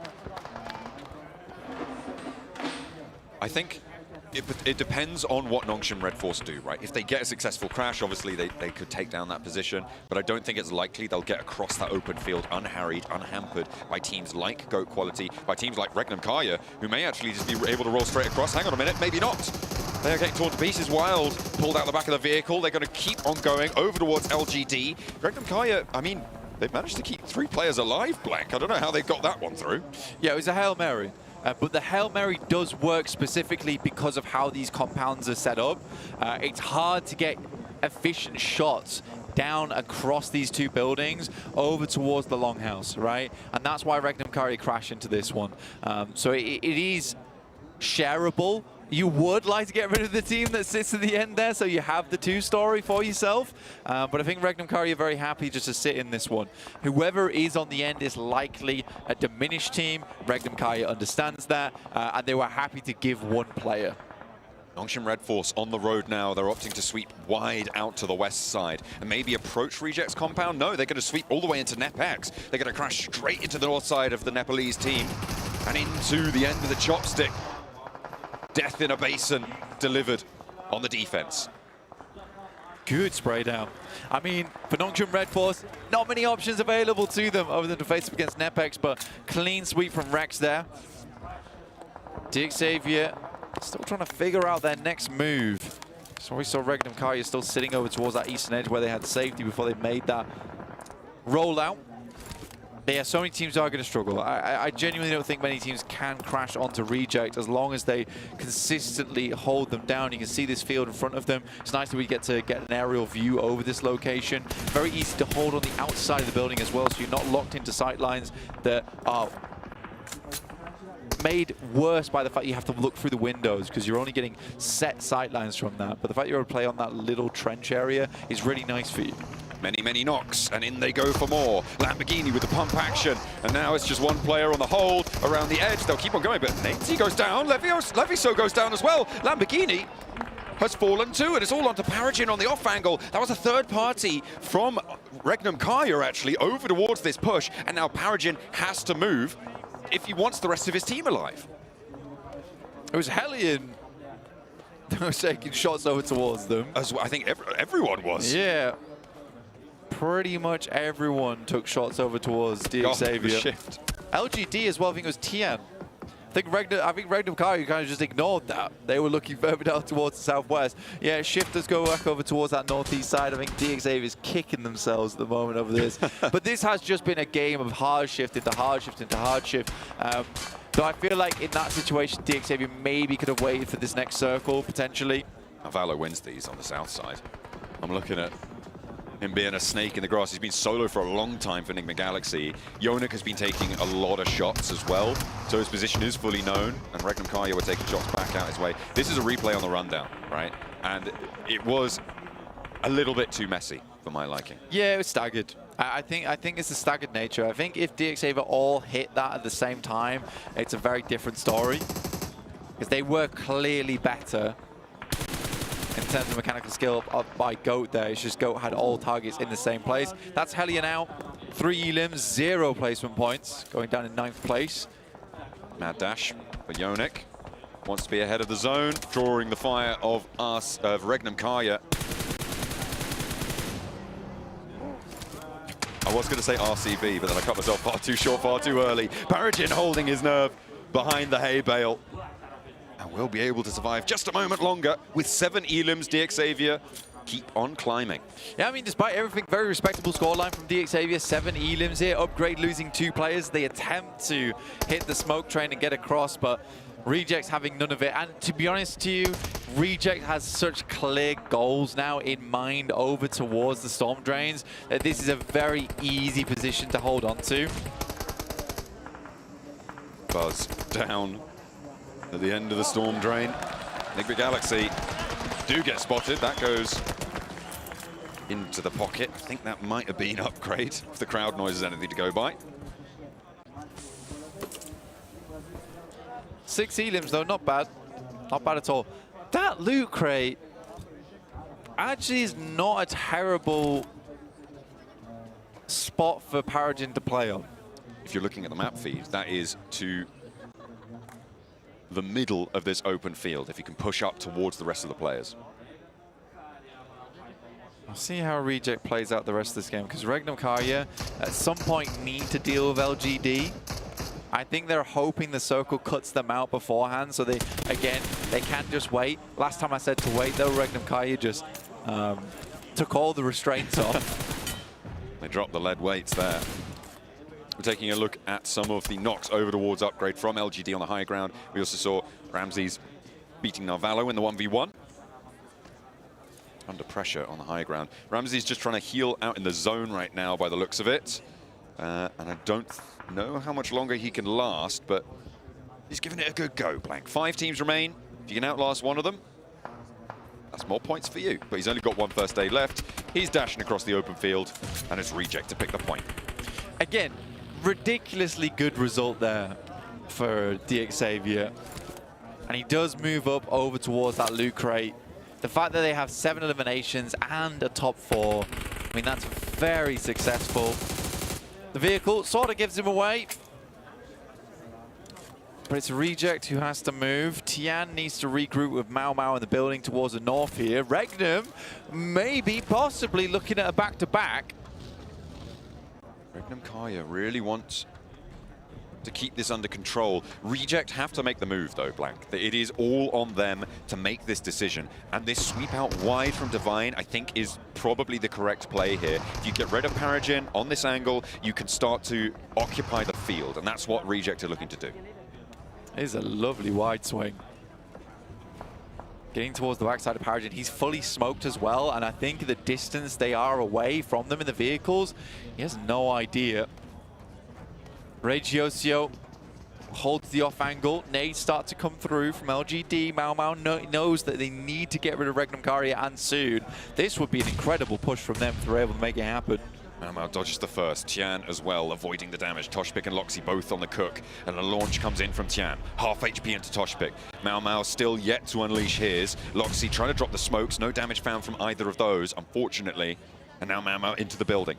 Playing up and close, Loxy with the DBS pump action for Mau Mau, and it is going to be Loxy to pull the trigger first on the door frame, immediate flush. It's all up to Tian for LGD as Regnum Kaya want to hold their line, stop them from moving on in any further. Tian cannot step into the fire there. It's getting a little bit too toasty, but has some flames of his own to dish out. Silas has that off angle on the long, taking a tickle of damage, does start to burn out onto Toshpik, and actually gets a good Molotov on the door frame. Loxy now in a little bit of danger. In the meantime, Paragin did fall out in the fields, Blank. That means Reject are starting to establish their line, and Loxy shuts down the compound. But with the pick onto Paragin, Reject have it in control. Yeah, Regnum Kai just kind of allows LGD to sit in that building for a little bit too long. By that happens though, Reject has been clearing the entirety of the field up to the roadside. Such an important factor here as well. And they have Duello on this nasty off angle over towards the road. That's on the right hand side of your screen there. So I think Regnum Kaya likely are going to go down here to Reject. They were very pro. We saw go down earlier alongside with DXavier. This should be a pretty clean win here for Reject, the defending champions. I mean, it may be unexpected as well, because they were embroiled in the fight with LGD. Duello may have gone unnoticed breaking out this side, and I think Silas may not have realized that there was a player here.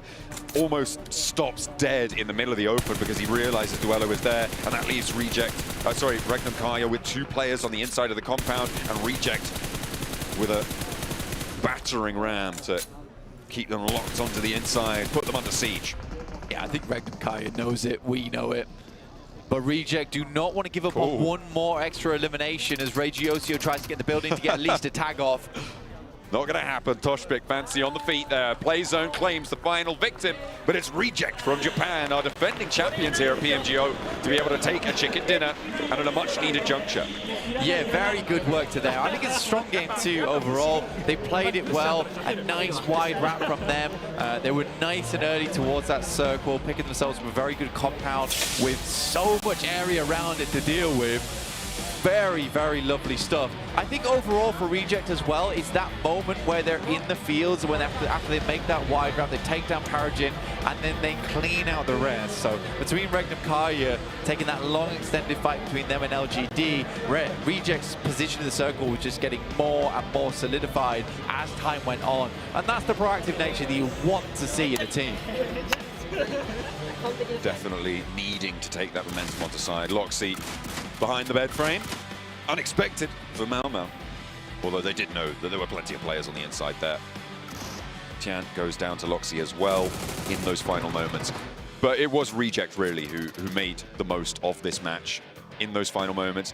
That timely swing out to the north side, clearing Paragin whilst the fight popped off, and then establishing so much control.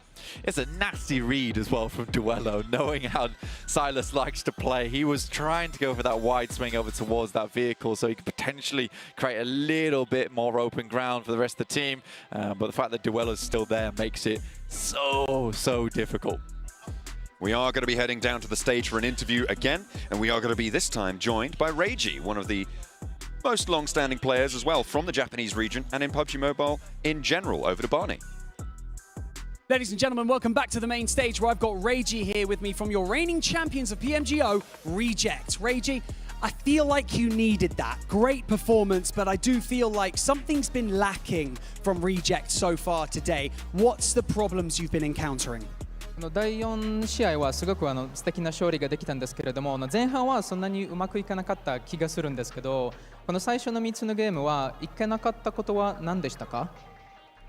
そうですね、物資があまり美味しくなかったので、自分たちの得意な形を作ることができないのと、あとは少し緊張があったのかなとは思います。So first of all, the looting phase wasn't too good for us. We couldn't get what we want, what we like, the system we want to get in place. We just couldn't get that. And I think we're just a little bit unlucky with that. So, and also the stress kind of like ate us at the beginning, but now we're all good. Now you're finding your groove here on the main stage. Now, Reiji, you're actually the new IGL of the team at the moment. How have you embraced that role? And, what stamp are you putting on the team now as the IGL?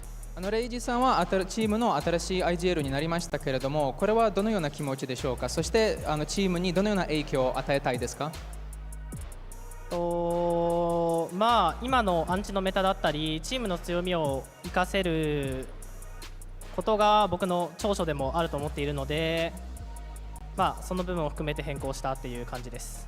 So in this current meta, I feel like my role main is to get the strength out of my team, to let them shine in the current meta. So that's what I'm focusing on, and that's what I'm bringing to the table in the new team. Amazing, I love it. Reiji, thank you so much for joining me in this post-match interview. You guys are performing really well. Let's see if you can continue that momentum. And thank you so much to Victor as well for joining us here on stage. But for now, let's head back over to the analysts to continue day one of the main event. The 2024 PMGO and the 2024 PMWC MVP Reigioso there. That's what we've been wanting to see out of them. They were a little bit quiet there at the start, but good bounce back for Reject. Yeah, absolutely phenomenal stuff from Rejects. I love what they did there throughout the entire game, and I will be gloating a little bit later, but that's for later. What I want to talk about right now is the end of zone, Max, because that was very, very well played, as we would expect from a team of this caliber. I mean, to set it up slightly, you did just see it, but Paragin has that anchor point right at the north side, right in the middle of the field. It's not looking good because he actually controls so much of that open space, as do LGD, as you see here. MVP here, nothing to mess with.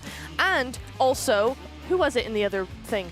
Regnum Karya, that's right. She didn't need me. I didn't even need you, I remembered. One thing, since you're bringing up Regnum Karya, we saw LGD versus Regnum Karya pretty much coexisting for the longest entire time. It wasn't Regnum Karya versus LGD. It was Regnum Karya with LGD. Yeah. They were working together Absolutely. in complete symbiotic relationship in that compound. And actually, LGD had a pretty smart play looking at some of the top players, by the way. We do have then Tian that has been a top performer for the team alongside the great nades from Mao Mao.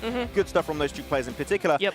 But they did lose two players early to R8, which I think that's its own issue. I hope to see fix going into tomorrow because that was our last wrangle for today. Don't get me started. That's an entire different topic there. We were going to get pretty involved in that one. But actually, they had two players in the compound and they start shooting at everyone as two players. And that's a really smart thing to do because then teams around you think, oh, that's a full squad because they're willing to fight. They're looking really confident. We're not going to crash them. That is a very small detail that not many teams do, but when they do it, and in this case, it was really, really impactful. And you even saw that Regnum Karya were a little bit hesitant. Is that a team? But they ended up only having two, so they could work in a symbiotic relationship in that compound. Yeah, and that makes them even more dangerous, right? For a team like Rejects, it was like, well, we don't know when they're going to fight, so we really just have to hold back because the zone was so open. But I tell you what, they timed that really, really well. They waited for that zone shift. They waited for everybody to just chill and wait.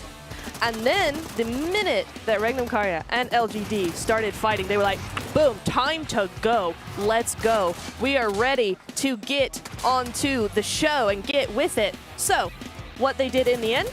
What did they do in the end? They went all the way to the north side. They're like, nah, this compound is busy. They are fine. We don't need to worry about them because they're not worrying about us. Peregrine all of a sudden is like, oh no, I am surrounded. What do? I go out to a nade. Easy peasy, lemon squeezy. From there on, Rejects have that momentum, the mobility with all those vehicles to just go, Rejects, Regnum Karya, chill, fine. There's only one solo. The zone's coming in. This is our time to shine, and boom, win achieved. Win achieved. What a great achievement. But Reject had the information. They didn't see any movement out of that compound of Regnum Karya and of LGD. Like, you guys aren't really doing anything with this circle. We are going to be the one to be proactive. We're going to send it up north, get the angle, and off the back of that, secure that juicy chicken dinner. See, Regnum Karya, I was going to say Reject, actually, with the 16 points right there. One team that I wanted to see a little bit more of, especially with the north control they were having at one point, Nongshim Red Force. Man, they let me a bit down because I really thought they were going to be going for it. Yeah. Do you want to jump on that? No, you go ahead. No, Nongshim Red Force. There were a lot of teams trying to actually capitalize on that northern side. Of course, Reject, you had the Celtic Xavier, and you had NSR, Nongshim Red Force. And, yeah, Seven? Sorry. You remember that crazy split that Reject had, though? Yeah. I think it was Apollo. I really enjoyed that. That Scouting. was Yeah, he was really getting nice. actually some really, really valuable information, especially in fields. You never know. You might just have one player straggling around one of those hay bales. It's always an issue. You want to get rid of them as soon as possible. So scouting from Apollo was definitely really impactful. And the Nongshim Red Force would love to see them go a little bit further away. But when you don't have too many strong positions, especially strong buildings to play with, it is going to make it quite tough for you to play around that. So quite unfortunate. They're looking at the second page of these rankings. Yeah, Nigma Galaxy, unfortunately, not able to follow up with that win from earlier and a bit of a downwards trend. What are we talking about? 4 MV. 4 MV. Max, no, was it that you predicted? That hurts. It's okay. It's all right. Yeah, you know what? Just saying. Just saying. But I know, Neptura, you do want to give us a bit more insight in regards to Reject and what they were able to do throughout that map. I'm ready. All right. You know that whole setup in the final game that we just saw?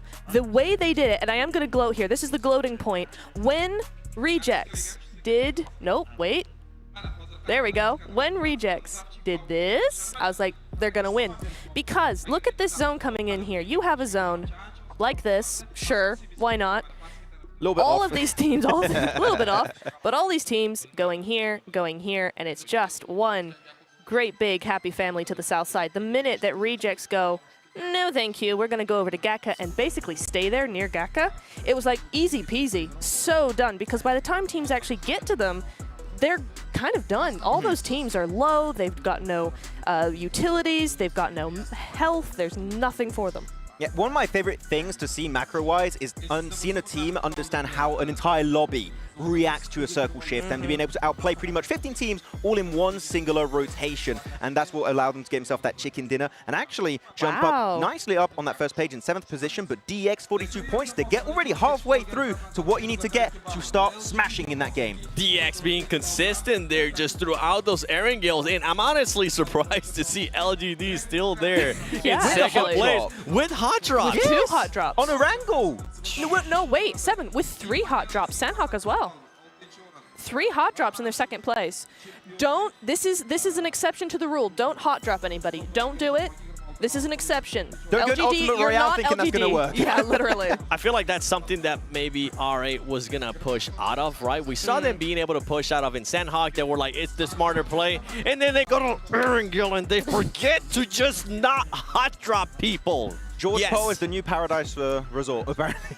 They just completely changed the hot drop location. But I am genuinely surprised. I hope that's fixed for going for tomorrow's matches. They're going on to the second page. Upgrade, no. Yeah, you talked about it a little bit earlier. Hennim want to see them step up a little bit. 16 points, about to just maybe encroach on the top 8 position on these leaderboards. One thing I do want to see here for MV, I mean, I was giving you guys a break earlier in regards to it was match 2. Now we're way past the halfway point in regards for just day 1 of the main event. All of their points, Neptura, are coming in from eliminations.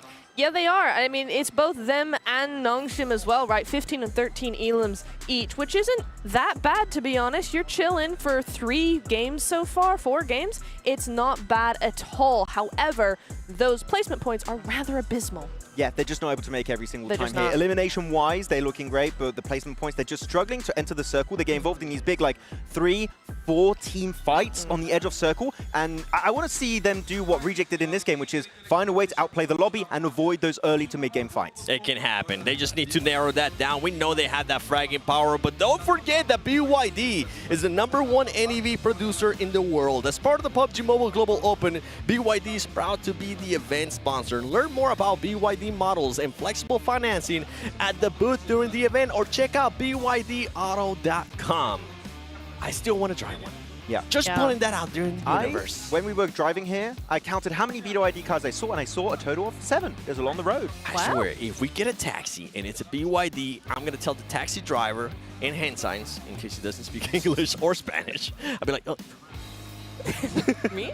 And he's like, I don't trust him. No. Why not? Come on. Are you trustworthy? I'm not sure. No, definitely trust me. He's like, I'm you a can't reach the great pedals, driver. man. You can't reach it. That's actually true. You can move the seats, you weirdo.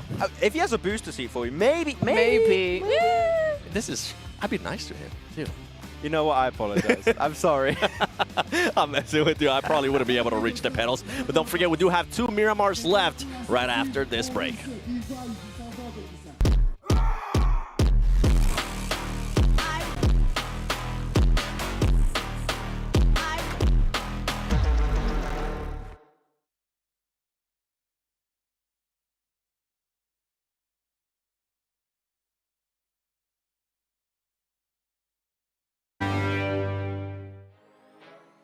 Xin chào mọi người, mình là Dick Levitt, mình đến từ team Dingo Savior, vị trí ở trong team mình là tanker. Your team has quite the talent with a couple of MVP awarded players. But when it comes to team results, something is lacking in global tournaments. What's the issue? Nếu vấn đề ra quốc tế, team em mắc nhiều lỗi như là teamwork. Lần này ra bọn em đã sửa lỗi và vấn đề teamwork của em cả đội rất là ok trong lần giải sắp tới này, lần này. What's the most intense match you've ever played, and what made it stand out? Trận đấu nhớ nhất chắc trận game solo ở SEA Games. Em nghĩ mang huy chương về cho nước nhà đấy là trận đấu em đáng nhớ nhất. How do you mentally recover after a tough loss in a crucial match? Bình thường em và cả team thất bại trong một trận đấu nào đấy, bọn em về cùng xem lại và giải quyết những lỗi lầm mà các team gây ra và nhìn nhận nó để cố gắng mà làm cho nó hoàn hảo hơn trong các trận đấu tiếp theo. What's the best piece of match advice you've received from a fellow gamer or mentor? Cứ cố gắng thay đổi bản thân thì mọi thứ tốt đẹp sẽ đến với bạn. Which main event team do you consider to be the most formidable threat for you guys? Em thấy thì đội tuyển mạnh nhất là chắc là PMV, vì họ có những nhân tố bí ẩn như là MVP thế giới do top chẳng hạn, và các thành viên còn lại cũng rất mạnh, cũng toàn FMVP thôi. Cảm ơn các bạn đã cổ vũ team mình trong các trận đấu tiếp tới nhé. Bye bye.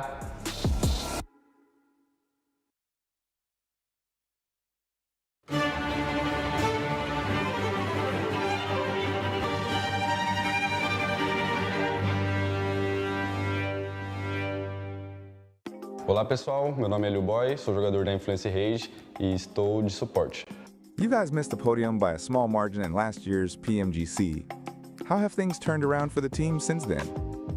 Apesar da gente perder o pódio, eu acho que o 4º lugar foi bom para a gente voltar com a confiança da torcida na gente e do nosso próprio time, porque a gente teve o gostinho de poder estar lá no top 1, então todo esse tempo a gente se preparou ainda mais, sabendo que podemos buscar o top 1 da CPMGO. Which qualified team do you think is the most promising and can pose a threat in the main event? Dos times do Qualify, eu acredito bastante na Action.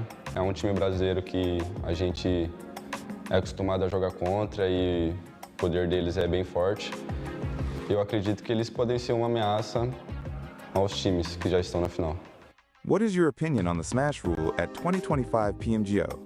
Bom, na minha opinião, acho que será bem interessante, porque acredito que mais de um time estará no match point. Então isso deixará bem mais competitivo e deixará bem mais difícil. Então o time que ganhar, conseguir a win, ele realmente estará bem preparado. For all your fans back in Brazil, what's the message? A todos os torcedores da Influence Age e do Brasil, a gente conta com o apoio de vocês, pois estamos aqui também representando o Brasil. Então será muito importante o apoio de todos. Which main event team do you consider to be the most formidable threat for you guys? Bom, eu acredito que seja a Regnum, pois eles têm um tático bem constante e eu acredito que eles estarão disputando. Obrigado a todos que assistiram o vídeo e obrigado pela torcida. Tchau.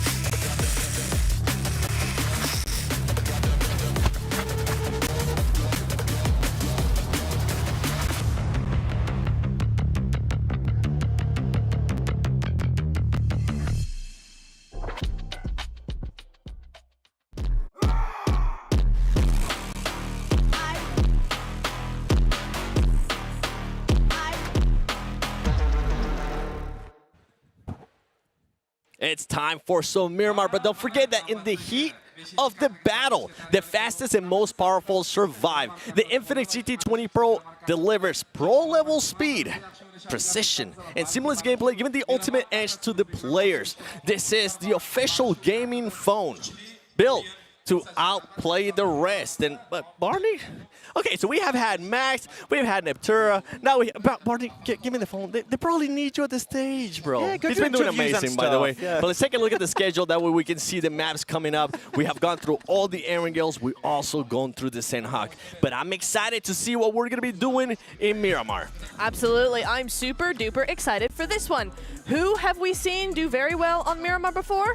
Black esports. Yeah, that's right. That's right. Who That's has been a exactly pain in the butt to some teams? But Black esport again? Oh. It's always them. They're always like a troublemaker on Miramar. Forever in the corner of your eye, it is absolutely Black esports. And I'm looking to see that same sort of energy coming through with them again, Seven. I'm going to be looking for some consistency, continue with the consistency that we're seeing at a DX. I mean, this team, they were able to take advantage of Erangel. Could they possibly do it here in Miramar?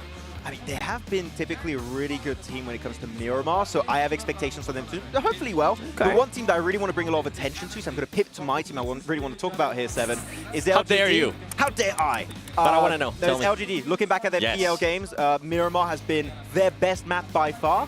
Knowing that they still did good on Erangel despite hot dropping is quite interesting and impressive by itself. Miramar, I'm expecting a win for LGD. I'm expecting it to happen. 2 games.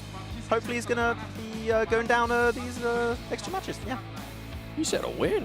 Damn, they are really good. Like, they're very proactive, doing 2-2 splits on the edge and scouting. I think they're very on point. Terrain knowledge is 10 out of 10. So that would be my prediction for the day. I'm with you. I think that the fact that they were able to hot drop into Erangels, lose players on top of that, and still maintain the top 2, that's quite impressive.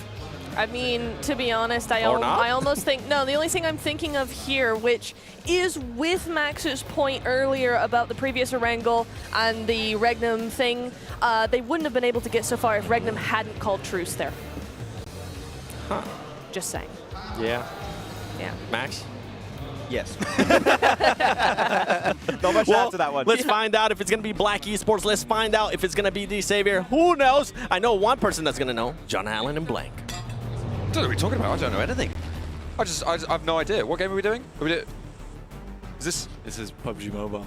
Oh, I've heard of that. Yeah, I hope so at this point. We're heading over from the western side over towards Puerto Priso via the Mar. This is a very southern playing path, dude. Pretty unbelievable, honestly. Getting very difficult to get over towards that north side. You're going to hope for a south circle here, John. Certainly would if you're not, well, unless you want to head up to La Cabrera, try and drop split around there, get some loot on board. If you want to head north, then sure. The teams are well practiced who came through the qualifiers on that southwest side. We'll see if they are able to play to their practice or if they're going to be sent further afield. Things can get crazy over in the desert. We're going to see if there's going to be another hot drop as well coming through for both R8 and LGD. That was it. There we go. Yeah, Got there in the end. Yeah, I had to run through all the replays in my mind very, very quickly there just to double check. But yeah, LGD, and the desk is right. The fact that they are in those top spots whilst still hot dropping in 3 matches out of the 4 that they've played is kind of crazy. Both R8 and LGD. Yeah, absolutely. It's a frustrating scenario, I'd imagine, coming through here. In the meantime, let's look at the circle. It heads over towards the eastern side of the map, so it's not too difficult here. It just means that we're going to be having teams somewhat crammed over towards this southern edge, and the traffic jams are going to get pretty nasty. Nobody talk about the islands. It's definitely not happening. I mean, it could do. Imagine. It could do. Imagine Ralph having to IGL that again. Yeah, that'd be rough. It would be very, very rough. All the way from the west side as well, where they're dropped. Near La Riera. So far, we have DX and LGD on top, somehow, some way. Despite all the mishaps they've been going through, they have been technically the most consistent. I think for LGD, they had a very, very good salvage game. That last match, I don't think we got to talk about it too much, but we'll talk about it now because they did start up in South George, had that hot drop between them and R8, who lose a player early here in Ida. The squad roll down, look at that. But 2 players making it to, I think it was 3rd place? Yeah, 3rd place is very, very good. Certainly nothing to be ashamed of and getting that far. Nice and profitable. First point goes over to Nongshim Red Force. They catch Ida on the rotate. They will be happy with that one to earn that point nice and early, nice and quick into the game. They had all the information they needed, and the way you guys at home can get all the information you need is on our vertical stream. That's right, our official vertical stream is now available at PUBG Mobile Esports on YouTube and TikTok. You can see player cams, you can see all the stats, you can see the map as well, which is obviously hugely beneficial for you guys at home. Our players can't see the map. That's just for you guys and making sure that you are up to date with all of the rotations, and you can have it as big as you like on our individual map feed. Whack it on those 50-inch televisions I know everybody at home has, or any other device that you so wish, over on the YouTube channel, PUBG Mobile Esports. Up towards El Azahar already. Nepex is in business, in position. They rotated extremely quickly. Black Esports able to take over the entirety of Impala, so a very nice initial drop for them. I think Nick Galaxy had stumbled slightly at the start of this game. Took quite a few shots, but they're moving up towards El Pozzo now. Had to escape the deadly clutches of DX Xavier, who seem to be harassing them almost every game. It's pretty nasty, isn't it? You don't like it. Quite mean. Vindictive? Maybe not that far. Either way, DX Xavier, Nick McGalaxy, GOAT Quality, who sent all the way up to La Cabrera, are going to have to move east at some point. Influence Rage, currently in the middle of Graveyard, do have some maybe more than noisy neighbors to deal with. You can see on top of them, they've got Hellion, named for rascally players that they are, causing havoc over in the Uzbek qualifiers. Able to come first, and havoc they will continue to inflict onto Lorazin. Barbarino finding the first there. Good stuff. And much needed with Hellion being in last place right now, 8 points tied with Nepex. Very, very difficult scenario. I think for Nepex, they definitely have better prospects on this game, considering they're starting in El Azahar. That does require them to play well throughout the rest of this match, and some of their moments have been a little lackluster, I would say, during the main event. One team that has performed very well is Goat Quality, though, going through from those prelims. Currently in 5th place. Excellent stuff, honestly. And I think they have been able to transfer their skills over because they were consistent both day 1 and day 2 in those prelims. It was really Upgrade who had that sudden upswing in terms of ability. But I would say Goat just did decently well over both days. Yeah, definitely. And they are the highest placing prelim team. We are seeing a little bit of a division between those finals confirmed teams and those prelim qualifying teams. Obviously, Goat in 5th, 4MV and Influence Rage down a little bit lower, Nongshim Red Force as well. But beyond that, it seems to be very heavily populated towards the top of the tables from these teams that had those direct qualification spots to the finals, which, you know what? We kind of expected. RA, obviously the other outlier here, in 3rd place coming through from those prelims, but it in general has been a better performance so far from the teams who have come directly into the finals. Yeah, yeah. And that's fair enough, and that is what is expected. But it's nice to see some of our prelim squads actually, you know, taking some of these strong squads to task. That's what it's all about, right? This is about uplifting, you know, new talent within the scene, and just being able to play at an equal footing at these guys is an impressive feat. Definitely, it's no mean feat to stand on that stage or sit on that stage and play to the quality that you believe yourself capable of. You just hope that you've got enough in the tank that you can last the distance. This 12-match sprint as well can be hella volatile, which means that it really can go any way. But at the moment, we're not really within striking distance of having a smash rule possibility in those early stages of tomorrow, Blank. 42 is currently where our top team sits, with 2 matches left to play today. Maybe they push towards 60s, 70s if they're lucky.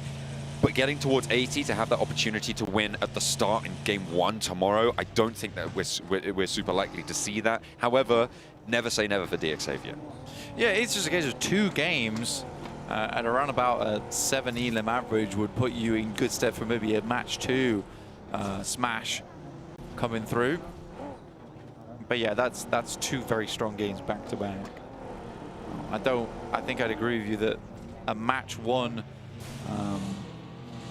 smash might be a bit more difficult. Not only would you probably need 2 chicken dinners in a row now for DXavier, but also then the match 1 chicken dinner for DXavier tomorrow in order to get that smash. But maybe towards the second half of the day, we'll have more teams starting to breach that barrier.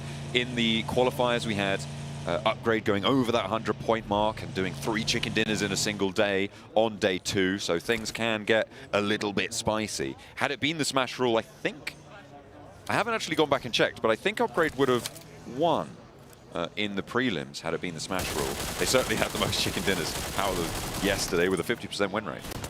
Yeah, I think they would have won. I think it actually was Go who would have won.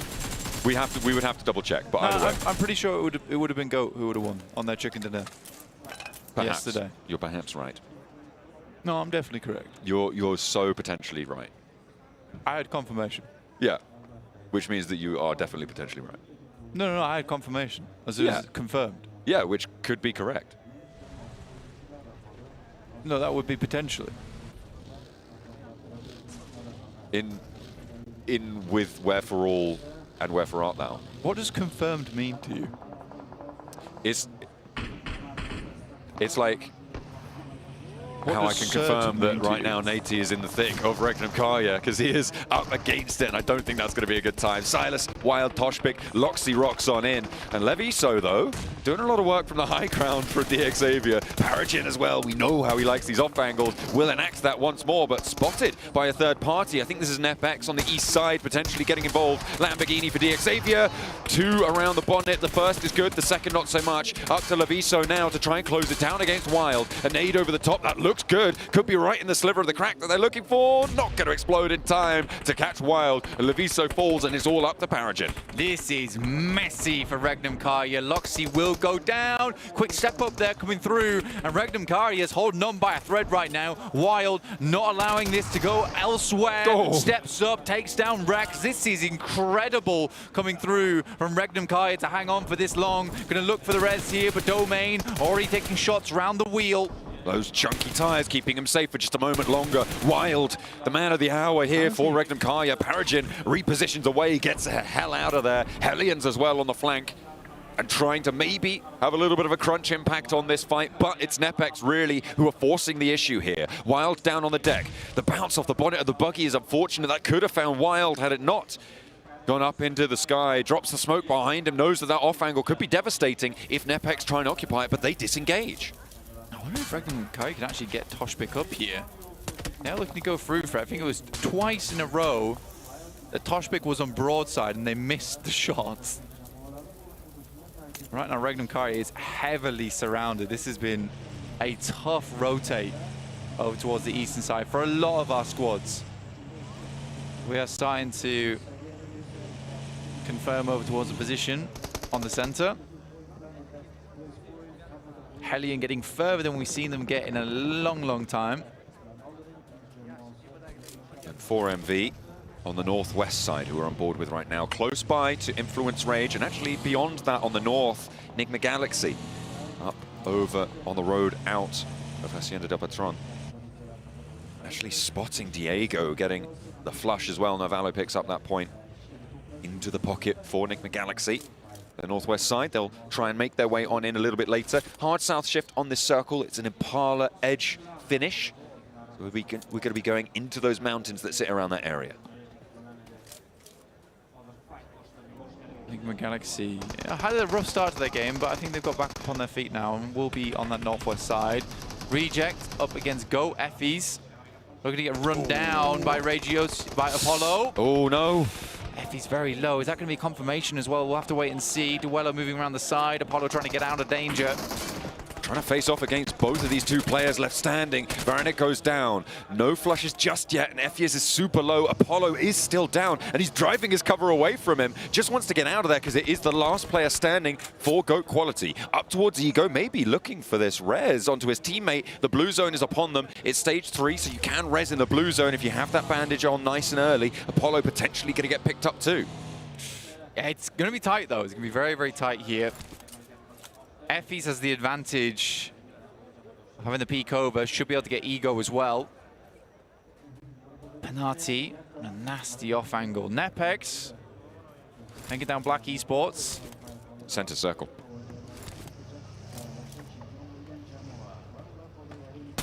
Reject, reposition, do up Divine, trying to slide under the watchful eyes of Ego, and will be able to do so for just a moment longer. Low HP for Apollo as he still has to back off in the buggy. Meds are starting to look thin on the ground now for GOAT quality. I imagine it's probably going to be a similar story for Reject on this northern side, and the disengage comes through. 3 players alive for GOAT and 4 players alive for Reject. I felt like that was a hell of a lot bloodier than that scoreline would entail. Yeah, it was a messy fight from both teams. Effie's just getting knocked out by Marth on a rolling vehicle. Do they know? Oh no. A Reject's just over the crest here. So Reject might be swinging down south. Try and deny as much sightlines as possible away from them. But R8, I think of a general idea of this. They'll hear the vehicles. Marth repositioning. He should have been spotted too. Reject just beyond that white boundary, which means that they will be in this next zone. They can afford to spend a little bit more time navigating this coastline, but trying to get ahead of the game. Reiji is going to break down early.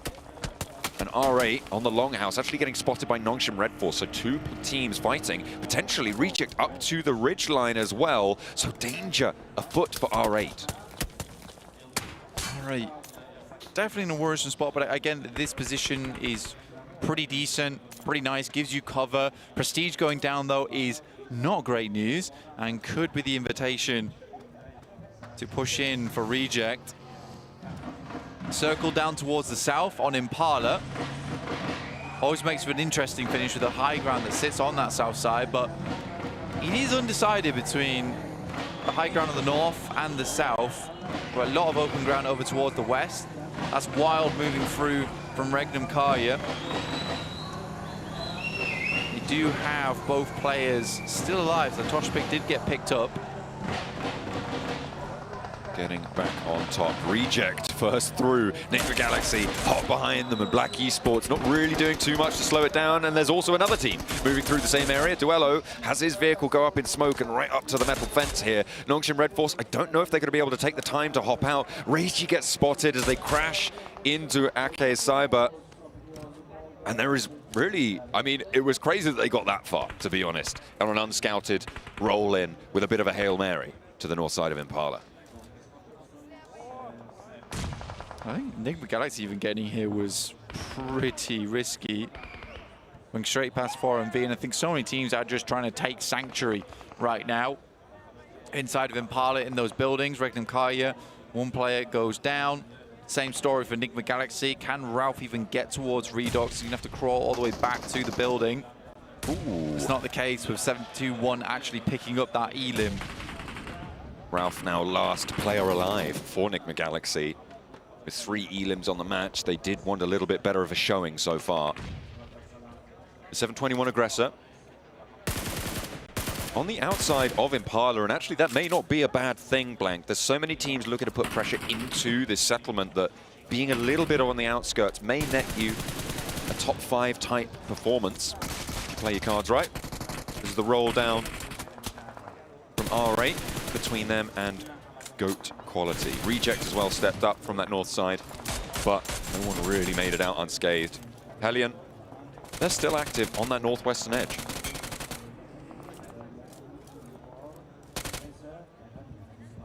To be honest with you, Hellion's position is not terrible. It's just, it's not in where we imagine this circle to go. Crossing that road has always been historically very difficult. Upgrade getting down towards that southwest though, that is definitely interesting. I think the crowd is roaring and wanting Upgrade to do a little better here in the main event. We need to see that same kind of prowess that came through from yesterday, as something just switched in the mentality for them. SK Tong getting taken down. That's over on the north side. These teams enter Impala in dribs and drabs and are playing fairly split from one another. Regnum Kaya playing as 2. You've got Enigma Galaxy as a solo. You've got Upgrade as 4, which, as you highlighted earlier on that southwest side, might have quite an impact. Reject as 2 as well. Ake Cyber currently split 2 and 2, it looks like, over the Impala Hills on that higher ground beneath LGD. But we're going up further north, Blank. And this is a fairly indecisive circle. You talked about it before, that north high ground, that south high ground, having that conversation with one another, and it still has not resolved. Yeah, it's seriously difficult now, because I think at this point in time, you can't make any clear decision. You kind of just have to gamble with your spot. I like the 721's position over on that western side, though. It has that clear delineation between both spots at the moment, and it has good sight lines out towards them. If this moves south, I think I put my money on Nongshim Red Force, because I really do like that high ground. Oftentimes it does become a terrifying spot for teams to try and aggress over towards. The only thing in my mind which would make me worry about that is the fact that Nongshim Red Force hasn't been the most fearsome team, let's say, inside the lobby. Yeah. Ooh, lovely nade up on high from Mukesh. Not really anything Duello could do about that on the replay. Black Esports taking those long-range shots. Upgrade, 4 players, holding their line and maybe thinking teams are going to be pushing them, but I don't think that's really on the cards for anyone. With LGD up on that high ground, Tian has so much oversight onto it all, as well as Nongshim Red Force. I don't think anyone can realistically successfully crash through Impala without all of those smokes being invested early, and I don't think teams are willing to do that at stage 5. Hellion sweeping out to the north, and actually 4MV trying to stay safe on the slope, but the ankle is showing. And top is toppled as Hellion find that sliver. It's good stuff from Hellion. I mean, I don't even know how they got this northeast push in the first place. It's such a difficult crossing. They've made very good use of this terrain. Azik does go down, but a nice spray from Groza will hit Dog within the smoke. And they're looking for those flushes from Groza. crawls out over the smoke, gets a little bit of info maybe, but those gunshots should be further information. And now 4MV dispatched down to 2. You can see Black Esports on the other side of that high ground, which is why they're not chiming in for the shots over towards Hellion. And it's a decent rotate for Hellion, but without Azik, they're playing on a reduced sightline capability. Zeptimus wants the challenge with Falcon, and he's doing well for it as well. Forces Falcon back around towards the rest of his team. Falcon is backed off. Circle in 40 seconds though, which is the difficult part. Zyol almost on target with that grenade, just need to be a little bit more cooked before it would have done too much damage. Black Esports on the backside, that's Aussie, Symphony, and Zeptimus, like you talked about earlier, are still rotating round. Had a lot of control over towards Impala early, so they had the pick of the litter. As teams started to filter their way in, they opted for that north side. I am very curious where this next circle goes now, because it will define the pace of the game. If it goes directly central, I think a lot of teams are going to be very unhappy with that. Hellion up to the high ground where they saw one half of 4MV, and actually they'll be taking on the other half from this location most likely. Circle going to be closing in 40 seconds. You can see it's going to push them further south, as it will 4MV as well, to be fair.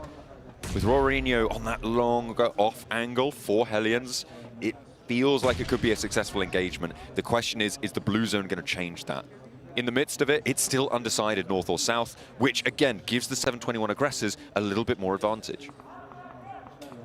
Exactly, and I think that although they're on the border of the circle, there is a lot more onus put on these teams on the south and the north side, how they want to play out these next few minutes. But super indecisive overall, this circle. It really does hurt these teams in the long run. 4MV still going though, taking down Raorino. As Reefus finds one, Falcon round the side. Zyol and Reefus locked inside this building. Groza nades his teammate. That's not a good start. Reefus hops out with the auto shotty into the smoke, but he's getting peppered, and in the meantime will not be able to find it. Hellions with 2 players now against Zyol, Falcon, and Groza. A Molotov launched on in, and that burn should be good. Zyol falls next. Hellions stay alive with 2, but they still got a way to go. Groza's burning himself. Oh no, he goes down.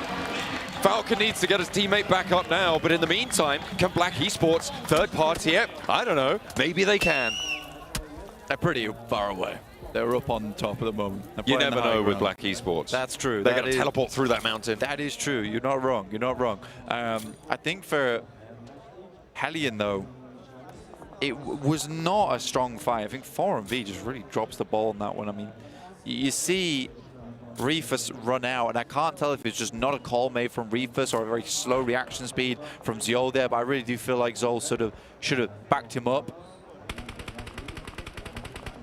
It could have been a very different story. Nepex still in this gorgeous position on the north side, full broadside over towards Black Esports, who are being pushed off this high ground now. Prestige from R8, you know, living it. Hey, there's Black Esports moving in on Hellions. Yeah. Who knew? Found the shots. That's what they were looking for. Oh, nice little jump down there. Arfuz thinking, hang on a minute. I didn't want that to happen. I don't want to let that go, but unfortunately doesn't have any choice anymore. Black Esports now regrouped out to the east. Just Groza remains for Hellions on the north. And Nepex with 4 in a commanding position on that side of it as well. Fairly isolated too compared to the rest of the teams. Yeah. This is where things get rough. Because I think there's like at least 4 teams here inside the north edge of Impala. Reject actually set themselves up quite well. I think always taking those most northern buildings is a strong idea. Gives you the ability to hold out a lot of these other teams later on. We went more central. Here's that replay. Yeah, Aussie just moved into position, spotted Falcon, then backed off, regrouped with the rest of the team. Nepex with the team to take down Hellions. The circle again shrinks dead in the middle of this thing, and the 721 aggressors again have that advantage to just stay in the flux position. LGD have to sweep out wide. They go nice and quickly, actually, out to the east edge, and they'll be playing on from the compound there. Enigma Galaxy burn out as Upgrade are able to take a little bit more of the west side of Impala.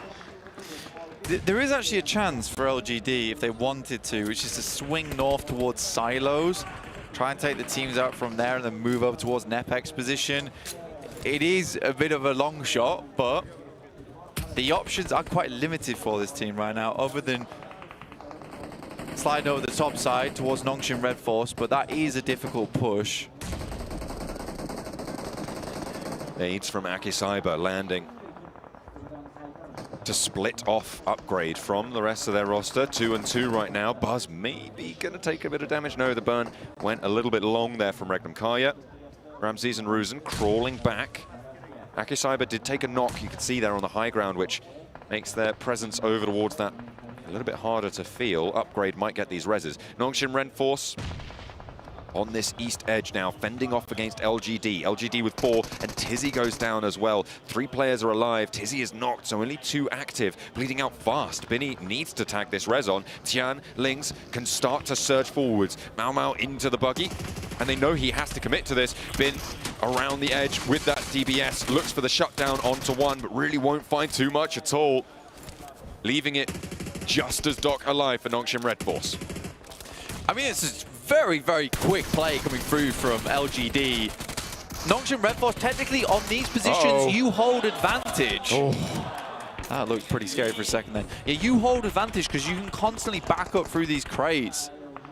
And for LGD to just kind of sweep through them like that off the initial pick is just not amazing coming through from Nongshim Red Force. Akicyber with Force to be rezzed.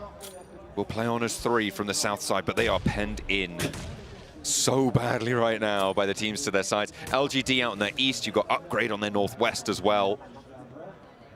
And they have to choose their fight here. LGD, 4 players alive. They have got a lot of control on their side of the road, but they have to move, Blank. They have to go further into this one, towards Reject, towards Nepex's sightlines too. Yeah, usually by this point in the game, it either shifts a little bit towards the west, in which case 7-2-1 have the advantage, or a little bit to the north, in which case Nepex have the advantage, or it shifts back down towards the south, in which case teams that can hold this top corner of Impala tend to do very well. It's still not done any of that. We're in stage 8, so after this, we're just closing straight in onto the road of all places. For Nepex, I think life is going to get very difficult soon because they're going to have to crest over the wall that sits on that side. LGD, what are you doing? They're making a streak for the center here, right up against Reject, right in the face of Nepex, and maybe they'll find something. Tian goes down first, and I think they've got 2 players forward here. Lings is there as well. Akicyber nade over towards 2 of them, a huge opener from Force. R8 fall as well. Last player to stand for Upgrade. Buzz has Zvezda sent straight towards him, and that's how you spray down an oncoming vehicle. Zvezda immediately take it down, but Buzz takes a nade to the side there. Blasts him back down a peg, potentially. A low HP position, but the first aid is already ticking up. Zvezda resable here. Force trying to isolate this fight, and Buzz repositions around the edge with the DBS. Buzz has to move in. This has to be a play of a lifetime right now. Buzz looks for 1, but it's not meant to be. Force will push him back. LGD struggling to regroup on Lings here. Nice pickup from Force there on the spray down at range on Aggressor. A nice mid-range engagement. Dips back, 3 players alive for Akicyber. The reses are coming through for LGD. They are playing as 3 right now, but another knock just sent over towards Lings. Nepex aren't going to push south of the road, so these flushes need to come from nades if they come from anywhere, or from the teams on the south. But Afu, again, just goes down, and LGD are suffering so heavily, finally put out of their misery. LGD, man. I mean, I like the play. You know, you try and play up against the slope there. Reject, though, versus Akicyber. Take down admin to start things off. For Reject, an important game to get into that top 3 to keep those point scorings up as the defending champions. And they're doing more than just that. Akicyber suffering even more damage coming their way. 7-2-1 looking to finish off Nepex on this eastern side. And that's easier said than done, but they are 4 players strong right now, Blank. Nepex have 12 elims, though. So they are Running on hot right now, and Rex with a nice. nade. Sends Spidey into a tailspin. Aggressor with a nade to answer. Will split the difference. And there's the volley of fire from Yonic as he steps out nice and prescient on the fight. Rex in the back lines and Domain pinned on in. It's up to Precious really to make this one work. First is good, second not so good. And Aggressor to bite back, and the 721 Aggressors now can start to channel over towards this south edge, but the zone closes to the road. Apollo there, Zvezda there, but do they have the sideline to control it? I just don't think so. Another team falls down, that's Aki Cyber. 3 players alive, and now it's all up to Apollo for reject. Gets the res onto Divine, so 2 players in the back lines. The blue zone is upon them, and it's all but done. The 721 Aggressors hold in the midst of it. And to tumultuous applause, find the chicken dinner. I mean, it was a long time coming, right? That was a very, very slow game. Purely because of the circle. That sort of main stage was the circle itself. But for 721, they do a good job. They delay as much as possible. Nepex almost really hurts them there with a great grenade round the back, but it's Yonic who really seals the deal because he gets enough chip damage on most of the players there from Nepex so that they can't exactly continue the push, and I think they were lacking on utility. Either way, I think Reject also going to be very happy with that one, getting a second place off that positioning after losing so many players early on in the match. Really good stuff in terms of their point standings. Fantastic result for Nepex, over doubling their current points total on just that match blank. They had a great record there, but couldn't quite get past the 721 Aggressors, who just waited out the storm in their side of the road, in their little quadrant that they held down for so long, and they got a decent profit for it as well. So for the 721 Aggressors, they're looking to keep the Uzbek fans happy here in Tashkent. Yeah, as up-and-comers, I think the 721 Aggressors have a lot of potential. I think they might need to just change their name to the 721 though at some point with Aggressor playing on the team. But, you know, either way, great stuff from them. Really, really pleased with that game. They chose a good spot, but I don't think they over-egged the pudding either, right? They could have pushed a lot further. They could have maybe taken a couple of knocks here and there, which would have hurt them in the long run. They knew that they had to just keep their position solid and not show too much weakness or allow any openings to come through, and I think they did that quite well. I liked LGD in that game as well. I think their position overlooking Impala was capitalized on. I think they did well to move around to the east side. Obviously, it's just really difficult to make anything happen there. Yeah. The only thing I will criticize them for, and I could see you kind of thinking this in your head, is that push up to the roadside. There may have been better options, but in reality, I do think that is... It's just rough. That is kind of your... Looking back on it, it's kind of your own the option, really. We're going to head over to the stage for a quick interview with Mukesh from Nepex. Welcome back to the main stage. I've got Mukesh here from Nepex Esports. Some crucial points secured in that match for sure. But, you know, I feel like it was just an unlucky ending. It appeared that you got yourselves into a difficult position. What happened? के भएको भन्दा खासमा अब हगेकै हो किन राख्नु अब chicken Khan सकिन्थ्यो तर हग्या हो भन्छु म I'm sorry for that. To be honest, we would say we choked that game. Our goal was to get a chicken dinner so we could get a better run, but it didn't go as we think. Okay, no, that's a fair point. Now, I think that one of the things to notice as well is you've been competing on this stage against different teams. Now that these other teams have joined the lobby, what's been the biggest change in game? Have you noticed a change, like maybe a change of speed, or, you know, has things just been different in game? First of all, हामीले drop location पनि change गरेको छ like हामीले त्यो जसरी पहिला खेल्छौँ त्यसरी चाहिँ खेलिरहेको छैनौँ त्यही भएर हल्का अब गाह्रो पनि भइरहेको छ बिकज इट्स अ ग्लोबल लबी अब बेस्ट वर्ल्डकै बेस्ट टिमहरू सबै आएर खेलिरहेको छन् सो एडेप्ट गर्न अलिकति गाह्रो भइरहेछ तर यो गेम अलिकति बुस्टर जस्तै भयो हाम्रो लागि First of all, we had to change drops because of the professional team. They were coming under our drop. And because of that, it was a little bit hard for us to adopt the new drop. And it was hard for us to rotate as well as and play as we used to did. And because of that, it's getting really hard. Yes. I guess that's one of the things, like, to really succeed on this stage, you have to be really quick at adapting to this in-game. But you know what? You guys have been really impressive so far. We hope you get that chicken dinner before the end of the day. And there's only one game remaining on Miramar, so best of luck in that. Thank you, Mukesh, for joining us here in this interview. But for now, let's head back over to the analysts to break things down for our final map of the day. They got so close to being able to get that chicken there, but I mean, ultimately, it didn't end up working out. It did end up happening to the 7-1 aggressors, which, Max, I'm going to be honest, I agree with what the casters were saying.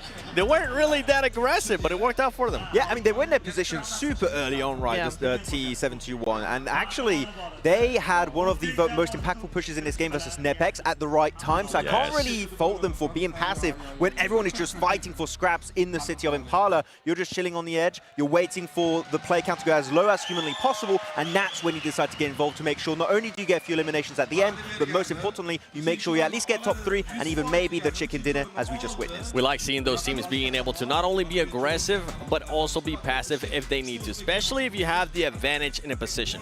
Yeah, absolutely. I feel like there were several teams who had that advantage, like we were just saying, right? I mean, LGD, for one, had a massive advantage. Black Esports as well, up on those high ground positions. It was very, very nice from them. We also saw NepX have a similar thing, but we'll get into that later. But it was very, very similar for a lot of teams. And the fraggers coming into this, the top players, I mean, you are going to have our #1 is going to be actually Aggressor. It's all in name. But the rest of them are all from teams that were kind of just waiting. Yeah, actually, just for Aggressor, I like how he gets 5 elims, 0 knocks. He's just like, all of the elimination points for me. I love those, I love those. But yeah, Nepex, we do get then Rex and Domain. I feel like, in a way, when we look at how this game played out in the mid to late game transitions, a lot of the teams come in from the northern side. Nepex kind of took care of all the threats that could have been an issue for the 7-2-1 Aggressor. They're like, we are protecting your position. And then once they did their job, they're like, we don't need you anymore. Get out of here. Get back to the lobby. And actually just claim that position on the ridge that we'll talk about in a few minutes with the telestration segment. But I do think the Nepex did a lot of the heavy lifting this game. They just didn't get the reward at the end with that chicken dinner. We heard it from the players, right? They felt like they choked that one, but we'll see what can happen. You know what? You were talking about wanting to do a telestration, wanting to talk about terrain, wanting to talk about the 7-2-1. Max, take it away. It's happening now. No, actually, I really want to talk about this game and how it played out earlier on, because we had a very unusual circle. Circles that end on rivers or roads, it happens quite commonly around Ipchira, but what would you have happening quite rarely is actually a road trifecta. You have 3 roads intersecting in the middle of the map, creating pretty much 3 play zones entirely for these teams to play, turning the entire match pretty much in like 3 mini battle royales, weirdly enough. Only 1 or 2 teams will come out alive of their own respective play, but one part of this terrain is very interesting, which actually is the northern side of this road. What this position actually allows is actually pretty much a ridge, is allowing you to have a defensive position against those southern teams. The moment we see this terrain come up, we just know this fight of the 7-2-1 aggressors versus Nepex is going to be so important, because whoever wins this fight, off the back of this fight, we'll be able to apply pressure on the team in the 2 other zones separated by the road, which we saw once they eliminate the northern side, they go for the push, get the engage onto reject, and end up taking the chicken dinner. The terrain knowledge of the 7-2-1 aggressors was 10 out of 10, and it's great to see them be passive when back in the prelims in Ipchira, they tended to be a little bit overly aggressive. Absolutely, and we heard Nepex rather on the stage just there going, we were wanting that win, and you could see why, because they were in a very, very similar position to T721, right? If they had won that fight, they would have been in the exact same position you just mentioned, able to cross that road and get that win, but it just didn't work out for them, and it is going to be T721 to get that. It's good to see there on the first page. I'm happy to see Helion. This team has been needing those points. We saw them go up against 4MB. They knocked 2 players, and then they continue it up and fully eliminated them. Yeah, they absolutely did. It was very, very nice to see another team stepping up, though. Goodness me, it's going to be LGD. I mean, they have been the silent pole position here for, I guess, a while. I mean, it's only 1 point, right? It's only 1 point. But LGD managed to get top of the leaderboard without any chicken dinners, as do Xavier.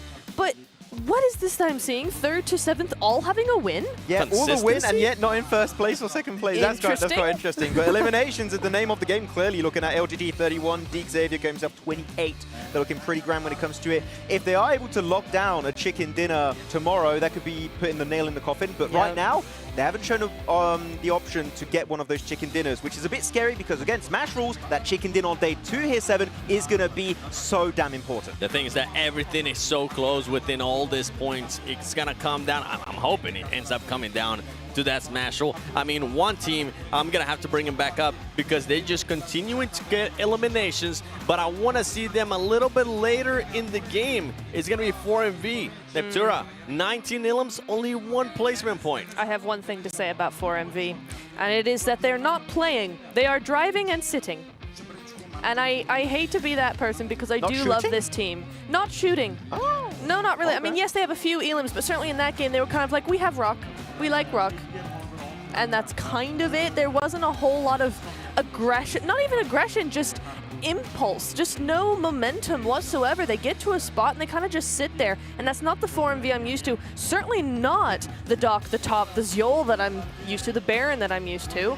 I need to see them do some more here. I do agree. It's definitely not the 4MV that we know and that we expected to see going into this. There's one thing that I want to be very critical about, and that was my biggest fear after this big roster change that we just witnessed, is that the team play was not going to be there. And as of right now, we're seeing like some duos split all over the place. We're not seeing like any angles or like information being given between the 2 teams. Like one duo will not have vision on the other duo to assist. That's what scared me. And as of right now, my fears are kind of being confirmed with the start of the day. Yeah. It's something that can happen. I believe you ended up mentioning that at the beginning of the day as well. But after 5 matches, we are going to end up heading towards that final Miramar. Max, you called them out earlier, LGD. They were sitting on a good position for the longest time, but it seems like they ended up struggling just being able to regroup. It's quite unfortunate because I just mentioned in the telestration segment, there was this road trifecta finish, which is quite rare. Every single part divided by the road had buildings or had a really good ridge for the 7-2-1 aggressors. They were able to win off the back of that. The angle that was held by Nongshim Red Force and, of course, LGD, there was nothing. It was just flat terrain, extremely nadeable dips or like sheds. So because of that, I think they just had a very unfortunate situation they found themselves in, because that cross, even if you attempt it here in Iptura, chances are you're not going to win it. And even if you do, you have, what, 1 player, 2 players, very low resources, it's not going to happen. Yeah, it's really not. We're LGD, right? That's who we're on about here. Yeah. Yeah, I mean, I like that they used their momentum after the Nongshim elimination to just go for it, but unfortunately, like you said, just not enough cover. We'll have to wait and see if they can maybe get the win as we're going to be heading towards the final Miramar of day 1 main event. Blank, Jen Allen, you guys got this. Oh, we do. It's MIRA. NAR. Miramar for the last time today. Match 6. I definitely spelled it right. I checked as I went. Thank you very much, Seven. You said N. I don't think I... Look. Yeah. Okay. Miramar. Miramar. It's time for Miramar. now. The last map here today of the PMGO for the first day. Now it's we John sit... Allen. Jom, yeah, that's right. LGD sit atop the pile right now with 44 points. A fair stretch away from the Smash rule boundary of 80 blank. DXavier behind that 43, and 1 more step below that is the aggressor 27. 721 rather. Don't know where 27 came from. 721 on 42 points. Yeah, it's quite far off right now. So, I mean, they still have 1 more game, and I think for LGD as well as DXavier, they kind of want to push the boat out here for the 721. I am utterly blown away by this team. The fact that they're up-and-comers, they've made it this far. I think the Uzbekistan fans can be very proud of this squad.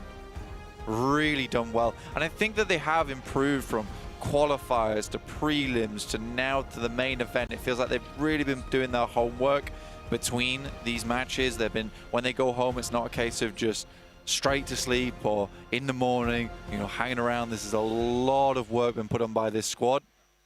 Definitely is. I mean, there are some stand-up performances time and time again from these guys. Butcher, MVP from previous stages, doing a lot of work, but every single player on this roster has had their moment to shine, and I think it's really interesting to see how that has developed on the stage in front of us. And so we'll question only if they can do it again in the future, because right now, no matter what, really, their performance has been impressive.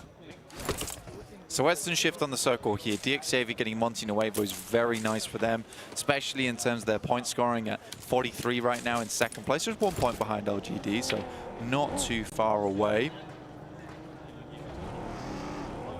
Max and Seven popping off with the high fives there over on the side of our desk. I actually thought something got snapped. It was that loud. It was crisp and clean. much like our teams are hoping to play. DX Xavier on that west side of Monte Nuevo. Are they going to pull the Black Esports and go down to La Riera? You have to find out. We'll have to wait and see. Absolutely. For Monte Nuevo, pretty good central position for them, though. A lot of teams not opting to go too far out towards that eastern side, keeping themselves pretty close towards the circle. 721 not having too much difficulty, and I think it does help them here on Miramar that starting down towards here in Chumacera, they don't have a huge amount of teams around them. Most other squads are sat in their starting positions, looting, not harassing them too much. Aki Cyber down towards Via de Mar, which is an interesting spot to start, but it works. Certainly in this scenario, right, you have access to the south side of those two long ridge lines that stretch south from La Riera. And do have your choice to go up that western road, should you want to, and try and play for those rotational situations. Behind them will most likely be LGD, though, who want to have access there. I think for now, LGD are going to break over towards Puerto Paraíso, get looted and turn back around. But we'll have to wait and see where they try and re-engage on the circle to try and defend their top spot. It's a long rotate for them. It's a very, very long rotate for them. I imagine what they'll do is try and get as much as possible from these buildings as they pass, and maybe switch back. If it's looking pretty dire, they might just make the whole journey, but we'll see. La Cobreria held up by Goat.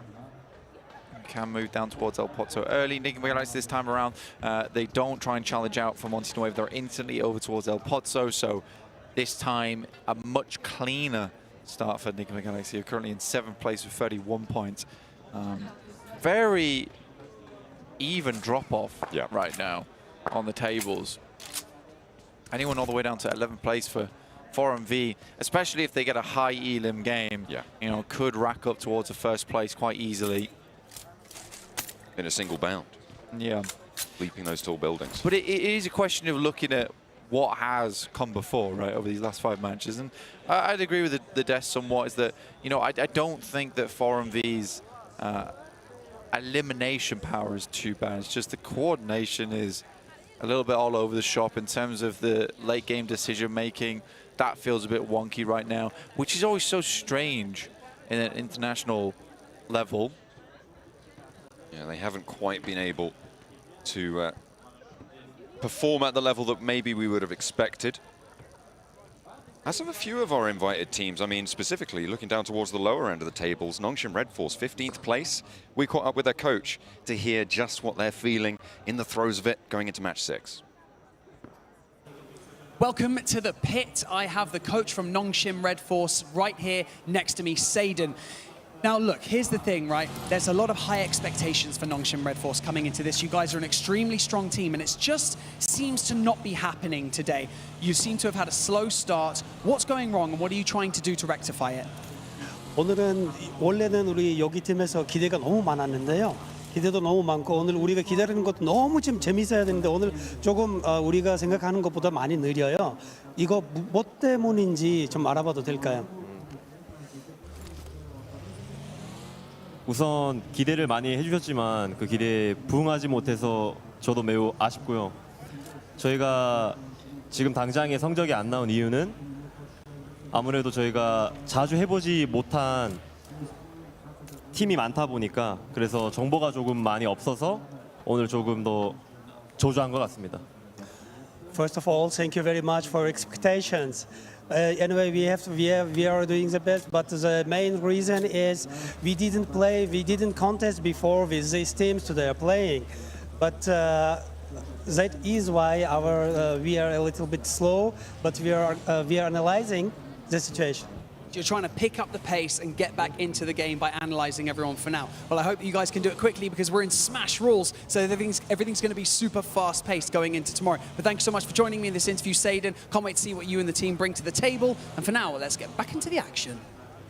I mean, Barney's right. It does need to be faster pace, and as good as it is that you have the attitude of we're analysing, I think into match 6, for my money, it's kind of not good enough to say, oh, you know, we're analysing the situation, we weren't playing against these teams before. You had the opportunity to be watching them the entire time. There's been live broadcasts. We've been here, live broadcasting it for them. So as much as, you know, I respect the quality of player there, I'm not sure about the idea that, oh, we're just not warm.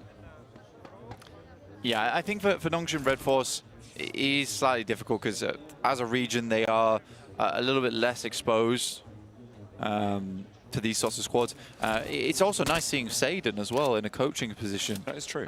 Prolific player in his own right. Yeah, definitely. Again, you can analyze, but we'll put it this way, is that PUBG Mobile isn't always about first place. It's nice, and we celebrate it a lot because it's an achievement, especially here at PMGO. But even just getting into the top 5, that's a good statistic to have for yourself. Not the ideal thing, but PUBG Mobile can be so many times an RNG-based game that you're just wanting to average out towards that top side of the lobby, into that top 5. And I think Nongshim Red Force could even that out going into tomorrow. I think it's unlikely that we see a Nongshim Red Force win.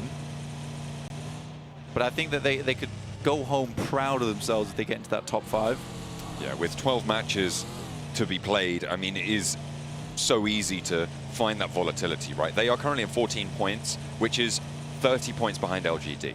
That gap can be closed in 2 matches if you have a good game, right? If you have a little bit of a string of performances going into tomorrow. So definitely not insurmountable, but difficult, because LGD seem to be playing pretty well as well. So that gap may just accelerate away from you. Circle pops blank. It centers up just southeast of Montenuevo. So DXavier, again, fairly happy with this. And Regnum Karya, pretty chuffed. Hey, Regnum Karya getting into a nice central position. I think Regnum Karya has been very good at finding the small alleyways to success in these maps. Very good at analyzing the pace of the game. Nice attacks. Taking shots. Yeah, that's causing some serious issues out in the open. Divine, look at the ammo he's got in the back pocket as well. I think it was almost up to 400 there on the 5.56. Spraying down with the M4. Going to lose plenty of volleys that way. I wonder if he had a Mini 14 in the back pocket as well, potentially. Explaining the surplus. Reject, they've been taking shots out towards GOAT quality for a while, but no knocks to be found. Just a couple of shredded health bars across the board. Reiji will face, and yeah, GOAT quality, they just don't want to engage on this, and rightly so. You just want to get to some cover, and they're fairly central in the circle in this spot as well. Yeah, it's actually, I think a lot of teams don't mind this type of position on the map as well, because there are a lot of areas to play. There's a lot of ups and downs in terms of the terrain too, so you can deny sightlines that way and keep yourself fairly safe. For DXavier, they're trying to find some of these high grounds as well, just for scouting purposes, because they were so central at the start. Having a good read on where most of the teams are is nice. They do continue to cause problems with Enigma Galaxy, no matter where they are, El Pozzo or down towards the south. Ralph down and out, and First Blood goes over to Aggressor from the 7. Goodness me, I keep saying 27. The 7-2-1 Aggressors. They will be able to pick up that first point and continue their charge towards the top. Losing the tiebreaker as it stands with DXavier. A couple more placement points on board for DXavier, I believe. But they're still yet to chase towards LGD. 1 point further, and they may have it. Well, towards that northeast side, Nongshim Red Force, we talked about them a little bit earlier. They're currently very close to upgrade, and R8's making their way in, who've fallen off a little bit, but not too much. Currently in 4th place with 37 points. I think they're still rather pleased with that result. Not far off at all. 7 points total to get towards that first place. Those shots over to Ralph from Aggressor. Pretty tight. Ooh, over towards Montenuevo, huh? GOAT quality, DXavier, Reject as well, up on that north side. Going to be quite happy with this. This west side hill situation, especially on the southwest side of it, with Enigma Galaxy, with Ake Cyber, I think, is there, with LGD on the outskirts, which, if you guys are watching the map feed available on YouTube, you would know that they are sweeping late in from Valle de Mar up towards La Riera. That could potentially get very, very dangerous very, very quickly.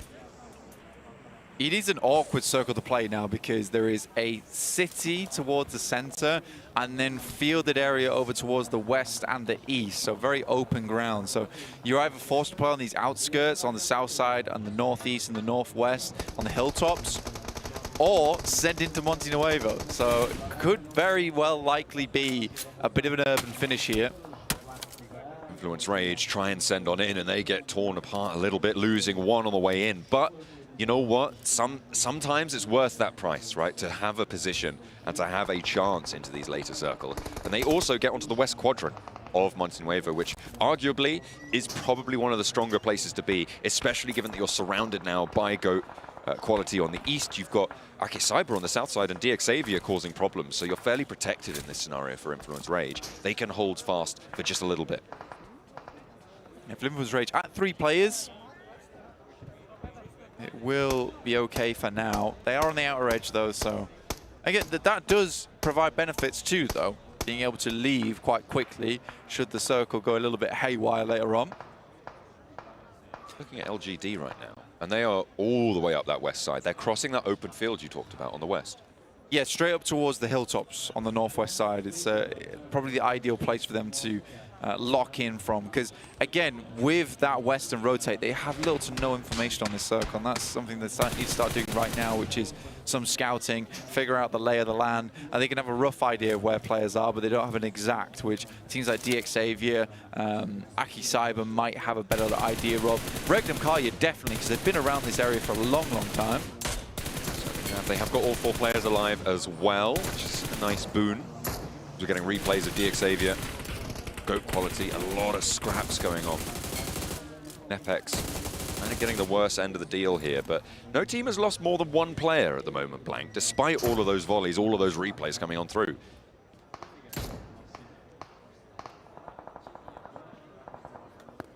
South side. For this stage 4 to come through, 14 seconds away.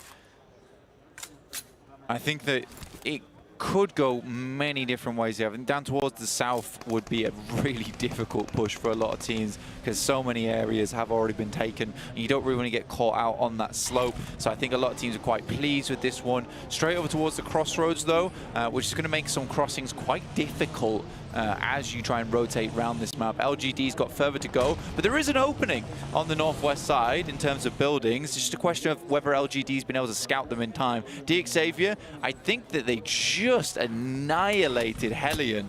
Yeah, I think you might be right there, Blank. 4 elims in first place now.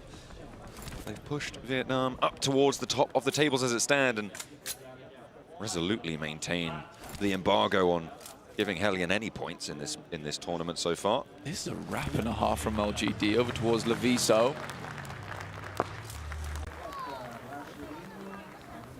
Get the Grammy for rap album of the year right there. Yeah, and I mean, Leviso immediately starts moving back over towards that north side.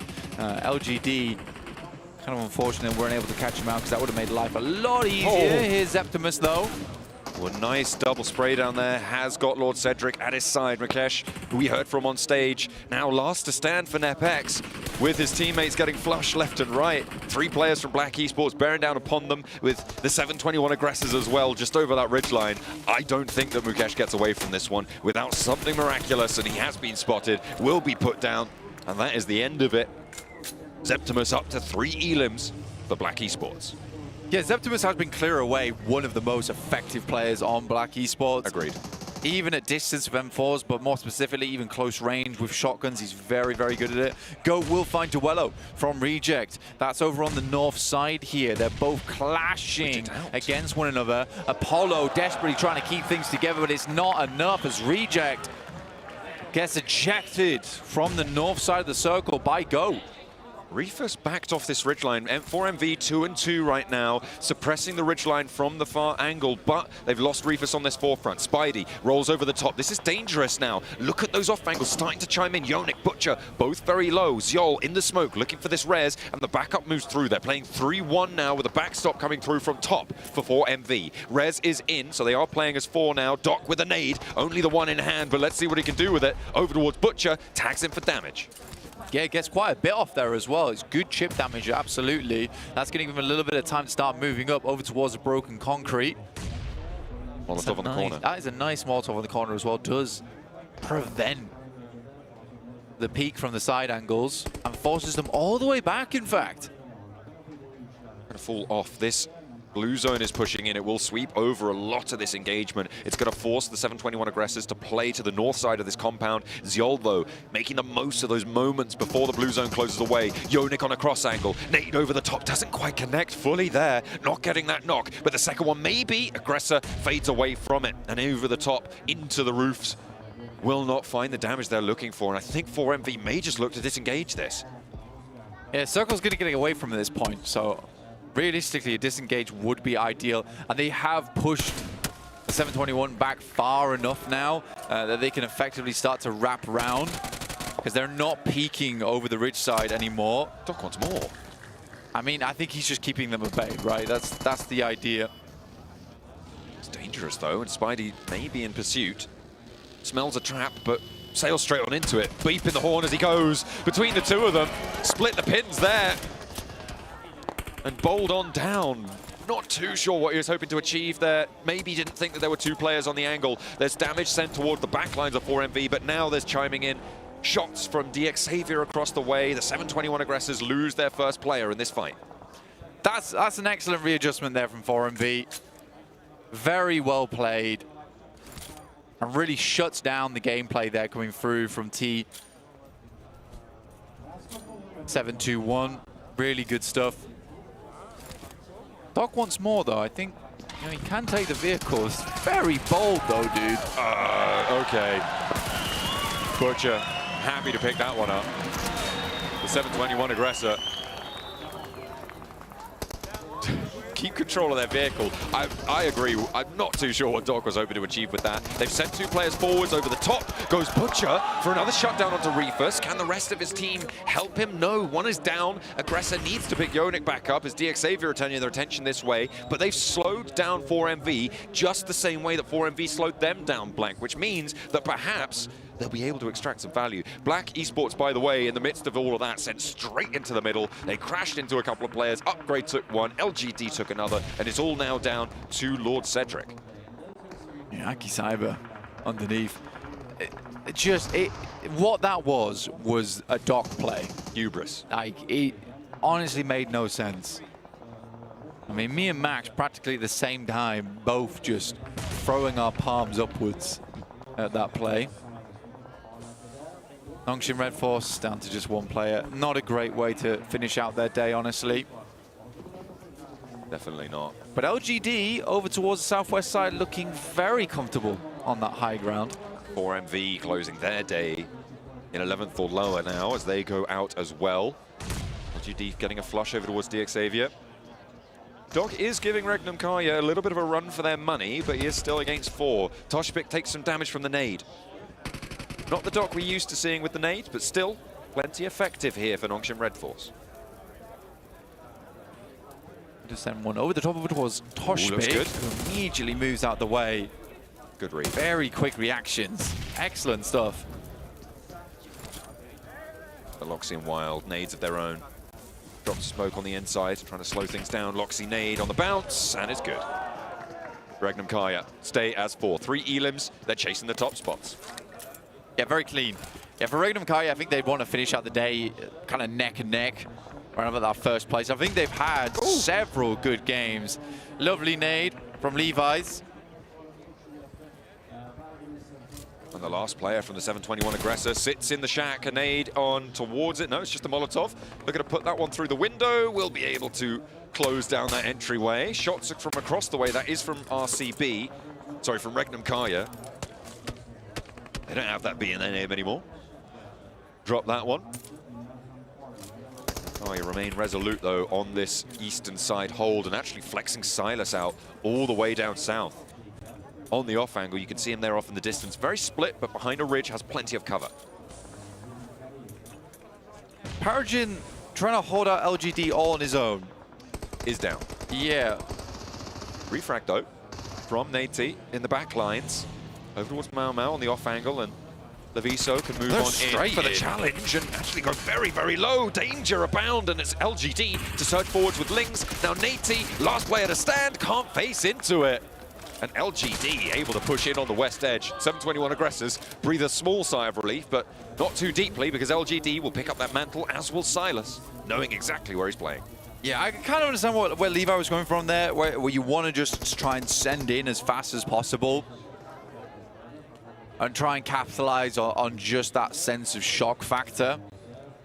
But for LGD, it's a quick turnaround. So they've rotated down towards that south side. I mean, they were playing the hilltop on the west. I respect they've got away from it early. Too many teams sit up there for too long. Silas, the vehicle almost goes up in smoke there. But he gets ahead of the curve now, and Aggressor goes down immediately. Hops out, bang, bang, job done. Stop shooting the car. Beautiful stuff. Scratching the paintwork, mate. Can't be having that. He'll send you the invoice. He's having on a bad spot. I wonder how this is going to play out, because it does feel like more and more this is pushing away from that northwest side, and Regnum Kaya could have a very strong game off the back of this, but we are cutting sightlines in half right now between the road and the northwest, and I think Regnum Kaya and LGD is something that's going to have to conclude. Tarmac rivers running through the center of the circle, splitting up these areas, and through all of this, Blank, kind of quietly, Go Quality have got 8 elims out of this match, and they're on the north side, a fairly decent 2-2 split. See if they can continue. Meanwhile, on the south edge, it is LGD, who are now in top spot, looking to try and defend it against Regnum Kaya, actually, who are just behind, 8 points behind, in fact, and Belmar spotted by Wild, adding to their point tally. I think that's the first time I've seen hovercraft and esports on Miramar. That is true. Where did that come from? Very nice for getting over Miramar terrain. They looted over in Puerto Parisa, if you remember, early in the game. They actually flexed all the way out there very, very early. So they've taken this with them the whole time. It's a good luck chunk. Regnum Kai continuing to move up over towards that north side. I think they've done their job now. Cutting LGD down to 3 is quite significant. It does make their pushing power back over towards that eastern side, where Regnum Kai really want to control much better. Troshpik, though, getting taken out on a very, very long-range spray. There's potential to pick him up, but he is far. I don't think they're going to be able to do that convincingly, no matter what. Well, there is a smoke being launched out there, so a fast deployment on that could potentially be a nice little rescue mission. I didn't expect them to be able to go for it here, but maybe Loxy has the presence he needs to allow Wild on in, and actually, yeah, there's the res. Yeah, it's the really nice thing about having M79 now in esports mode is that if you want to have quick smokes one after another, because they bloom instantaneously too, no waiting for them to pop. Silas's position here is on a clock, but right now LGD can't do much whilst it's established. 20 seconds before the zone closes, and he's going to have to start thinking about leaving, but for now, he's providing a lot of safety to the teams over this ridgeline. Lings wants to step forwards, does so, half HP though. And in the meantime, Upgrade are just biding their time, waiting for the opportune moment to strike. 2 players alive for them, Buzz and Molodoy just over that ridgeline. Regnum Kaya have managed to spot the nade over towards Lings and launch another one over the top. Loxy locks in on his position and will blast him away. Not really going to be able to go for this res. LGD playing as 2. Tian and Afu. Afu goes down first. Tian now last to stand as Regnum Kaya handily deal with this position. Silas on this off angle, so pivotal. Tian in and out of the vehicle, into another one. Maybe he's giving them the fancy feet, giving them the runaround, but it's not going to matter. Where are they getting lit up from, though? Who's that chiming into the fight? I think it's Nick McGalaxy on the west. Redox finding those shots and Molodoy trying to assist on that one. Buzz was shut down fairly quickly there. Comes through from Go Quality. Now Valo wanting to send another one over the top. But I think Regnum Kai should be able to get these players back up again. Really good play from Silas, though, on distance, because essentially the only job he had to do there was literally just pass information back and ping out players so they could get efficient grenades over the top and not have to waste too many. Let's see how this plays out on the western side as we get through to stage 8 next, then we close this one down for the day. I mean, for Nick Galaxy, they might be 2 players, but they do have 2 options, right? Both sides of the road, the only team to actually be split over it. And it is such an open ground, and now AKE Cyber will be in a command position over this western edge, force all these other teams to fight for their amusement beneath them. But they want the points too, Blank. They're in 8th place right now, within striking distance towards the top of the tables, but Rhythmic keep racking up these points. Rhythmic Galaxy lose their south side outpost, and now they're the only team on the south of this road. This is insane. Regnum Kaya could have a massive jump up here. They've got 12 eliminations this game. It's huge. And also their only team right now on the eastern side who can just blast all these squads trying to exit from Monte Nuevo. This is an excellent opportunity to rack up some massive points and set themselves up crazily well for a smash tomorrow. They would just love to. It would be top of their list of things to do on Sunday. Crack on, get a smash in. What do they want to do on a Sunday? Get a smash in. That's right. That's right. They're on 48 points right now. 80 points is the barrier. Currently, the closest is LGD on 50, but the placement points haven't been added for Regnum Kaya yet, because we don't know how many they're going to get. They can get over closer and closer to 80. They're going to have a good time. You can see how evenly split the damage they've been able to do as well is on this roster. There is a thought here for Regnum Kaya, because they've got 4 players right now. They want to start stealing eliminations, which means they need to get a little bit aggressive on this one. Try and extract as much value as possible, because they know that they've gone very far here. They already find Ida. That's Toshpik picking that one up. That's a potential of 2 elims on that southwest side available to them. Look at that ridge, though, on the other side of the road. If this fight on this side concludes with Ake Cyber, with GOAT Quality, with R8, they can start to think about going there, but until 2 of those teams have gone down, they just can't make that break. All the while, Regnum Kaya are taking shots on the broadside. This is stage 9. It closes central and it closes on the other side of the road now. And you can see there, they're starting to pick up these points. Marth trying to break across, will be spotted by Silas, but not quite shut down there, unfortunately. Not going to be able to land the shot. Silas not going to have that one beat. GOAT Quality making the smoke train march across the open and actually getting to some ridge lines. They are in nade range, but Silas has to send these nades over 4 nades. Thick and fast. He has a lot in the pocket to make this one happen. But he is getting bombarded himself. Huge. Massive. But again, they can't let these eliminations get stolen away from them, because Aki Cyber's picking them up from the backside. Admin finds Wild. That's a massive amount of damage done over towards Regnum Kaya. Toshpik's down, Wild's down. Loxy looking for the res. Silas trying to hold his nerve against the push from GOAT Quality, and is able to do so. Effius stuck on the back line here, as Aki Cyber really the only team that can have a say. You've got Effius actually already across, but trying to just stay alive in this corner. The blue zone will push him on out. I think you just go down to the blue zone, try and survive for as long as possible, maybe find a second place, and they will be afforded it. 15 eliminations seen. Come on, Silas. Silas won't find a sliver of it. The play zone claims the final blow, but it is RC to be able to find the final chicken dinner on the day. 15 elims, 25 points to close down the day. A massive turn up for them. One step closer to getting that smash. I'm pretty sure that sits around about 61 points by the end of that, which is a fantastic result going into tomorrow. One big game, and they get to that 80-point threshold, which is massive for them. Denied the opportunity at a global title by 1 point back in London at PMGC. They're looking to try and go out all guns blazing here at PMGO. Maybe a redemption arc on the cards, as they will close down day 1 in first place. The question is maintenance, or will they get smashed from that top spot?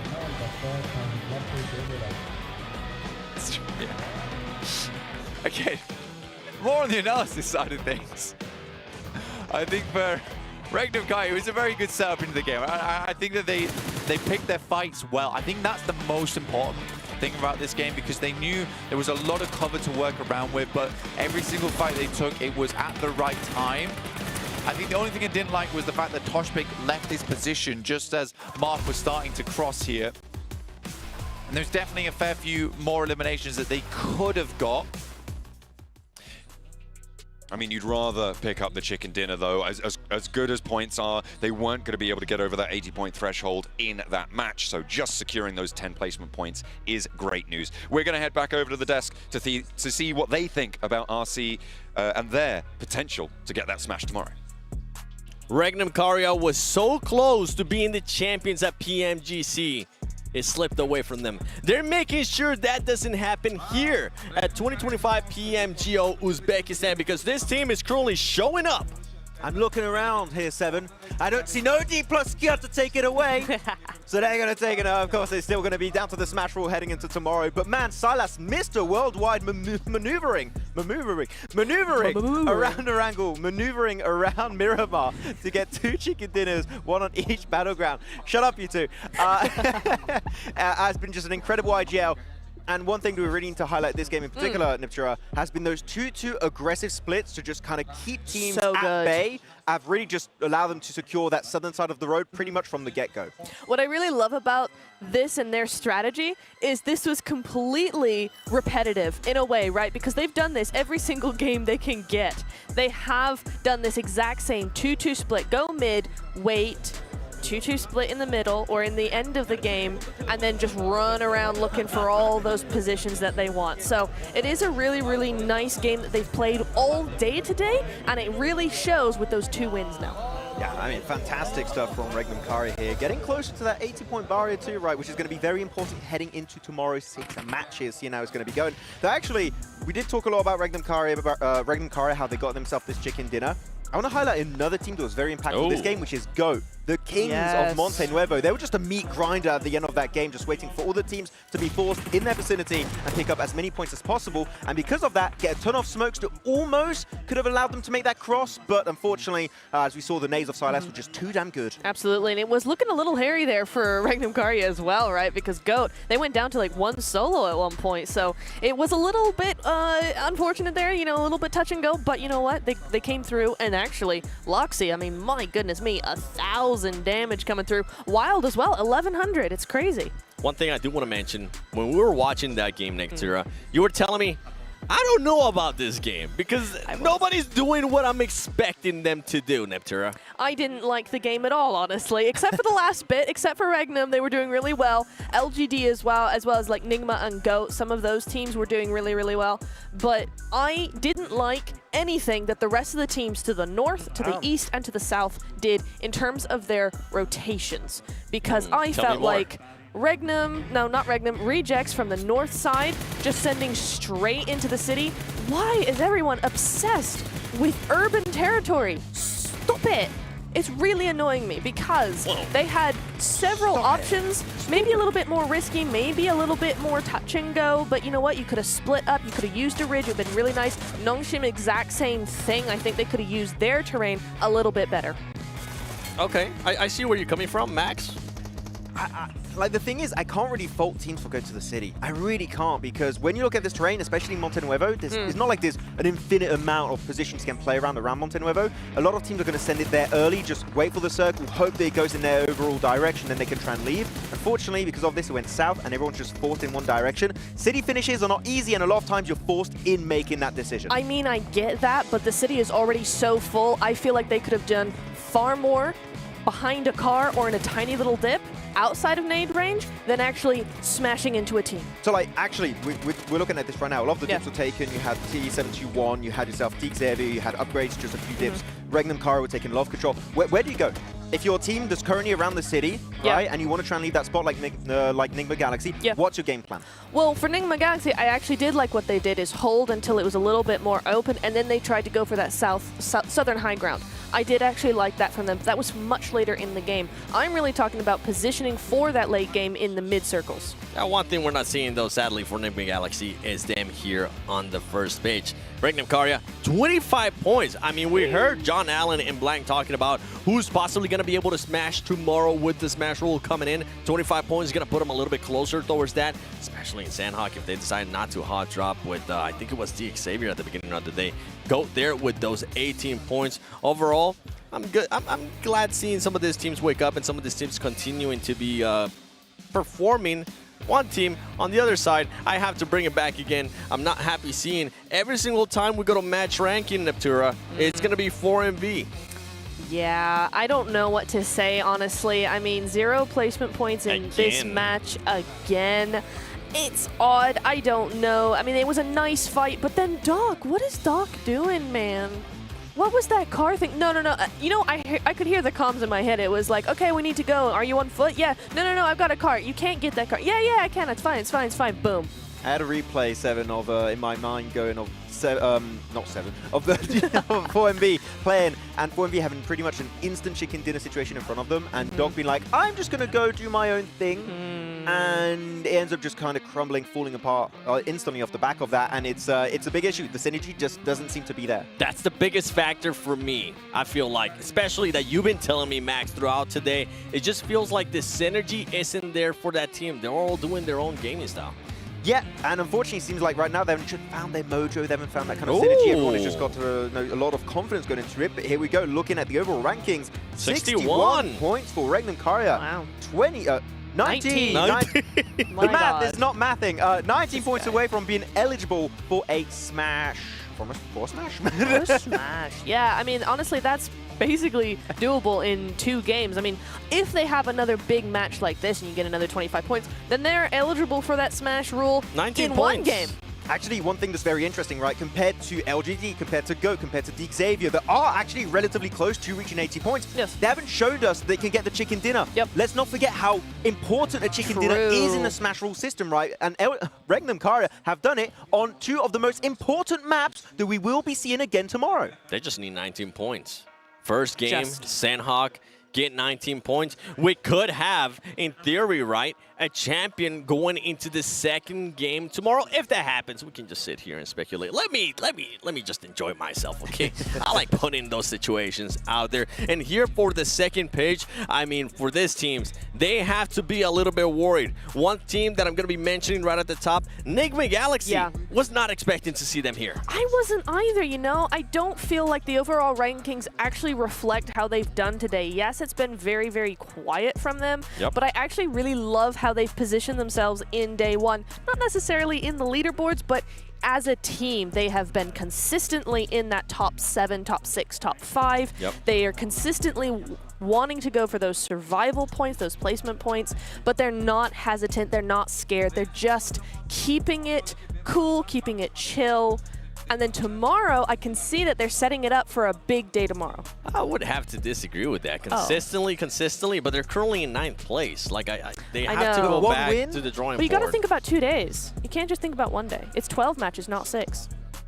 For me, 1 win is similar to Iker from we saw in the prelims. Like, you get that 1 win, and we didn't see much of that. Like, sure, consistent when it comes to a few eliminations here and there. Like, sure, of course. But let's not forget, you got to reach the 80 points. And as of right now, they're really far away from reaching the 80 points. If you just double their points, they wouldn't even get there, realistically. That's true, yeah. So you got to keep in mind that that 80-point limit is so damn important for this format. Well, for everybody wondering what the Smash rule is, in case you were tuning in after the intro, this is exactly what it is. The first team or any team that reaches 80 points and wins the next map will become the next champion.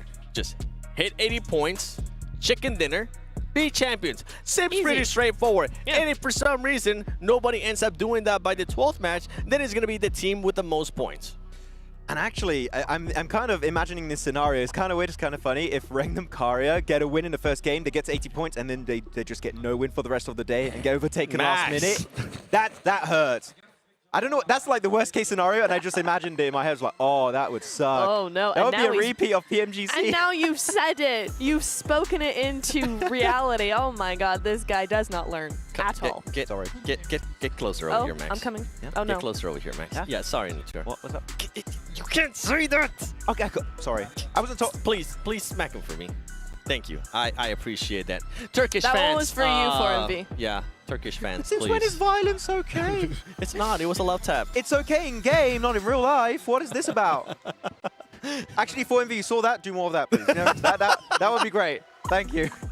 As we're going to be going for the MVP of the day. Oh, wow. Gold quality. 11 eliminations. One player, too, that also had 11 eliminations I saw at one point was Marth. Yeah. Which is surprising because the only time we ever saw Marth was when he was either missing or getting knocked. Well, it was the wow. It was the first game. Slow down. Nah, I haven't forgotten. I thought I was that Sanhok. toxic. Marth, don't come for me. Please, I love you. Please. You're hitting me, you're talking smack about my boy Marth. What can I say? I've learned from the best. Who? You both. Oh, makes sense. Okay, I get that. It's a compliment.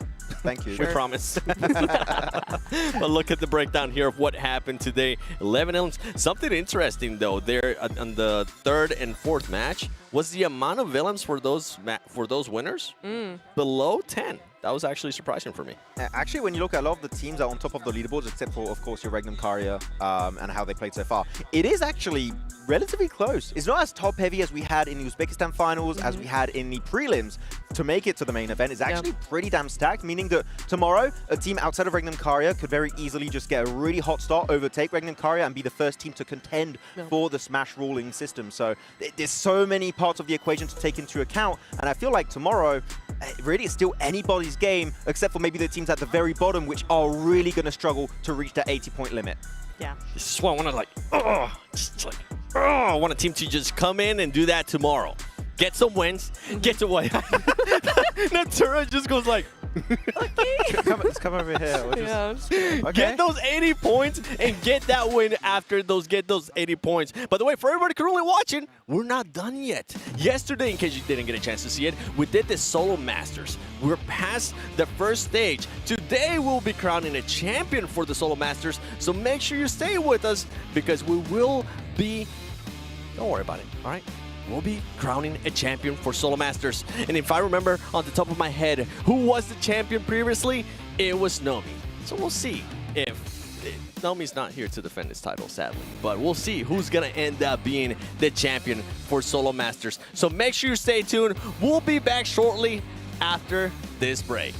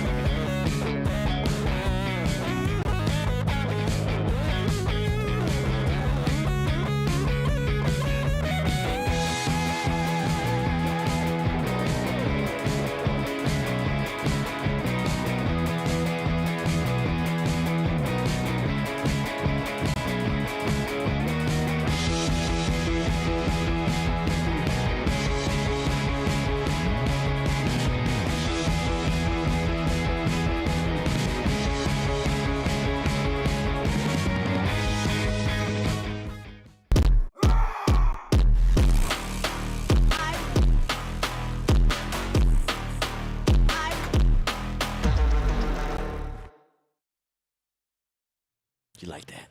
Yeah. Solo Masters. Here we come. There can only be one solo master, but bring it. We'll find out who's gonna be in the champion. I know. Sure. the song had us like hyped and stuff. I'm all for it, but you know what? Let's remind everybody what these players are gonna be fighting for in the Solo Masters. None other than a prize pool of $10,000. My goodness. Money! Money. We like it. I love buy it. stuff. Yeah. And buys Infinix devices. Oh. Yes. Yes, very true, yeah. Wait, you didn't buy yours. Because if you could see the smirk this man has on his face. But don't forget, first place will end up getting 2,500, second place 1,500, and even 9 through 16. They'll still get something there, but it's going to be coming down to that first place. And the bragging rights, too, because, I mean, believe it or not, we got to brag about this, too. These are the players that have been participating. Obviously, the ones that are currently lit up are the ones that are still within the tournament. The ones that are not have sadly lost their games yesterday. Yeah. And of course, Ramses from no, Upgrade. From where? Yeah, from Upgrade. Upgrade. No, Just we could have done it. Just to Yes. make sure, you know, Yeah, from yeah. Upgrade. Marth, Force, Butcher, Ozzy, Diego, Loxy, and Bluken. And actually, off the back of today's games, Loxy must be feeling pretty damn good. He's feeling hot after those matches. So if there's anyone you might want to support purely based off of the results of today, Loxy could be a pretty decent pick. Fun fact, actually, I got to talk to Loxy at the beginning of the day, and I was like, man, why were you so bad at the beginning? He's like, I just had to get used to it, okay? That guy was coming out hot. They were already playing. Just give me some time, and boy, oh boy, did he make a comeback. He got to the logs, and then he was like, oh, I'm in the zone. And it worked out, but Loxy able to do pretty good. Here are our matchups for today. We're going to have Loxy versus Ramses, Force versus Bluken, Ozzy versus Butcher, and Diego versus Marth. Yes, indeed. There are going to be some really nice bits and pieces of action coming through here. I'm excited to get started, Seven. Me too. Which one are you going to be looking forward to the most? Ramses. Is he still playing? From which team? I think so. Wait, which team? Which team? That's a joke. I know he's still playing. Okay, all It's right. definitely from Ake, right? No, Yeah, it's definitely from from Upgrade. Ake. It's from Upgrade. Yes. Yes. Why not? But I think, okay, you know what? You're talking about Ramses. You're talking about Upgrade. Besides that joke, who do you think is going to end up winning that match? Well, we got Ramses versus Loxy. I mean, I think you make a very good point, though, Seven, is that Loxy is coming off of a very big high right Yep, now. So I did say that. I He kind of did want to say- say yeah. that it is Loxy. Definitely, I didn't definitely Why not are say we that. mocking me again? I Because feel it like I wasn't said Max something that wrong. said it. It was me, and I then on the said match seven. too. I Yeah. said it was seven. me, I know, Riyadh. it was actually him. He's trolling, he's playing, and you're falling for it. That's the worst part. Always. Okay? But you know what? You Is beat it the me worst up, so you part? deserve it. Fair, you know what? No, Loxy versus Ramses. Yeah. I feel like Loxy is the pick that makes the most amount of sense. So I'm Yep. personally going to be going that direction. And for the other match, we're going to have Force versus Bluken. And actually, with how LGD played, I do want to go and support Bluken. So those will be my two picks. Nice. Very good. What about you, Seven? You're funny. Who do you have for Force and Bluken? Wow. Force. Oh. I'm going to go the opposite of Mr. Maxman over here. Not from Upgrade. Yeah. Well- Not from Upgrade, from Ake. Yeah. Well, if it makes you feel better, Force is the first one to strike as we go over to Loxy and Ramses as well. These players are going to be playing it slow. And remember, this is something that we saw Loxy being able to do yesterday as well. He decided to play passive, get a bit of a lead when he ended up getting the lead, and just fully back off to his spot. Yeah, and he wasn't playing at all yesterday, by the way, when it came to the actual main tournament. Yeah. He was not playing. He was just Before the watching. matches. Yeah, so maybe a little bit cold going into it. And like today, he's going to be feeling himself. He's going to feel good after getting 2 chicken dinners and maybe able to move forward. Maybe win the whole thing. That would be a massive, massive dub. That would be huge. For the Turkish player. Then if you can make it happen. I love how Loxy and Ramses are just 0-0 right now. We're a minute in, and they ain't done a thing because they're like, no, you don't. Look at Ramses. No, you don't. Ramses is shooting. No, you He's don't. Meanwhile, Loxy's like, Psych. you're cute. I'm not even moving, buddy. But let's go over to Force because Force is going to be going up against... Oh, Bluken with the movement right there. Gave me some flashbacks to PMGC for a second. It wasn't him. It was somebody else. Noble. Yeah, it was like, what? It was Noble. Noble. The movement. You remember the But, movement? hey, The he movement got was inspired. insane. He's a fan. Yeah. Okay. He went back to watch it. Hey. Loxy and Ramses, I think, are just trying to watch the other game of Force versus Bluken. He's like, this match is so entertaining. Let's pause for like 9 minutes. Yep. And then on the last Basically. minute, then we'll start fighting. They're really not too... Okay, finally, one player, Ramses, is going to be moving. Yeah, he's been moving for a hot minute, but they ain't done nothing.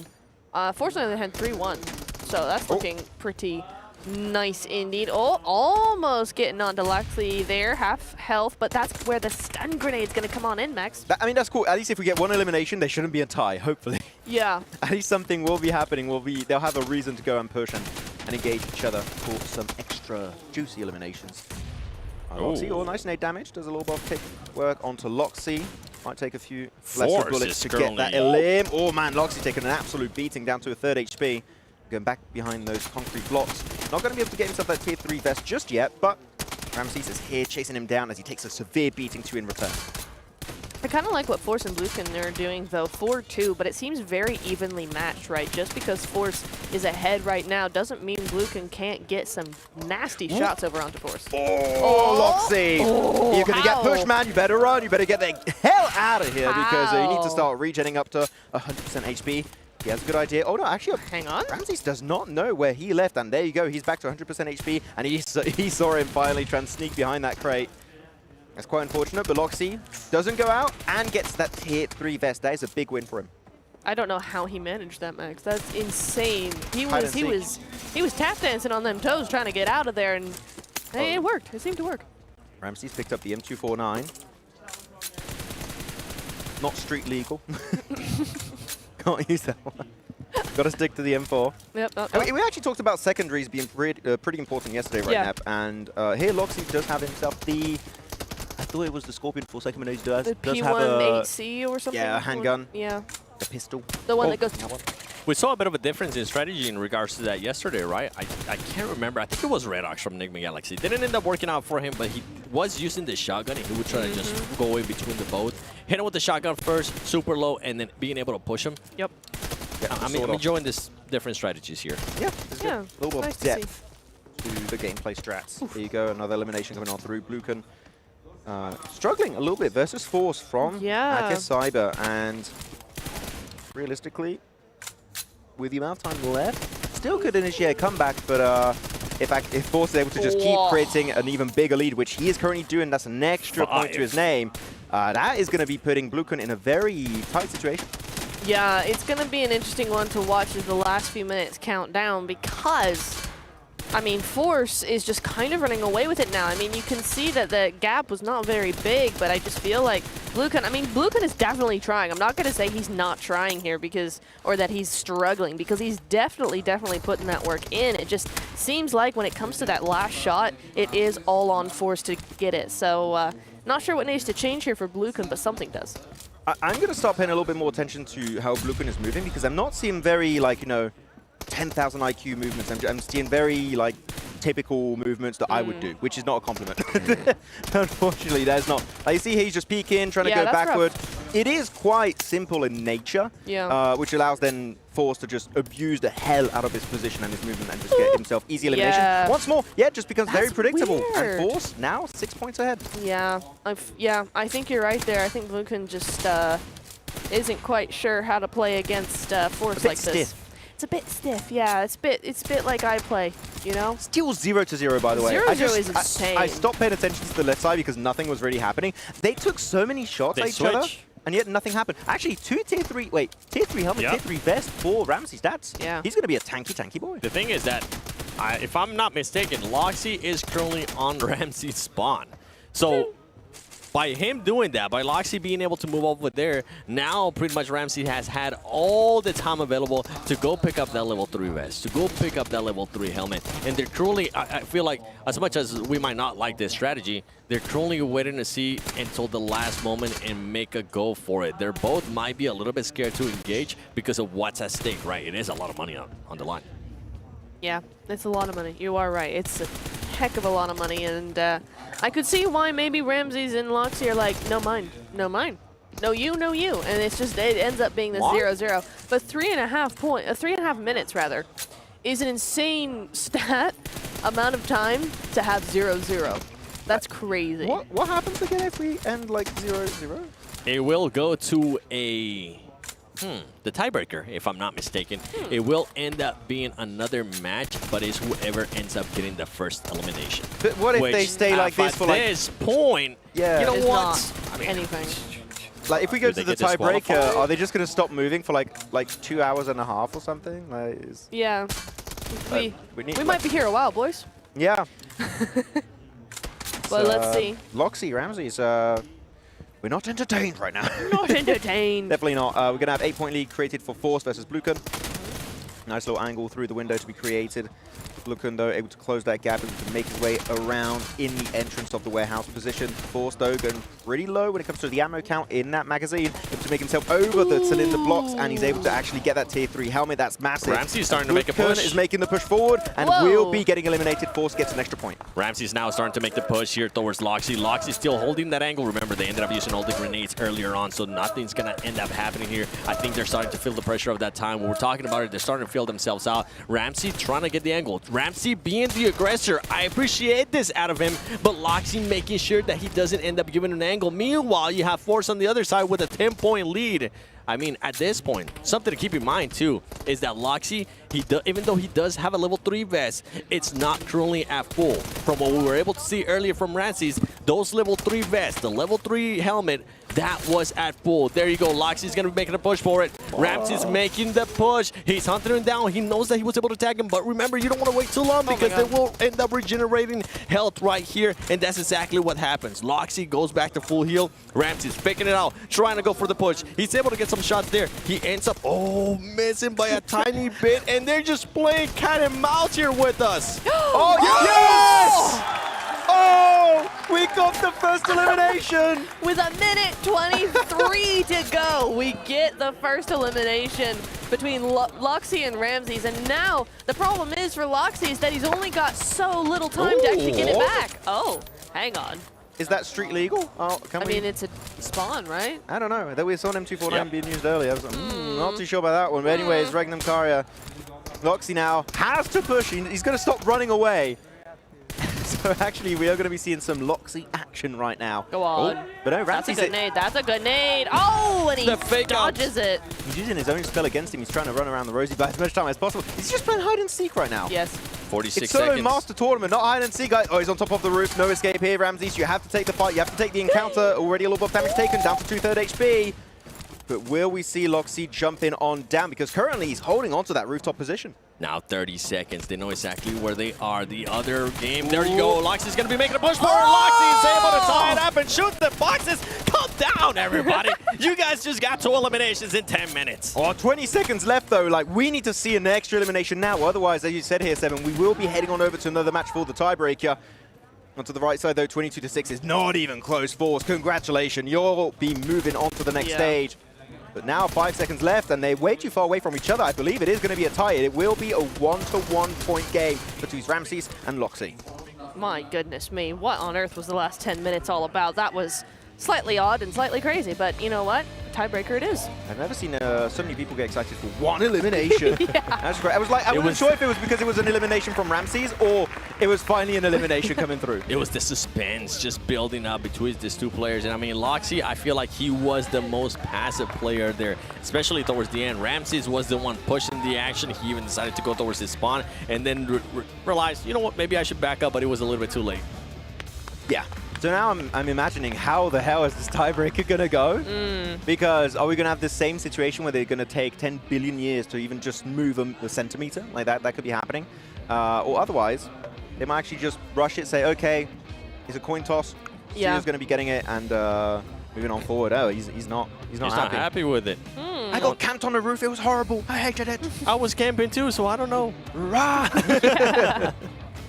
Yeah, I mean, kind of, that was just the battle of who can hide the best, honestly. I mean, it is what it is. We are going to see a rematch coming in here pretty soon, either before or after the next matches come on through. We'll see how that goes, but for now, we're looking at these players, and Lukun, man. Yeah, I mean, right now, that means actually one of our 3 Uzbekistan players have made it through, which is Force. Chances are Ramses can still make it through, so that will be 2, and we do have a match then later on of Aussie from Turkey versus Butcher. We could have 3 out of 4 players in the semis actually being from Uzbekistan, which would be big for the Solo Master Tournament.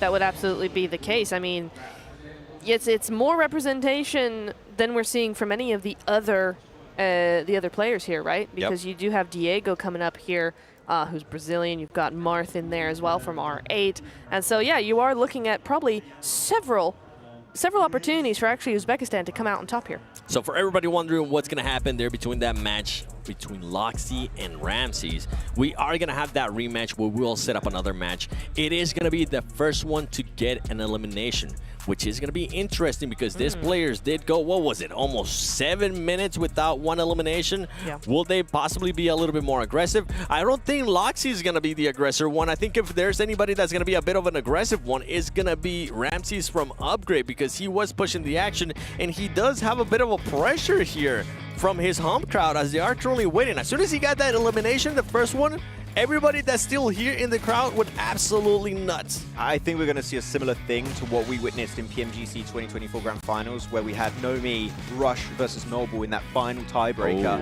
And it ended in, what was it, 10 seconds? Switch we it up. knew the champion. So I think here's just going to be, okay, gentleman's agreement, let's just rush to the center, shoot, and whoever gets the first elimination, GD play, you move forward. I would prefer that too, because I hope that's the case. I don't want to be here until like 5 a.m. Yeah. Please, let's get it going. The thing is, they've proven that they can absolutely make it go until 5 a.m. Which is not a good That's thing. what scares me. Yeah. That's not a good thing. It's not a good thing. It is sometimes, but not right now. It's not going to work for this game. It's not going to work for this match as we head on over. Possibly. Maybe. Maybe. Soon. Possibly. Nice. Shortly. Shortly. Shortly. We're going in shortly. I had to do my inner blank. Oh. What? Yeah, that was blank there? That was me trying to be like, Looking at the trophy that somebody's going to be lifting tomorrow when we end up declaring the PMGO Uzbekistan 2025 champion. I'm excited for that one. If you didn't see it earlier, once this Solo Masters is done, make sure you go back and rewatch, because we had some exciting matches and you'll get a little bit more context on what's going to end up happening tomorrow and who will be the champion, because my goodness, the way that Rangam Karya was able to finish that, couldn't ask for anything better. But I'm hearing that this match is ready. Let's see if we are going to get a standstill between these two players, or if somebody possibly, could it be Ramses, could it be Loxy, who is going to be making the push, and both of them are actually going for the push. They want to get this over and done with. Ramses is going to be able to spot Loxy right there. Loxy is going to be cooking a grenade. He's trying to see if he can maybe get him. Both of them at least moving a little bit, trying to find those angles, trying to see who's going to be moving on to the next stage. Yeah, absolutely. Those nades were cooking.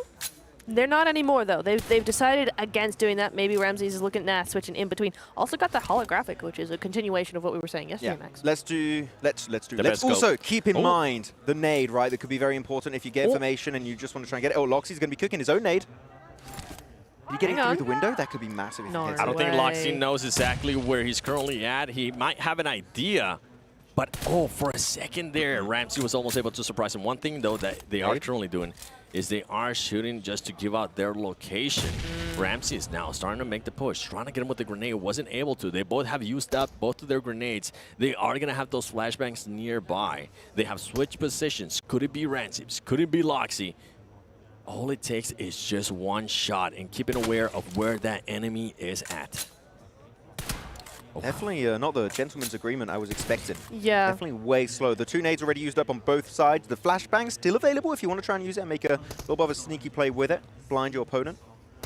But 1 minute, 30 seconds already down. Definitely taking their sweet time.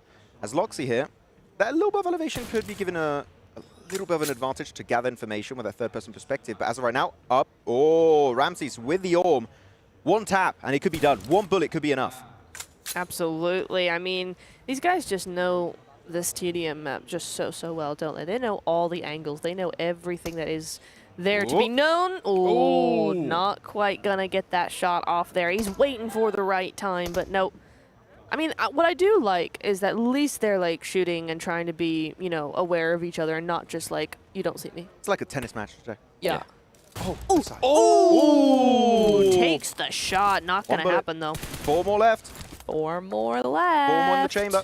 And Yeah, he gets you up. counted on here. Ramses loves getting that tier 3 loot. The vest, the helmet, Yeah. if he can get it, he will bloody take it. I mean, when it's only, you know, first match is the first point is the winner. I mean, you got to get all the protection you can get. Do we not have increased mag capacity? Oh, that's interesting. Okay. I guess not. I thought we were, okay, not even on Ramses. I thought we had it. Okay, cool. Do they have anything on the AR? Maybe Well, they have holographic, but maybe it's just a naked AR. I'm not sure. yeah, maybe.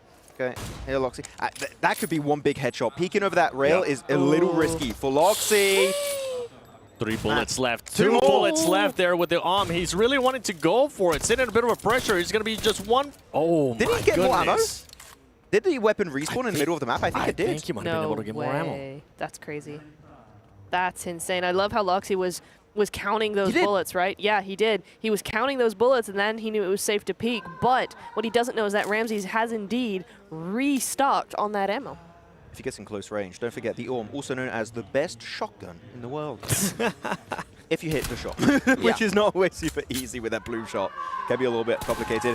Man, the audience now supporting Ramses. I don't know if they're supporting him or saying, do something! Get on with it! We gotta go home, man. Been a long day, but no. Okay, now Loxy's just looking in complete opposite position, and we're gonna be here for a little while longer. 4.5 minutes. What if we get to the whole 10 minutes? Let me find out for you. Thank you. Do it. Is that even, like, did we ever expect this to happen? What is going on? Okay, I think he's starting to shoot a little bit because he's expecting a respawn to be pretty soon for the Orm. At least that's what I'm expecting. I would assume so. The game plan for Ramses. Loxy, just with a pistol. Swapping on over. Flashbang. Ooh. Blind the Orm player. Nope. Nope. Nope. Nope. Wants to punch him. Nope. Wants to use the M4. Can I punch them both into action? May I interest you in a push? Maybe just a little push? Yes. Maybe a little...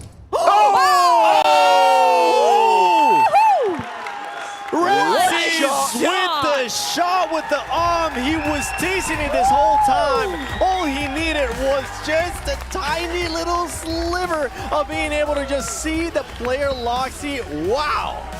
One shot, one elimination, and that's all that matters in that tiebreaker. Absolutely, you could see it on his face as well as the crowd cheers his name. He knows he did an awesome thing there. Well deserved. He's going forward. Yep, nicely done. That means 2 currently out of our total 4 players will be so far from Uzbekistan. Maybe a 3rd in Butcher if he's able to make it through his match versus Aussie. Yeah. But man, this Solo Master PMGO tournament is just heavily skewed, Rob, skewed in a good way. In a good for the way. Uzbekistan In a good way. players so far. So that was fun. Yep. Please Don't let's do see it more again. shooting. No, not again. Not Bad. again. I don't want Bad. to see that standoff. I would like to see more snipers, though. I wouldn't mind that. That was nice. That I wouldn't mind. He was setting up that shot that whole time, too. And the awareness to just be like, okay, you know what? I think I'm going to start teasing him. Maybe make him think that I'm going to run out of ammo and then go restock the ammo. Worked out perfect. I mean, to be honest, Loxy was playing with fire the entire time. He was just peeking against an Orm. You don't ban an Orm. Like, it might work out 90% of the time. That one shot is all you need, and it's just instant elimination. I'm going to say it. Congratulations, Ramsey. You deserved that one. Well Loxy done. just didn't want to leave. I felt like that was the most passive player that I've seen in a very long time. Sometimes it works, but he just didn't want to push the action. At least Ramsey was pushing that action. He wasn't making us go to sleep. He was trying to find those angles, and I'm all for that. So, thank you. Yeah, very good. Agree? What you said. Yeah, I agree. Thanks. Yeah, Thanks. it's really good. Maybe we'll get a chance to see the replay of that elimination of that one shot, because this was something right here. You were talking about and it's slow-mo. peeking with a pistol too is what he was doing over and over again. And the thing is that he didn't want to end up moving. He ended up setting up the shot, and right there, Oh, boom! wow. That's all it took. Ramses, one shot, one elimination. Send him out of here, and he's going to be moving on to the next stage. And going to the next stage, I'll be excited to see who's going to be fighting. Because honestly, I know we saw them earlier, but after that news phase that we just saw, I totally forgot. So for the next one, it's going to be none other than Aussie, Butcher, and Diego versus Marth. Diego did dominate yesterday. It's funny how he's here now. Diego dominated yesterday. Who do you think is going to win? He dominated today in the other game. Look at the switch I'm up. just saying. Look at the switch No, I up. said Diego. I said Diego. Ah, okay. Yeah. No. You said that Marth was like, No, I know, How yeah. could he end up with 11 eliminations if he was so bad, missing shots here and there? That's not what I said. I remember. He's twisting my words just a little bit. What? He is twisting them. But do you have Diego or Marth? Marth, personally. Okay. I And Butcher also for the other match also. Because I want to see 3 Uzbekistan players out of 4 I agree. for the semis. Oh, okay. Well, you know what? You want to see what Butcher's going to happen? The 7-1. Aussie from Black Esports. Let's see who's going to end up winning this one. We talk a lot in the show about how the rotations of Black Esport are so good. Yeah. You know, rotations in this mode. I mean, I guess moving is technically a rotation, but no. Technically, no but big not macro quite moves. what It's we're going to be only expecting, individual play. There's some rotations. You can end up rotating for that level 3. I feel like that possibly could have ended up helping some of the players in previous matches. That's true. It's true. You could also rotate to the lobby if you're not going to do the things that you need to do, as we see Force and Butcher MVP going head-to-head against Diego and then Marth as well. I don't know. I feel like both Diego and Marth could do something. They're both on that MVP list at the end of the day right after those 6 matches. So I feel like it's fairly evenly paced here. Yeah, I mean, Diego in his matchup beat Ego, actually, from GOAT, which has been a quite impactful player for his squad going into the actual main tournament of and also prelim for the 2025 PMGO, so he could definitely come out swinging in this match. I will say that Butcher also has the now. He's seen his fellow Uzbek player, and he has gone, good idea. Ooh, damn. Not going to happen, though. Butcher going on down there. 1-2 on both sides, Max. I think the best plan here is to just use the Orm as a shotgun. If you're actually pushing the entire time. Jump shot, jump headshot. Okay, jump shot, it really makes the bloom just so unpredictable. Maybe I would not recommend a jump shot, but it does look extra cool when you hit that shot. It does look extra cool, you know. Do you get extra points if you... You get extra brownie points. I don't really care about those. Oh, so some people might. That's the issue. Looking at this, though, we do have Diego. Then with the holographic scope on the M4, going for some pretty big shots over the ridge. But going full screen here for Aussie and Butcher. 1-2 point lead currently in favor of Butcher. Going to push himself forward for the Uzbekistan region here in PMGO Master Tournament. Big spray down, Aussie extremely damn low. Big jump shot and able to get it with the Scorpion. Butcher getting now his 3rd point of the game. Very nicely done indeed, and we like the action that we're seeing here, right, Max? We're seeing some things actually happening. Whoa! Let's go. Disgusting. Let's go, indeed. Butcher showing that he isn't the only one that's handy with an arm. Nicely done there, and Aussie's like, oi, that's not very nice of you. I'm going to get you back for that. 1-4. I don't think he says oi. When Oi, you get I shot say with an Orm. I think he Oi, says, mate. oh, and then he's dead. Yeah. Oh, and he does it again! What? He does it again, and it is short range, right? He's moving, he's dodging and weaving, and he's still hitting those shots. Ooh, Marth. Again, getting a bit of a lead there. He 3 is. eliminations over Diego. I was not expecting that. I was expecting it to be a little bit lower, but right now Diego doesn't. I mean, I was gonna say Marth doesn't have a vest, but wow, the scopes that we're getting. Doesn't actually get a headshot. Nasty. Oh my goodness, Holy Butcher. moly, man. Somebody stop him. Put this man somewhere where he can't touch an arm, because my goodness me, he is a master. A master with it, and Aussie is not appreciative of that, so he's being a lot more careful, I feel like, especially now that Butcher is only having a Scorpion as well. Butcher is also staying there a little bit closer towards the middle in case that does respawn. He wanted to go for it, and guess what? It has respawn. If I'm not mistaken, Butcher is going to end up getting that elimination. Is he going to go back for that gun in the middle? Nope. He's like, you know what? I'm going to stick with the M4 for now. I got a plenty of a lead here. Let's see if we can make it, if we can maintain it, or if we can even make it a little bit bigger. Yeah, can play it safe. Play with a double M4. Definitely one of the most consistent strats we've witnessed so far in the Master Solo Tournament. They're able to head on over to the Scorpion also, I believe it was. Yeah, Butcher, big pre-fire around that crate. But yeah, so far, I gotta say, the Uzbek players and the Orm, a better love story than Twilight. It's been pretty damn fantastic so far. I'll have to take your word for it. I've never seen Twilight. Yeah, trust me. Okay. This is peak content. Okay, excellent. Well, I mean, I could already tell that. Absolute cinema. Absolute cinema. Yeah, I could already get that. Making fun of No, I wasn't making fun. Making fun of you this whole time, but you know what? Diego is currently trying to catch up Marth with that 4 elimination lead. And if we go to the other one, Aussie, I mean, Aussie trying to do something here, but Butcher's just taking full advantage of him with a 9 elimination lead. We're going to have 3 Uzbek players in the semis. That is madness right now. We're going to have Ramses, we're going to have Force, and to join him last, it's going to be Butcher. Madness from those 3 specific players. On to the right side, 5 minutes left actually for the 2 matches currently unfolding. But no, the lead onto the left side. I think Butcher versus Ozzy, we're done with that matchup. Right side though, that lead has been created by Marth can still very easily be caught up by the man himself of Diego. Yes, indeed. And Diego, we've seen him do several things in and out of this mode.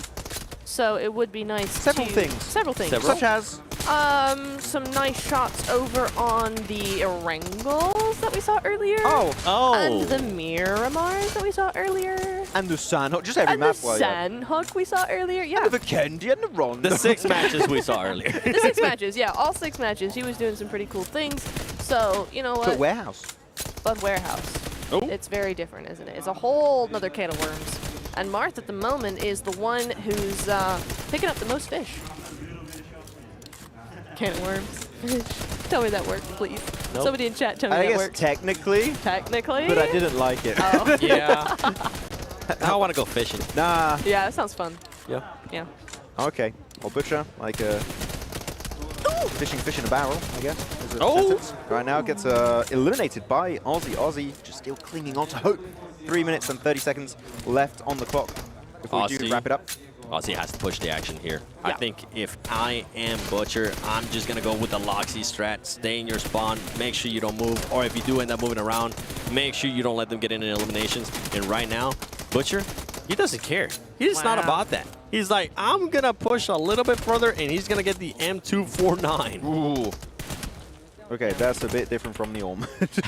Doesn't quite work the same way, but not exactly one tap, is if your movement is on point, your opponent might run out of ammo for that Good clip nade. on the M4. It could actually be a really impactful weapon here. That nade able to bounce on over, able to do some work, and actually Butcher does follow it up with a few shots and gets himself an extra point. 13 points on the board. The tally is so much higher for Butcher than it is for his opponent. So yeah, again, that left side match for me, it's done and dusted. But actually a lead has been created that's even larger in favor of Marth. He's kind of looking to make his way to the next stage. Yeah, I mean, 5-10, it is still playable for Diego, right? It's all hope is not lost just yet, but now Marth is doing the strat that we saw in the last game of just kind of sitting up there on the roof and kind of just dodging and weaving either side. It didn't work on that Sun-Off game, but might work out here.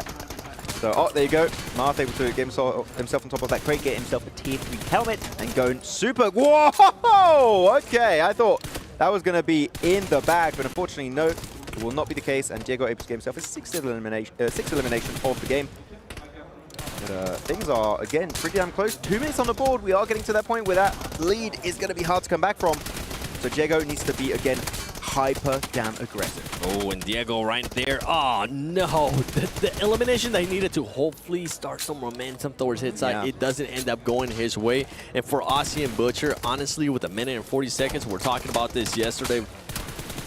I don't think it's going to happen. I think the lead is just too much. Even with the timing, the other player might just, even if he ends up getting a little bit closer, the other player is just going to be like, you know what, you're the one that has to push the action. Right now, I feel like Butcher is giving him a bit of a chance. And to be fair, Ozzy is starting to push the action a little bit more. But Diego, currently 7-12. With 1 minute and 20 seconds left, he has to push it more. And talking about a player that's currently just holding and waiting for the angles, that's exactly what Marth is doing. And at this point, I'm not against it. You got the lead, you went for it, you were aggressive at one point, and now you have the comfort to actually sit back.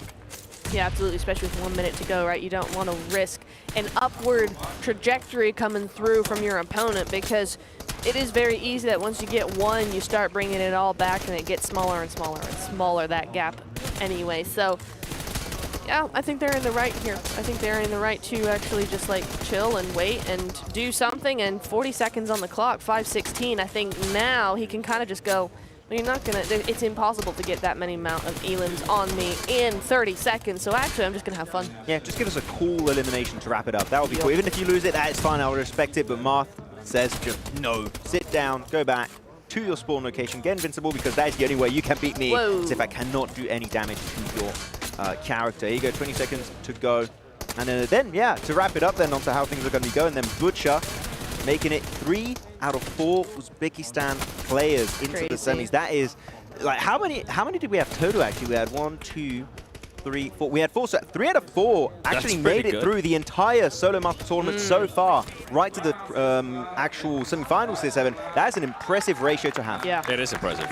Does that mean that we could end up with the finals of just Uzbekistan players? Could be. Yeah, it's That would be entirely sick. possible. Yeah, that would be pretty cool, actually. Oh, Marth, there he is, winning. I don't know if he's happy or angry. I can't tell, and I think he's possibly telling his support, stand up, come on, woo! Give me that support that you were giving for the whole team earlier. Where's that support for me now? That's what Marth, in my head, that's... It was for Natura, I think. He's like, oh, what are you saying, Nep? Huh? I'm You're talking smack. Okay, that's for you, Marth, right there. Yeah. It flew away. But, I mean, okay, we got in some couple matches here already done. We've gotten an idea of how these players are going to be playing. I'm intrigued to see how Ramses will end up playing the next section of this matches. Is he going to end up playing it passive, or is he going to be a little bit more aggressive? Because I think maybe the aggressive might work a little bit better for him. With the Orm. We see Om. I would love that. Let's absolutely have that. Let's just have Om to Om, honestly. That would be so much fun. Especially when it comes to Butcher and Ramses, because we've seen before how good they are with them in that close range. But you can't both have an Orm. That's the issue, because the respawn time is so damn long.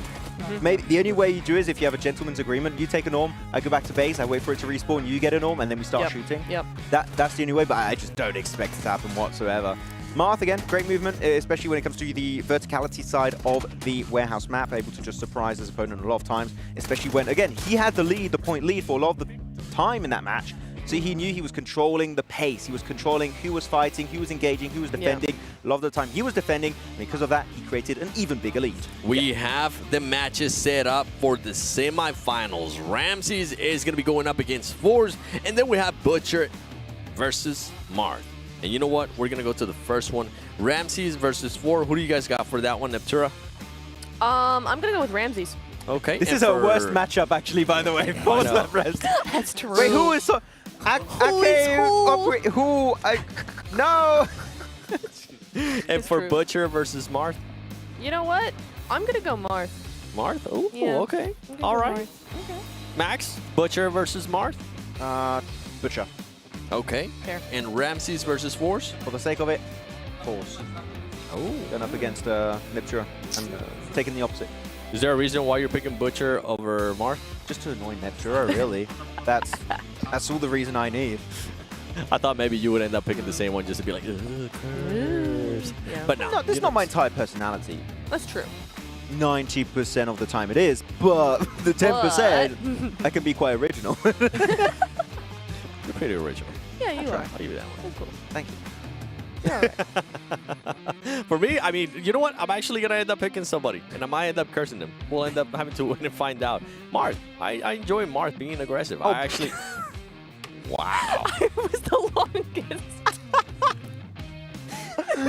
You know, we'll just let her be. Oh, man. I did not see that. Okay. Sorry. Thank you.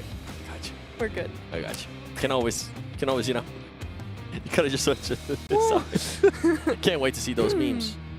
Oh, All over don't. the Oh, place. no. Oh, no. And you know what? Instagram, man. Maybe for everybody currently watching the vertical streams on your Infinix GT20 Pro, yeah. Besides those likes that you're giving, just create some memes. Make sure you tag us with Max on Instagram at MaxManCasts. Leptura on Instagram at Neptura_network. Trust me, she keeps refreshing that thing. See, oh my God, I got another follower! Hey, And then you now. can check out my Instagram at the 7WG to see some cool behind the scenes here of the PMGO Uzbekistan 2025. Well, like We're me starting to dancing? Is that... That was a great behind the scenes. It was pretty really good. actually. That was great. I enjoyed that one. If you want more me dancing, go follow 7. Yes. Again. I think that's how that works. Yeah. Maybe. I don't know. Susa was like, my man has great moves. Yeah. She asked me to go dancing. I'm like, I'm sure. So All thank right. you. Well, That's good date idea. Nice. Seven. Well, I appreciate it. I got you. That boy's hooking me up. But right now, before we even move on to that, we got to focus on this matches because they are starting to get ready there. I can't tell with Marth. I can't tell if he's like excited, he's happy. He looks mad to me all the time. It's kind of true, right? He doesn't look particularly pleased, but you know what? He should be because he's just that step closer to a little bit more of that prize pool. When you talk to him, he's just one of the nicest guys possible. So I think he just might be in that zone. In the zone. He's got to be Concentrated. focused. He's like, you know what? I'm going to put my mean game face on. Sometimes people kind of have those personalities. They gotta switch it up whenever you are within the games. Some people have it, some people don't. It seems like Marth might have that, you know, beast mentality. Marth is Jason if he was a gamer, if he was playing in this tournament. Like, he's nice in reality, it's just full of sarcasm and mean looks. Yeah. Look at him. Look at him talking all that smack. He's not here, he can't defend himself. Yeah. He's on the other side of the desk, yeah. He's over in Italy. I don't know. Maybe he's traveling or something. I have no idea. Hello, Jason. What's up? Hi, Jason. Ramsey's getting ready for this match. We'll see who's gonna end up taking it. I'm really hoping it's not one of the same stuff that we saw earlier. I want to see that aggressiveness, and I want to see some of these players actually be rewarded for it. And I want to see what kind of rotation some of these players might end up doing around the warehouse map if they're going to be going for that level 3. Which level 3 are they going to end up prioritizing? If you were in that situation, Max, would you prioritize the armor or the helmet? Helmet. Because I feel like helmet, you can just instantly get a little bit unlucky and just get double headshot and you're just pretty much done. As of, no. It just happens a lot. We've seen so many headshots happening in these matches. So for me personally, I would have to go helmet. What about you, Nep? I think I'd probably actually go armor. I've been thinking about this with some thought. And tell us. I don't really feel like the headshots are all that clear. I think especially if you're going up against an AUM, it's less likely you're going to get a headshot because you don't have as much time to actually plan the shot out. So I feel like if you get an AUM short range to your chest or an M4 to your chest, you know, with all that hip fire going on, you're going to need your armor. Yeah, but like 90% of the time you see M4. So like that's... No, I know. Yeah, but even exactly. the M4. So, but even the M4. Yeah, I'm just looking at the hip fire sprays. They do have quite like a few headshots here and there. They do, but it's mostly body, I feel like. Yeah, it is. Like a majority it is that, but I feel like that one time it gets you, it just takes your HP away so quickly. It's kind of crazy. To be fair, both of the matches already have one elimination, so we can put any worries that we had to this side as Force right now currently tied 1-1 with Ramses. And we go over to Butcher and Marth, and right now is none other than Butcher just leading that match, but it's only just by 1 as he tried to connect there with a beautiful grenade. He was barely able to connect. Yeah, we are getting, by the way, way closer to that line share of $10,000. Currently, the bare minimum you get for just playing these matches is $1,000. All of these players are getting minimum $1,000, right, if I'm not mistaken, with the prize pool distribution. I'll tell you what first place is going to be getting, which is going to be 2,500. 2,500, that's the one that they are actually going to want.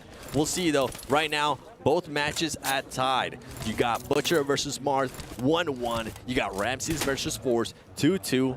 It is going to be closing. Right now, at this point, I don't want them to switch anything. Don't start switching that strategy. You can see, Ramses having to back off a little bit here as he needs to wait. He decided not to wait. He decided to go for that peek, and Force makes him pay for it. Does indeed. And same over there with Marth versus Butcher there.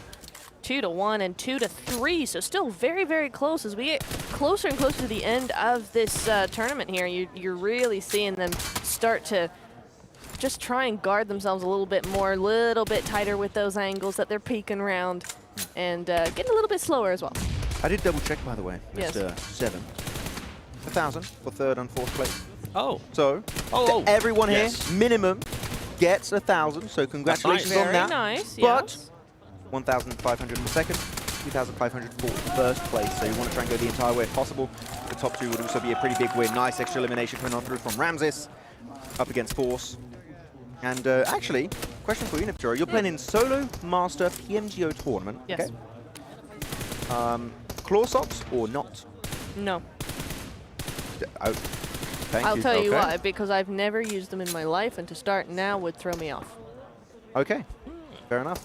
I think everyone's using it for a reason. I don't play with claw socks. I think I would train because it seems to give a pretty big advantage. So I would scrim it up in TDM and see how it goes. Here, there you go, 3-3. A tiebreaker situation could be still happening if they're tied, but they just get like the same amount of limbs. But at least we're getting a limbs, right? Actually, we're getting entertainment, which is cool. Yeah.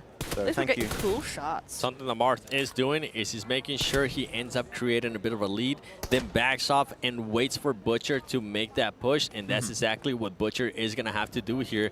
Keep an eye on, though, because Marth's armor is completely gone. I mean, there's just barely a minimum durability there on the armor. Butcher trying to find him, making sure he doesn't overextend. He's very worried at where Marth might end up being. Marth is going to end up picking up. Butcher able to connect there as Marth is currently halfway, 50% health, and Butcher's going to be making the push. M249 comes in clutch as he's able to just narrow that gap to 1 elimination. Yeah, Marth is very methodical in how he approaches this TDM game, but Butcher's just built different. You know, he's just able to get himself some amazing shots. They're actually chasing it down into the enemy spawn of Marth.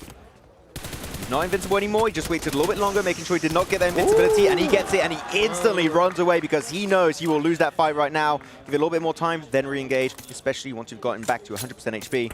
And Marth, back to that roof that he loves. He loves that roof to bits. Yeah, he really does. He likes that high ground. He's going to take anything that he can get. With him being on that roof, though, something that Butcher was able to do was just get that level 3. And if we go over to the other match between Ramses and Ford, they're currently tied at 5 apiece. Butcher's gone on, by the way. Oh.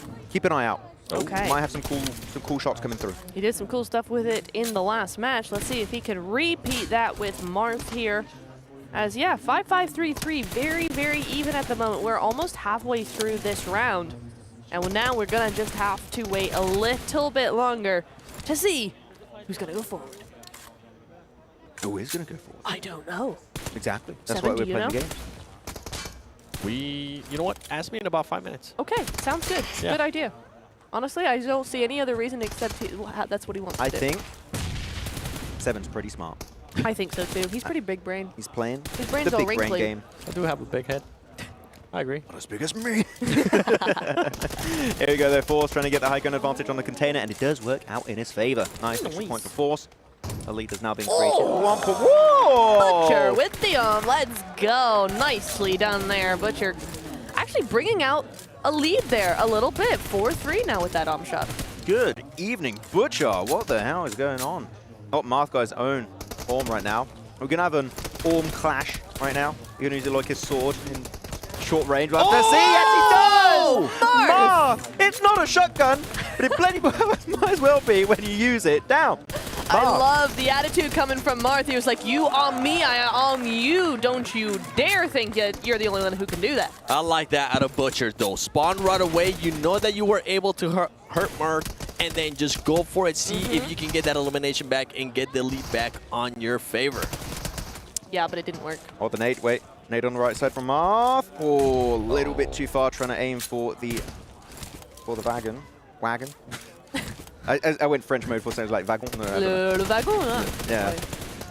Oh, here you go, Butcher. Trying to bring around the Rosie again on this concrete block. Oh, going up actually against the Scorpion of Marth. He was pretty low ammo when it comes to his M4s. He was just going to be going for a secondary weapon instead. Now he has 2 M4s, and he does go also for an M249. But I think he's going to commit to the M4, which is way more precise. Semi-finals, this is how close everything is. The match on the left of your screen, 7-7. Upgrade. Ramses being able to tie it up. Now he's wanting to get a little bit of home advantage here by seeing if he can possibly take the lead. And if you go to the other side, you got Butcher versus Marth, tied at 5 apiece. Butcher waiting a little bit longer. He has ended up catching Marth on the offensive, and he ends up playing on his favor. Right now, though, Butcher just backing up all the way to his spawn, and it might be a bit of a standoff here for these 2 players. Got a double tie here, 7-7, 5-5. Are we going to have a double tiebreaker? Could be literally happening. But no, it seems like Ramses is looking to go for the push, be aggressive. He does get himself an extra elimination. And I like the strategy we are witnessing right now, Neptura. We see that elimination because it's a tie. They get the point. They move back to their base to make sure they are in control of the battlefield. And the reason why they are able to do it, Neptura, is because that elimination that he had earlier on. And on top of that, he knows that Marth doesn't have any more grenades. He was able to use them earlier. He has all the advantage. You know what? I'm just going to wait at my spawn. Yeah, absolutely. I mean, why not, right? I mean, yeah, there you go. Force going down there. Ramses now running away with it ever so slightly. I mean, he's not running. I think he's walking away with it at this point. It's 2-point gap.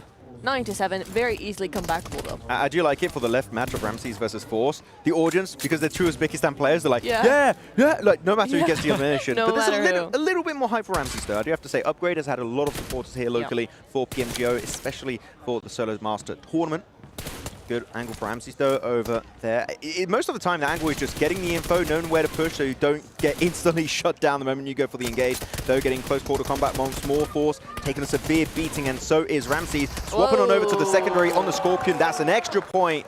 10-7. Ramses, if he plays his cards right, with 1 minute 20 seconds on the clock, he should be moving on to the next stage of the Solo Master event. Yeah, now the gap is widening 10-7. I mean, still 5-5 for Butcher and Marth, but how much time we got? Just over a minute.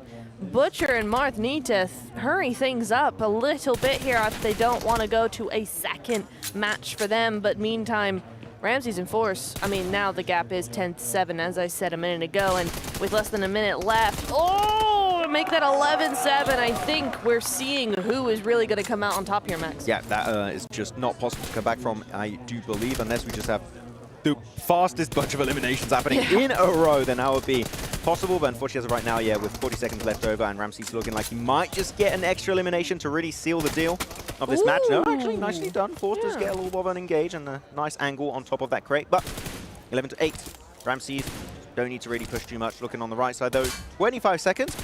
Do they just want to go to a tiebreaker? Because as of right now, it seems like no one is willing to push, and they will be going for that second game. The thing is, though, is that the tiebreaker is going to put them in the exact same position as it is now. So just do it. Just do it now. 10 Just do it seconds. now. Come on, rush it. Yeah, Butcher. Come on. You know you want to. Don't make us go to another one, because again, the exact same scenario. Just 5-5 versus 0-0. It's the exact same thing. My goodness me. Right, so we have another tiebreaker on our hands here at Max and 7.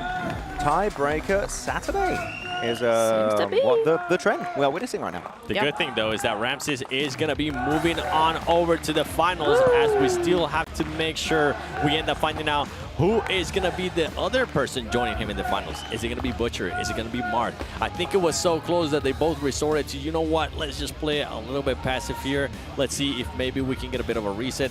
You can see the cool man, the one that's focused, Marth, wondering what's going to happen here on this tiebreaker. Yes, looking indeed. Undeterred. He's just Undeterred. in the zone. Good word. Undeterred. I like that in this Out context. of dictionary. I just found it. Wow. I was looking for synonyms. Very nice. No, but for real, that's a good word to use in this context, because he is undeterred. He's gone 5-5. He's just waiting for another round where we're going to go to 0-0, and it's going to be one elim is the win. Yeah, looking at some of the highlights, of course, some of the coolest shots. I hope we do see a replay of that shotgun orm shot. That was magnificent, nice. beautiful, fantastic, and other synonyms that I just found in my dictionary. Yeah. Yeah, looking at this one, though, Ramses just created a lead pretty damn quickly once he did get over that 10-point margin. Yes, he did indeed, and it was very neck and neck there for a very long time. They were like, oh, we're going to go 3-3. We're going to go 5-5. We're going to go 7-7, 7-10, 8-10, 8-11. And so that is how that is going to work. But Ramses is going to be our first finalist here for the Solo Master Tournament. I mean, what a run that has been happening here from Ramses, right? He's able to beat Divine first, then he goes up to Loxy. That one ended up going to overtime after the tiebreaker. Able to win the tiebreaker with a beautiful shot with the arm, and right here, just absolute domination when he went up against Force. Now we go to the other side with Butcher. I mean, he has gone through everybody. The same with Marth. Anything can happen here, and as much as I personally don't like seeing them go to an extra match, I can see how close these players are and just the quality of their gameplay. Yeah. They are tying for a reason. They are at the PMGO for a reason. I do think that Marth maybe has a little bit of an more interesting background in terms of his previous matches in Solo Master Tournament, because he took down Levi's of Deek Xavier, that we know is an incredibly good player. So I think that alone, I'm like, if I had to give an edge to a player based on their previous matches, it would be Marth. But as of right now, gameplay-wise, Marth is very strategical. Like, he knows how to use the terrain to his advantage, but The thing is, you can take all of what I just said and throw it out the window because it's only one elimination, right? You can't just wait, nothing's going to happen. You need to push, you need to engage, you need to make something happen if you want to be the one moving forward. Do you think that ended up backfiring for Marth? Because he did have a 2 elimination lead, and then he decided to play super passive. No, I don't think so. I think they played that equally well. I mean, because at any point in time, they could have actually gone and gotten that aggression back, that momentum back. Either one of them could have gone, you know what, I'm going to do this, but they didn't. Neither of them actually stepped really foot outside their zone of the warehouse. So I think it was a mutual decision there, really.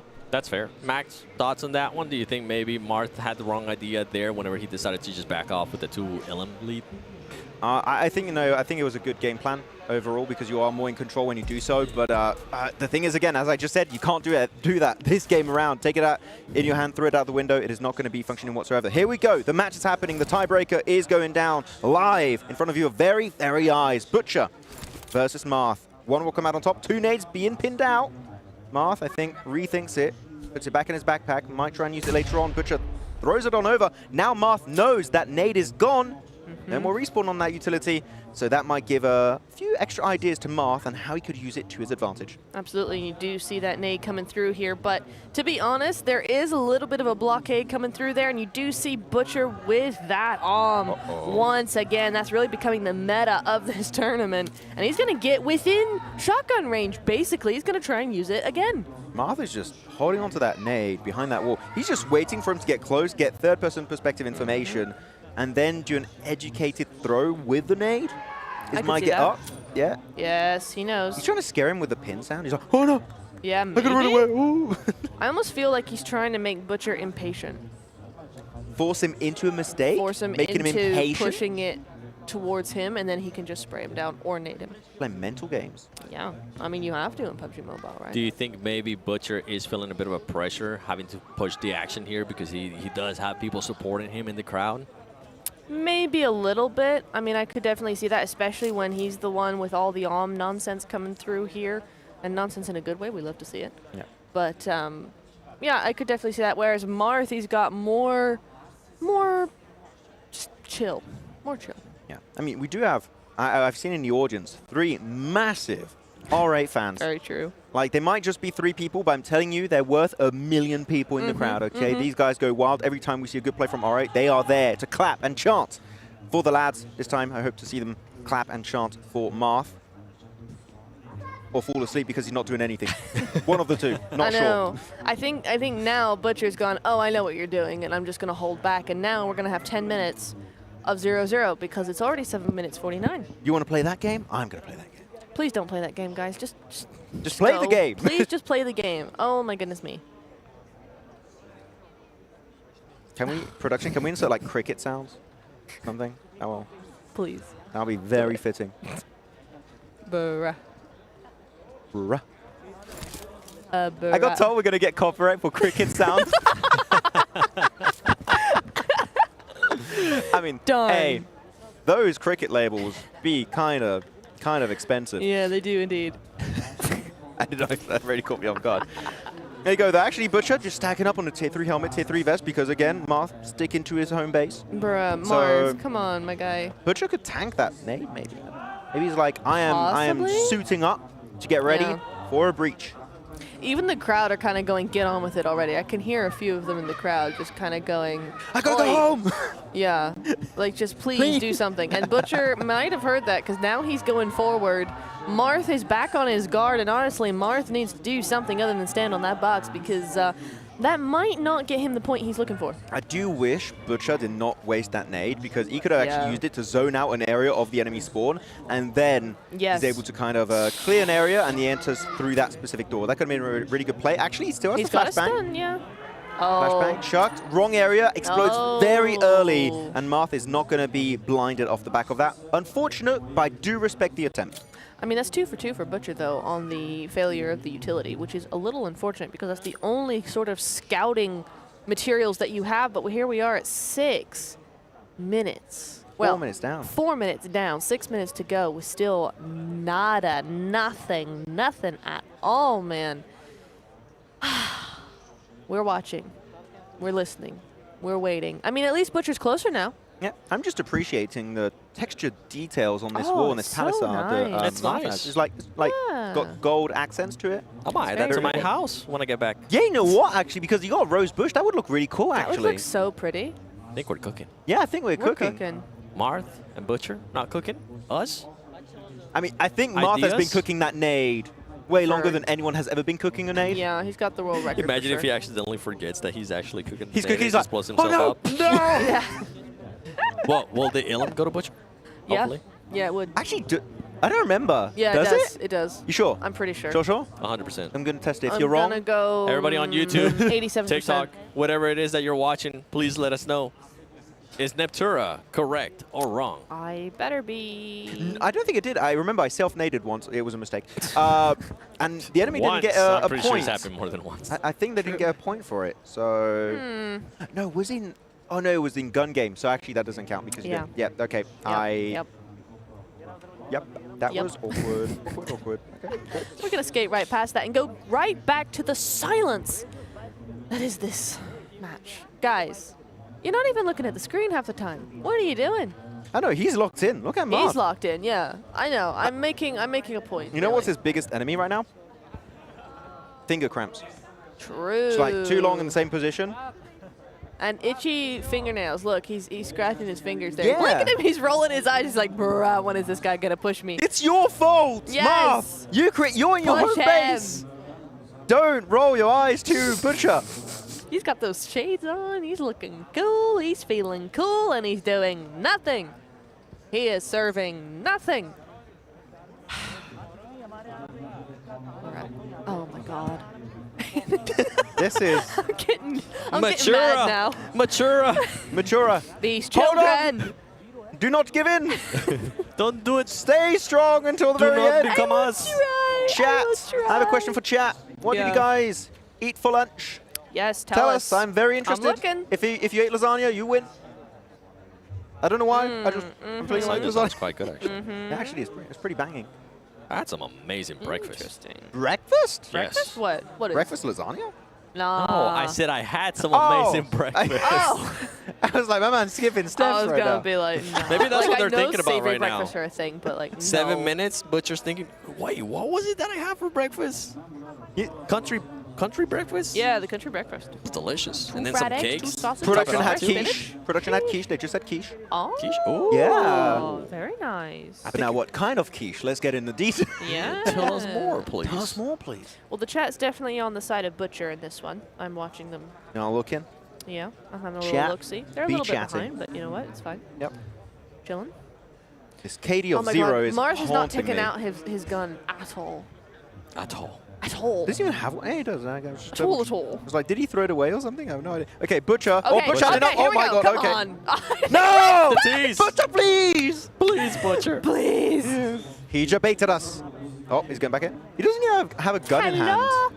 Oh, wait. Oh, pushing on over. He had enough. He's making a push into the enemy. Oh, and he's going back to the other building, back to the roof. He made him use the grenade, though. That's massive. Got the flashbang. That's huge. He's got the He's orb. got the arm in hand? Really? Wrap it up with the orb. That'll be extra cool. Really? Oh, he let it out, though. He knows that. Oh, no. If he can get up there, he's going to have him trapped. Okay. Come on. Come on. I respect I mean, this. honestly, I respect the... I want Butcher to win. Same. I'm usually unbiased.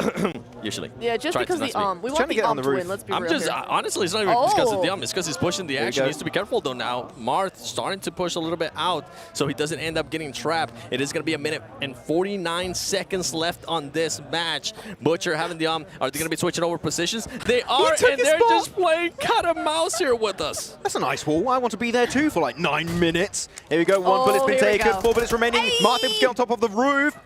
So he's going to be playing ring around the rosy once more. Marth Butcher with needs a to be high gun careful. advantage. He's 23 bullets. He's got to be careful. If he misses the shot on the M4, he might just struggle. Butcher needs to be careful, though, with that arm. He's trying to get a little He's bit too trying to fancy. get it. It might end up backfiring. I know you want to get fancy with it. Marcel's going to be pushing it, but it is Butcher with the arm shot sent down. The crowd goes wild, and he gets to go to the finals. Oh, you could see Butcher. He put down the device. He's like, I've had enough. Go back home. Marth You pissed me off. I'm making it forward. I am making it to the finals. And that means here, ladies and gentlemen, the Solo Master Tournament finals will be between two Uzbek players. Absolutely. What a phenomenal way to win that tournament there. Really, really good stuff. You did see Marth, though. He's like putting his jacket on. He's like, I'm out of here, man. I am out of here. I spent like 6 minutes in that match holding a grenade, and it's time to go home. Please go home. Back to your hotel. Come back tomorrow. I'm happy. As I said, I'm happy that Butcher won. He was the one at least trying to push the action. Marth didn't leave his spawn for at least 7 minutes. Bruh. It was up until the point that Butcher decided to push up that baited that grenade. I felt like that was the big one. I think Parth in his mindset, he had an idea of what he was gonna do with the grenade, and he stayed with it on his hand for so long that he just became too tunnel focused with that, and Butcher was able to take advantage. I did get a little bit worried though, Neptura, with Butcher just trying to go for that one shot, as you're gonna be able to see right here in the air, to sit down, go back to the lobby, and let's just do it one more time. Oh my goodness me. What a play coming through there. I also shared your concern though, right? Because he was like, I'm so frustrated with how this has gone. I just want to go for that ego like clip, put it on social media, get something out of this at least, at least try and go for it. It is very risky. I didn't love it, but you know what? It worked out and worked out in style, so I can't complain. He got the clip. He got the clip. To go to the finals. Oh, He got the money. Win-win. Well, not quite yet. I mean, he's got extra money. Secured Well, himself he's got more money. but Yeah. He could get more. So he did get them some extra money. Yeah. Wait, so Ramses and Butcher both have won their games. Yes. They're tiebreakers with Yes. an arm. What, you want another tiebreaker? No. That's No, not what I'm two hinting arms. at. Jojo, relax. Two arms. Relax. Two arms. Give it a second. Maybe we'll end up seeing some arm action here, which I would love that. I'm not It's against PO3. it, honestly. True.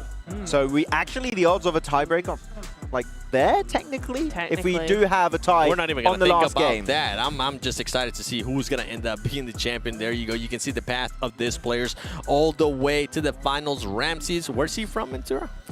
Ramses, he's from Upgrade. Did you just have to look at that? No.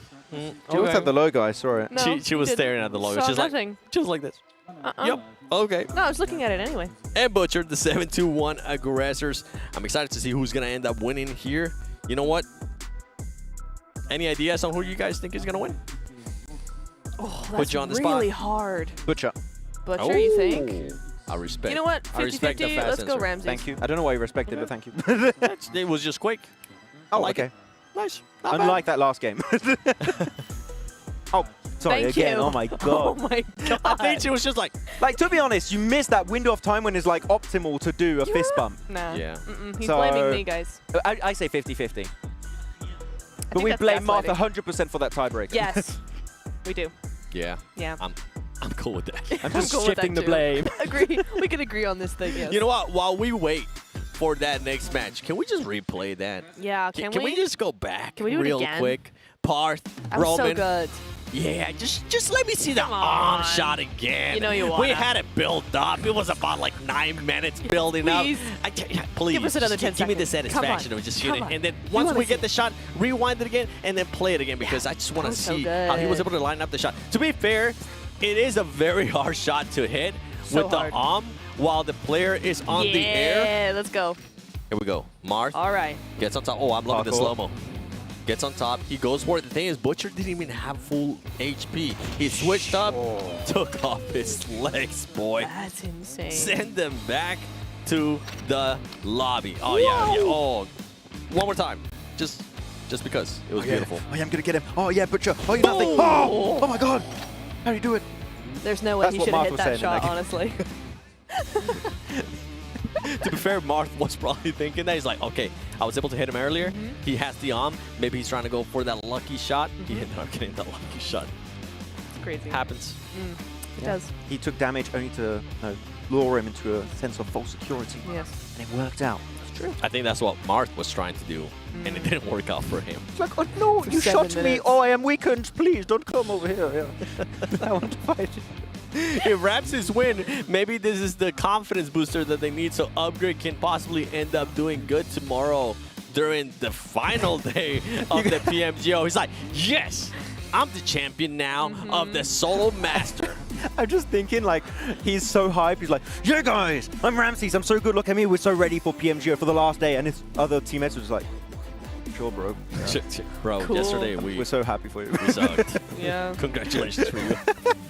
Maybe his mood is infectious. Who knows? Maybe he's the energy his team needs, but no. I don't know. I don't think so. Sorry, I don't know what that was. Please. We've been here a while, okay? At the minute. Guys, we're losing over here. It's all right. It's all these, you're the mature one. tiebreakers. Take it away. All right. Looking real nice over here as we look at this 7-2-1 aggressor. Butcher coming in here versus Ramsey. See, the crowd is going wild here, trying to boost up. Oh, right in there. Butcher with the You know what? I love it. Butcher, the new Orm main. Oh, man. He's going to the Orm main. Oh! Butcher! My God! Chill out! Okay, I know Marth annoyed you, but like, you don't have to take it out on Ramses. My man did nothing wrong. Oh my God! Is he gonna run out of bullets before he even gets eliminated? Like, it could be happening. Wait for the invincibility to wear off. Go on, one more. Do it again. Do it again. Do it for the boys. Oh my God! Do it again. For real, please. Keep it going. Do it one more. Oh, no, okay, it's fine. Hey, you know what? Butcher, 4 out of 5, good ratio. And now, 4 out of 5 is insane. Oh, he gets chased down. But wait until the Orm respawns once more. Or will Ramses go for it? He might. Suspense built up. No, double M4, akimbo M4. Could be the game plan for Ramses. Imagine you can hold 2 at once. Oh, that's a nice headshot. Ooh. You will know this is me in game though when I'm starting to be like, ah. That's what I do. It's gonna be Ramses picking up that It's true, now. so I'm just voicing it. Okay, Yeah. Barney's here. Oh, Barney. hi, Barney. Who's winning between Butcher and Ramses? Come on. Butcher's winning. Barney said it, so that means Ramses is going to win. Let's go. Okay, we'll see you here wrapping around the concrete blocks once more on one of those doors from the warehouse. And we do see the Orm once again in play, able to jump on over. The M4 is going to be swap, but Ramses uses that Orm, the trusty Orm. Doesn't even need to scope it in. And he gets that elimination, 3-4. It's so damn close. So again, this is going to be a BO3 match. The odds of a tie a little bit lower, but in the final game, it could be going the entire way once more. Good nade. Doing a little bit of trickle damage on Ramses. Hopefully nobody ends up choking up this lead because anything can happen here as Butcher trying to get the angles there. Butcher currently with a 1-point lead. Meanwhile, Ramses, he does have the He's going to be switching it to an M249. Oh, yeah, he's spraying with it. Oh, jeez. No need to reload with that bad boy. Yep. He's trying to put that scare tactic in him, isn't he? A little bit there with that M249. I keep seeing people look at me and I'm cracking up a little bit here. Okay. 7 minutes on the clock, 3-4. At least we have a lead this time, Max. Okay, all right, and we're going forward with me some more because everybody wants to hear my voice. I'll be right back at like 6 minutes. Okay. Yep. Okay, So just gonna right go back. get a This glass is of water. all you? Going down the That's stairs. a lot of very funny. Ooh, headshot going on here. Was that your going down the stairs noise? Maybe. But very We're not nice with here. the M249. This is all you. Got it. Alrighty.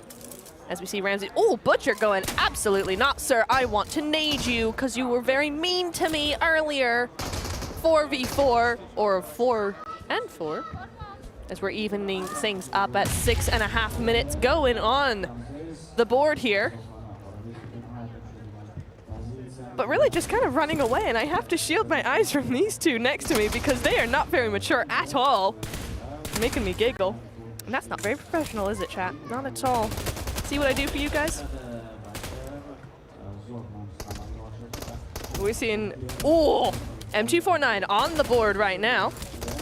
Ramsey's going, dang it, there's no I can't get him back with this one, but he can still get those tasty, juicy headshots in here. Again, though, I kind of feel like we're going to be going head-to-head here. Oh, look, Back up the stairs. Max 6 is minutes. back. I'm on time. Nicely done. Came back at the right time there, Max, as Ramses is able to get an elimination. Takes the lead. This was a player that was down by 4 eliminations. Guess what? The M249 is doing to him what Butcher was able to do earlier with the They are pushing the action. They are wanting to be aggressive. Butcher, very low HP. Ramses gonna try to get an angle here on him. He knows that he's gonna be low. And there you go. Ramses takes a 2 elimination lead. Yeah, still got the M249 if he really wants to commit to the bit. But though he has to wait to regen a little bit more. Ramses though going to get pushed up by Butcher. One leg in hand, can try and use it. Oh, he tries to get the tier 3 vest and actually not able to get it. 5-6, 1 more point and we'll be back to a tie. I've seen too many ties for a lifetime today. Don't want to see another one, that'll be fine. Thank you very much. Ramses, nice big little pre-fires here around the corner of that door for the warehouse building. Double nade cook. Oh. But it does get unpinned for Ramses. Does do so much damage. And Butcher with the Orm now swapping on over to the M4. I think he knows he did a bit of damage with that nade. Jumps on over, trying to get himself that drop shot, and he gets it done. 6-6. The biggest comeback of the day, the biggest comeback of the decade, maybe of the century. Am I overhyping it a little bit, guys? No, you're good. Keep going. Of the millennia! Wow.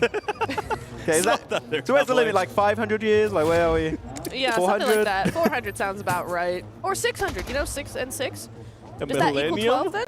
1200? Isn't a millennium 1,000 years? Yeah. Yes. So like we're putting in between. Like it went to 100, then 1,000, then you said too much, I'm putting it. Yeah, you're Price is quite right. You're quite right, but the arm still is here. Oh my goodness me.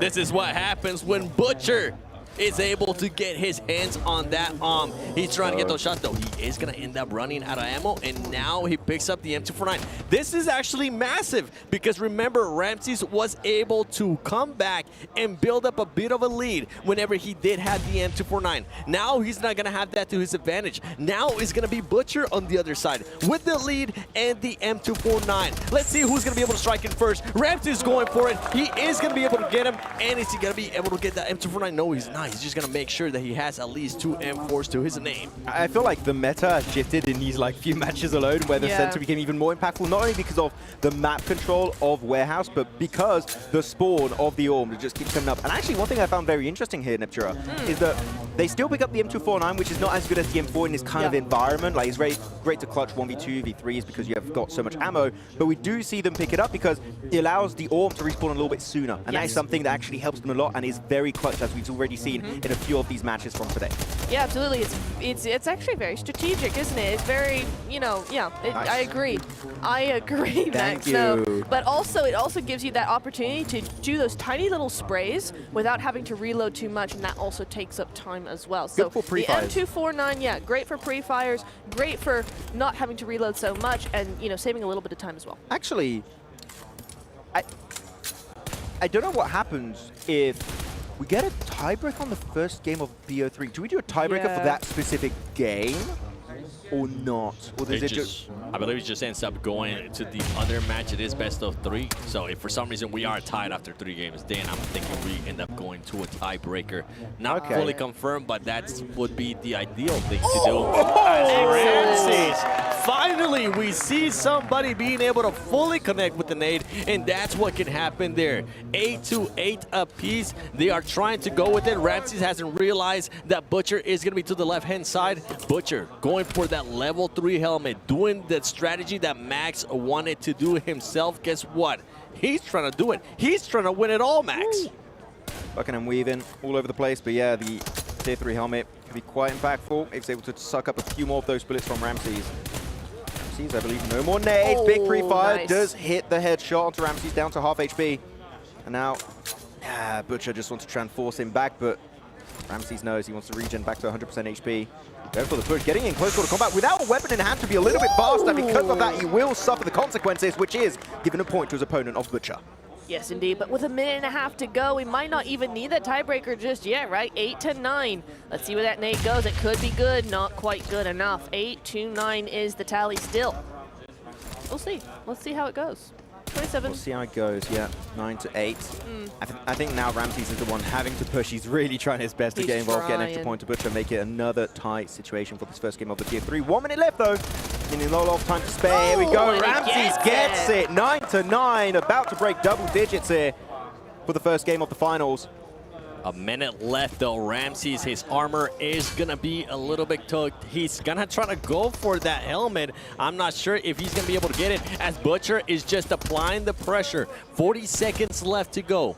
Can Butcher end up getting an angle? He's gonna get touched up right there. His armor is still intact.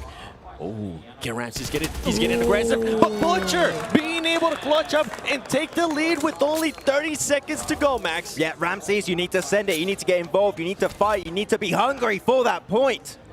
And he is currently the one approaching. He's encroaching on the terrain of Butcher. The nade pin is out. He's trying to chuck it on over. But yeah, indeed, the wrong side, Niptura, as the Orm has been picked up for Ramses. Is he going to try and clutch it? Is he going to try and tie it in the last second with the Orm? The nade also is going to be ready to be thrown on over. You've got to push it up. You need to go for the fight. He pushes with the grenade in hand. Not the play! And self-nades, but it does not count as a point. It does not. And it's 10-9. 10-9.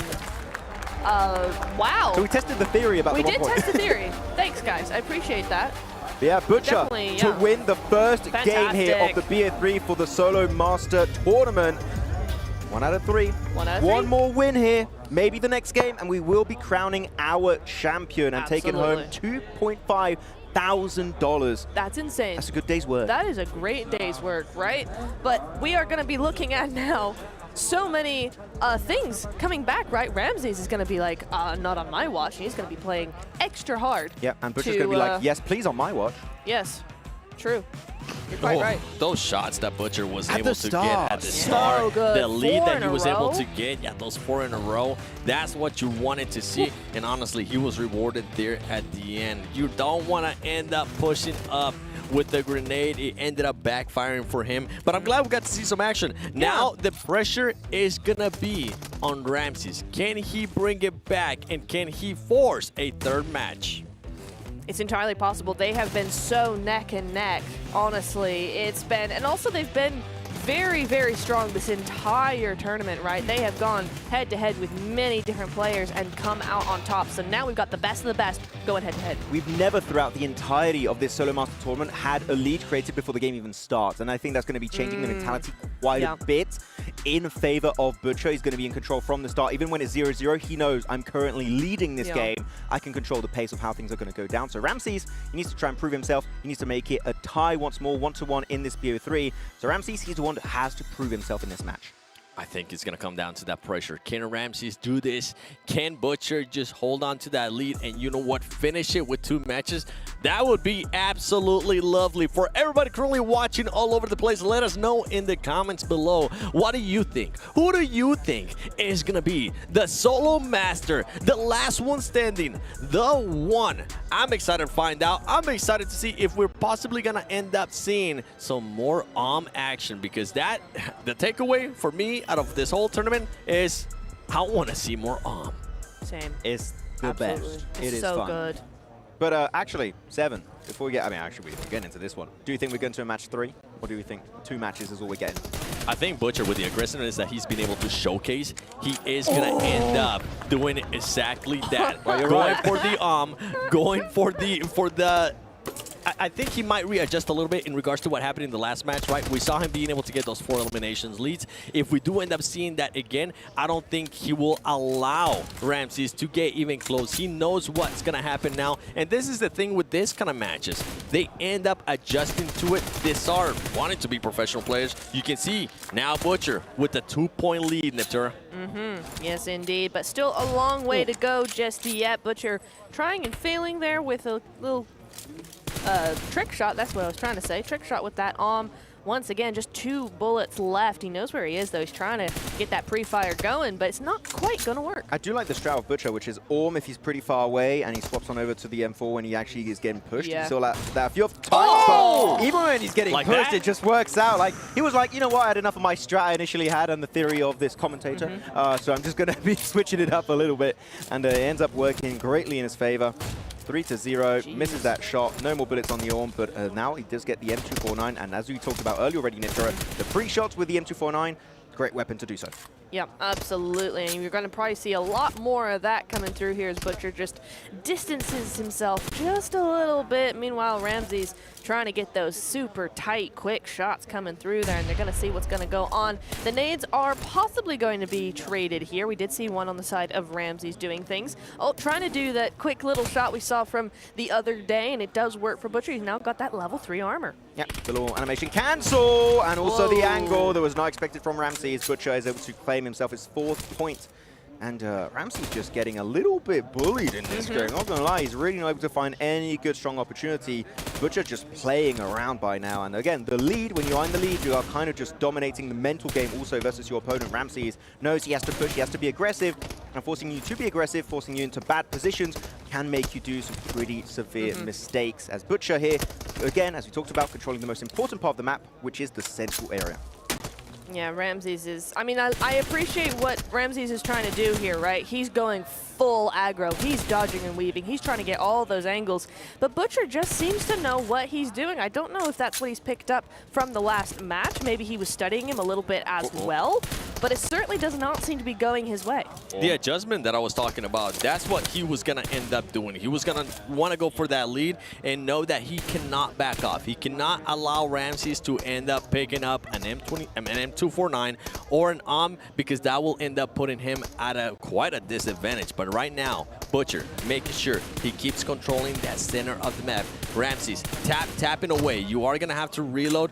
Butcher seeing if he could possibly get an angle right there, and he does. Puts a headshot there with the That's insane. Another I kind of feel like, am I right in saying that all of his, okay, except for that one, all of his elims so far have been from the I think 4 of them were. 4? Okay. Yeah.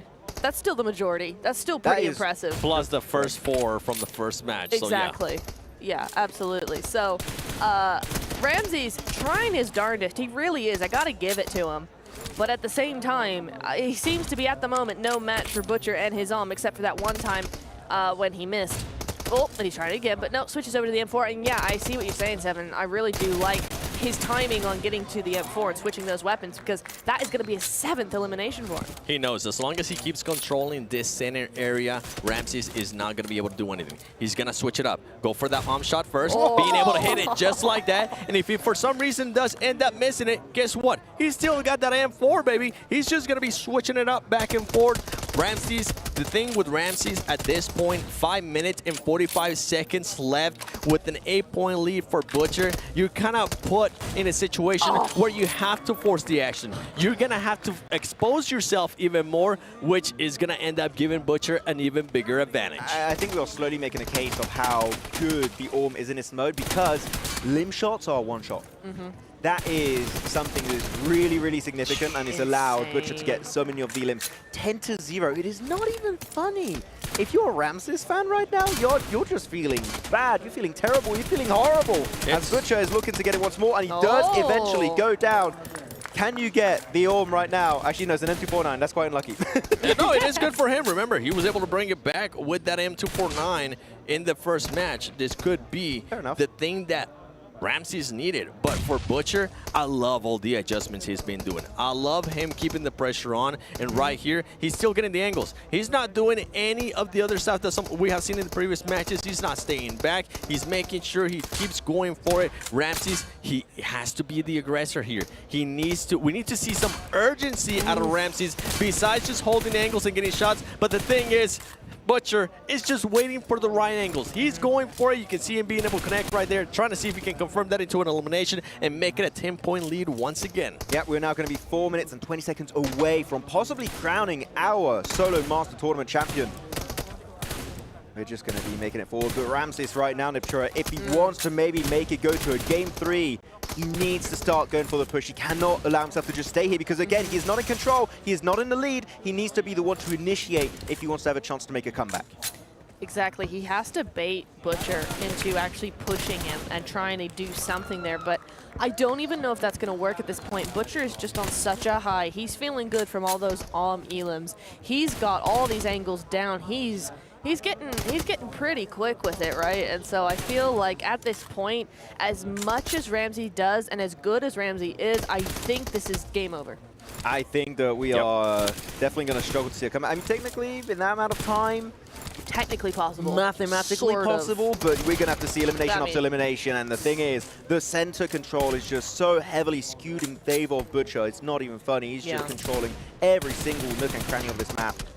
Butcher up to the M24 now, trying to go for some big free fires. Bloom shots aren't going to be that accurate, but it does not matter whatsoever, as that's going to be 13th point. And now he's just going to the enemy spawn. He's looking for the push. He does not care if you're invincible. He's going to try his best to get you once more. That could be the dagger right there. And actually, I feel like it is going to be the dagger. 13 eliminations, 3 minutes left. It doesn't matter whatever Ramses ends up doing. Yep. This man is currently on a hot streak. All the shots are hitting. He's tunnel vision. He is just becoming full-on Ultra Instinct. Yeah, he went gear 5 right there in that end game, and he gave himself an extra elimination for his trouble here, Ramses. But unfortunately, 2 points is just not going to quite make it. But I do have to say, for Butcher, we've seen how good the entire squad has been when it comes to fragging potential. But right now, Butcher is a standout amongst everyone in the solo master tournament, and gets me even more excited to see him play into tomorrow's 6 matches. Absolutely. I am going to love seeing him and the team play, knowing this is what it looks like on the ground. This is what Butcher does, and it scares everybody because this guy's scary. 17-2, and he's dodging it. We even look at that side-to-side angle. I mean, Ramses does pick it up in the end, but he came darn close to losing that. Yeah, I mean, no, at the end, it doesn't really matter. I think Butcher knows it's in the bag. He's just playing maybe for the clips, maybe trying to get himself the orb once again in the middle of the map. I do respect that Ramses is trying. He is pushing. He's trying his absolute best to get something done in this game out of pure desperation. But no amount of desperation will make this comeback possible. It does not matter. But Butcher still trying to maybe breach a 20 elimination game, which we have seen a few times, but those are quite rare. And it would be the crowning jewel moment to have it happen in this final match. Absolute domination that we're seeing here from Butcher, from the 7-1 aggressor, a player that came in from the open qualifiers, gonna be taking the solo master. There you go, Ramses at least being able to save some face. And at this point, I'm just thinking about it for the future. Whenever we do have the solo masters again, I would like to see a match between Butcher versus Nomi. Yes. Yeah. That would be a fun one. You can see these players now at this point, 519.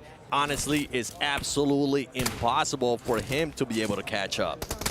It really is. It is game over, but I know we keep saying this, but he's really giving it the old college try, and he's doing a darn good job of it. I mean, he is up to 5 elims, right? In any other scenario, this would be a good, decent amount of elims, but the thing is that Butcher has just run away with it. He has sprinted, galloped even, so that 5 doesn't really mean anything. Yep, and the lion's share of $10,000 is just around the corner. It's 30 seconds away to be exact. And he better start thinking about what he wants to buy with that, because I'm telling you, he is going to be enjoying that prize pool. He's going to be enjoying that crown on top of his head. As Ramses trying his best to maybe try and reach 6 eliminations. He does get it. You know what? That's nice to see. But the 20 elimination bomb has in fact happened, and Butcher will become your solo master tournament for PMGO 2025.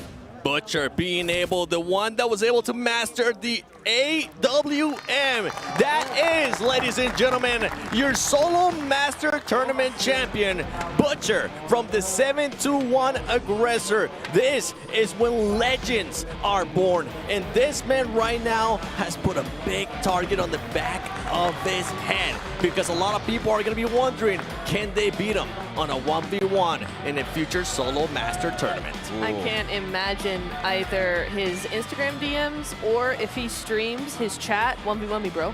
1v1 me, bro. It was like, hey, can you trial me for the team, please? Yeah. I want to try. I want to see if I can fare in the battlegrounds myself. And if I'm Butcher, I'll be like, yeah, I'll 1v1 you. Sure. For $100. Pay me first. Dude, yeah. That would be so nice. This is a pretty good gig if he's doing that sort of thing. But no, I'm going to be very, very excited to see what he can do after this now, you know, going back into tomorrow, like you said. I think it's going to be interesting to say the least. I kind of wonder now if we are going to see perhaps Ramses being like, I'm going to get you tomorrow. You are mine. In-game. Yes. But like, I'm going to get you. I wonder. As much as we want to speculate here what could happen tomorrow, make sure you tune in. But what I'm going to do now is I want to see him recrowned as the champion. Yeah. So let's send it over to Barney on the stage. Welcome back to the main stage where we have found our solo Masters champion. It is, of course, Butcher from the 721 Aggressors. We would like to present to you a check for $2,500 and crown you the solo Masters champion of 2025. Demak, qadrli do'stlar, yakkalik bahslarida barcha raqiblarini dog'da qoldirgan chempionni taklif qilish payti keldi va u 2,5 ming AQSh dollari bilan taqdirlanadi. Qarshi oling, Z721 Aggressor jamoasi a'zosi Butcher!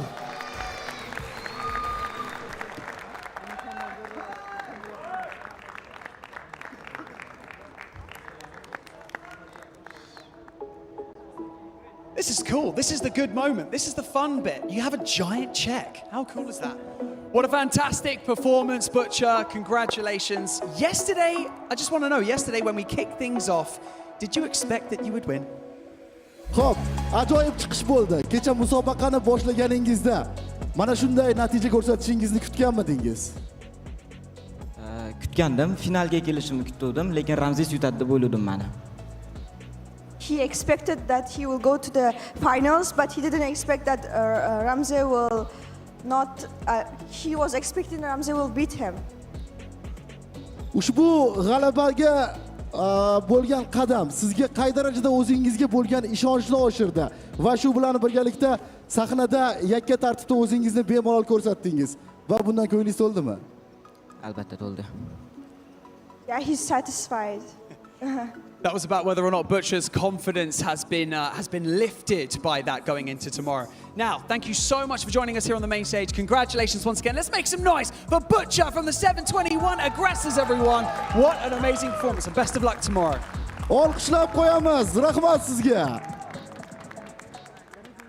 And with that, just one day remains. And remember, Smash rules are in place. So tomorrow could go the distance, or one team could just seize the day. Only time will tell. Thank you so much to all of the production, all of the talent, and of course, all of the players for all of your hard work this week. Like we've already mentioned, tomorrow is our final day, and we cannot wait to see you there. Demak, qadrli do'stlar, eng hayajonli birinchi kun ham ortda qoldi. Ertaga yanada o'z mahoratlarini namoyish eta olgan eng kuchli jamoa esa shohsupaga ko'tarilib, g'oliblikni qo'lga kiritadi. Va shu nuqtada biz siz bilan ertaga qonli to'qnashuvni guvohi bo'lamiz. Hozircha esa xayr omon bo'ling.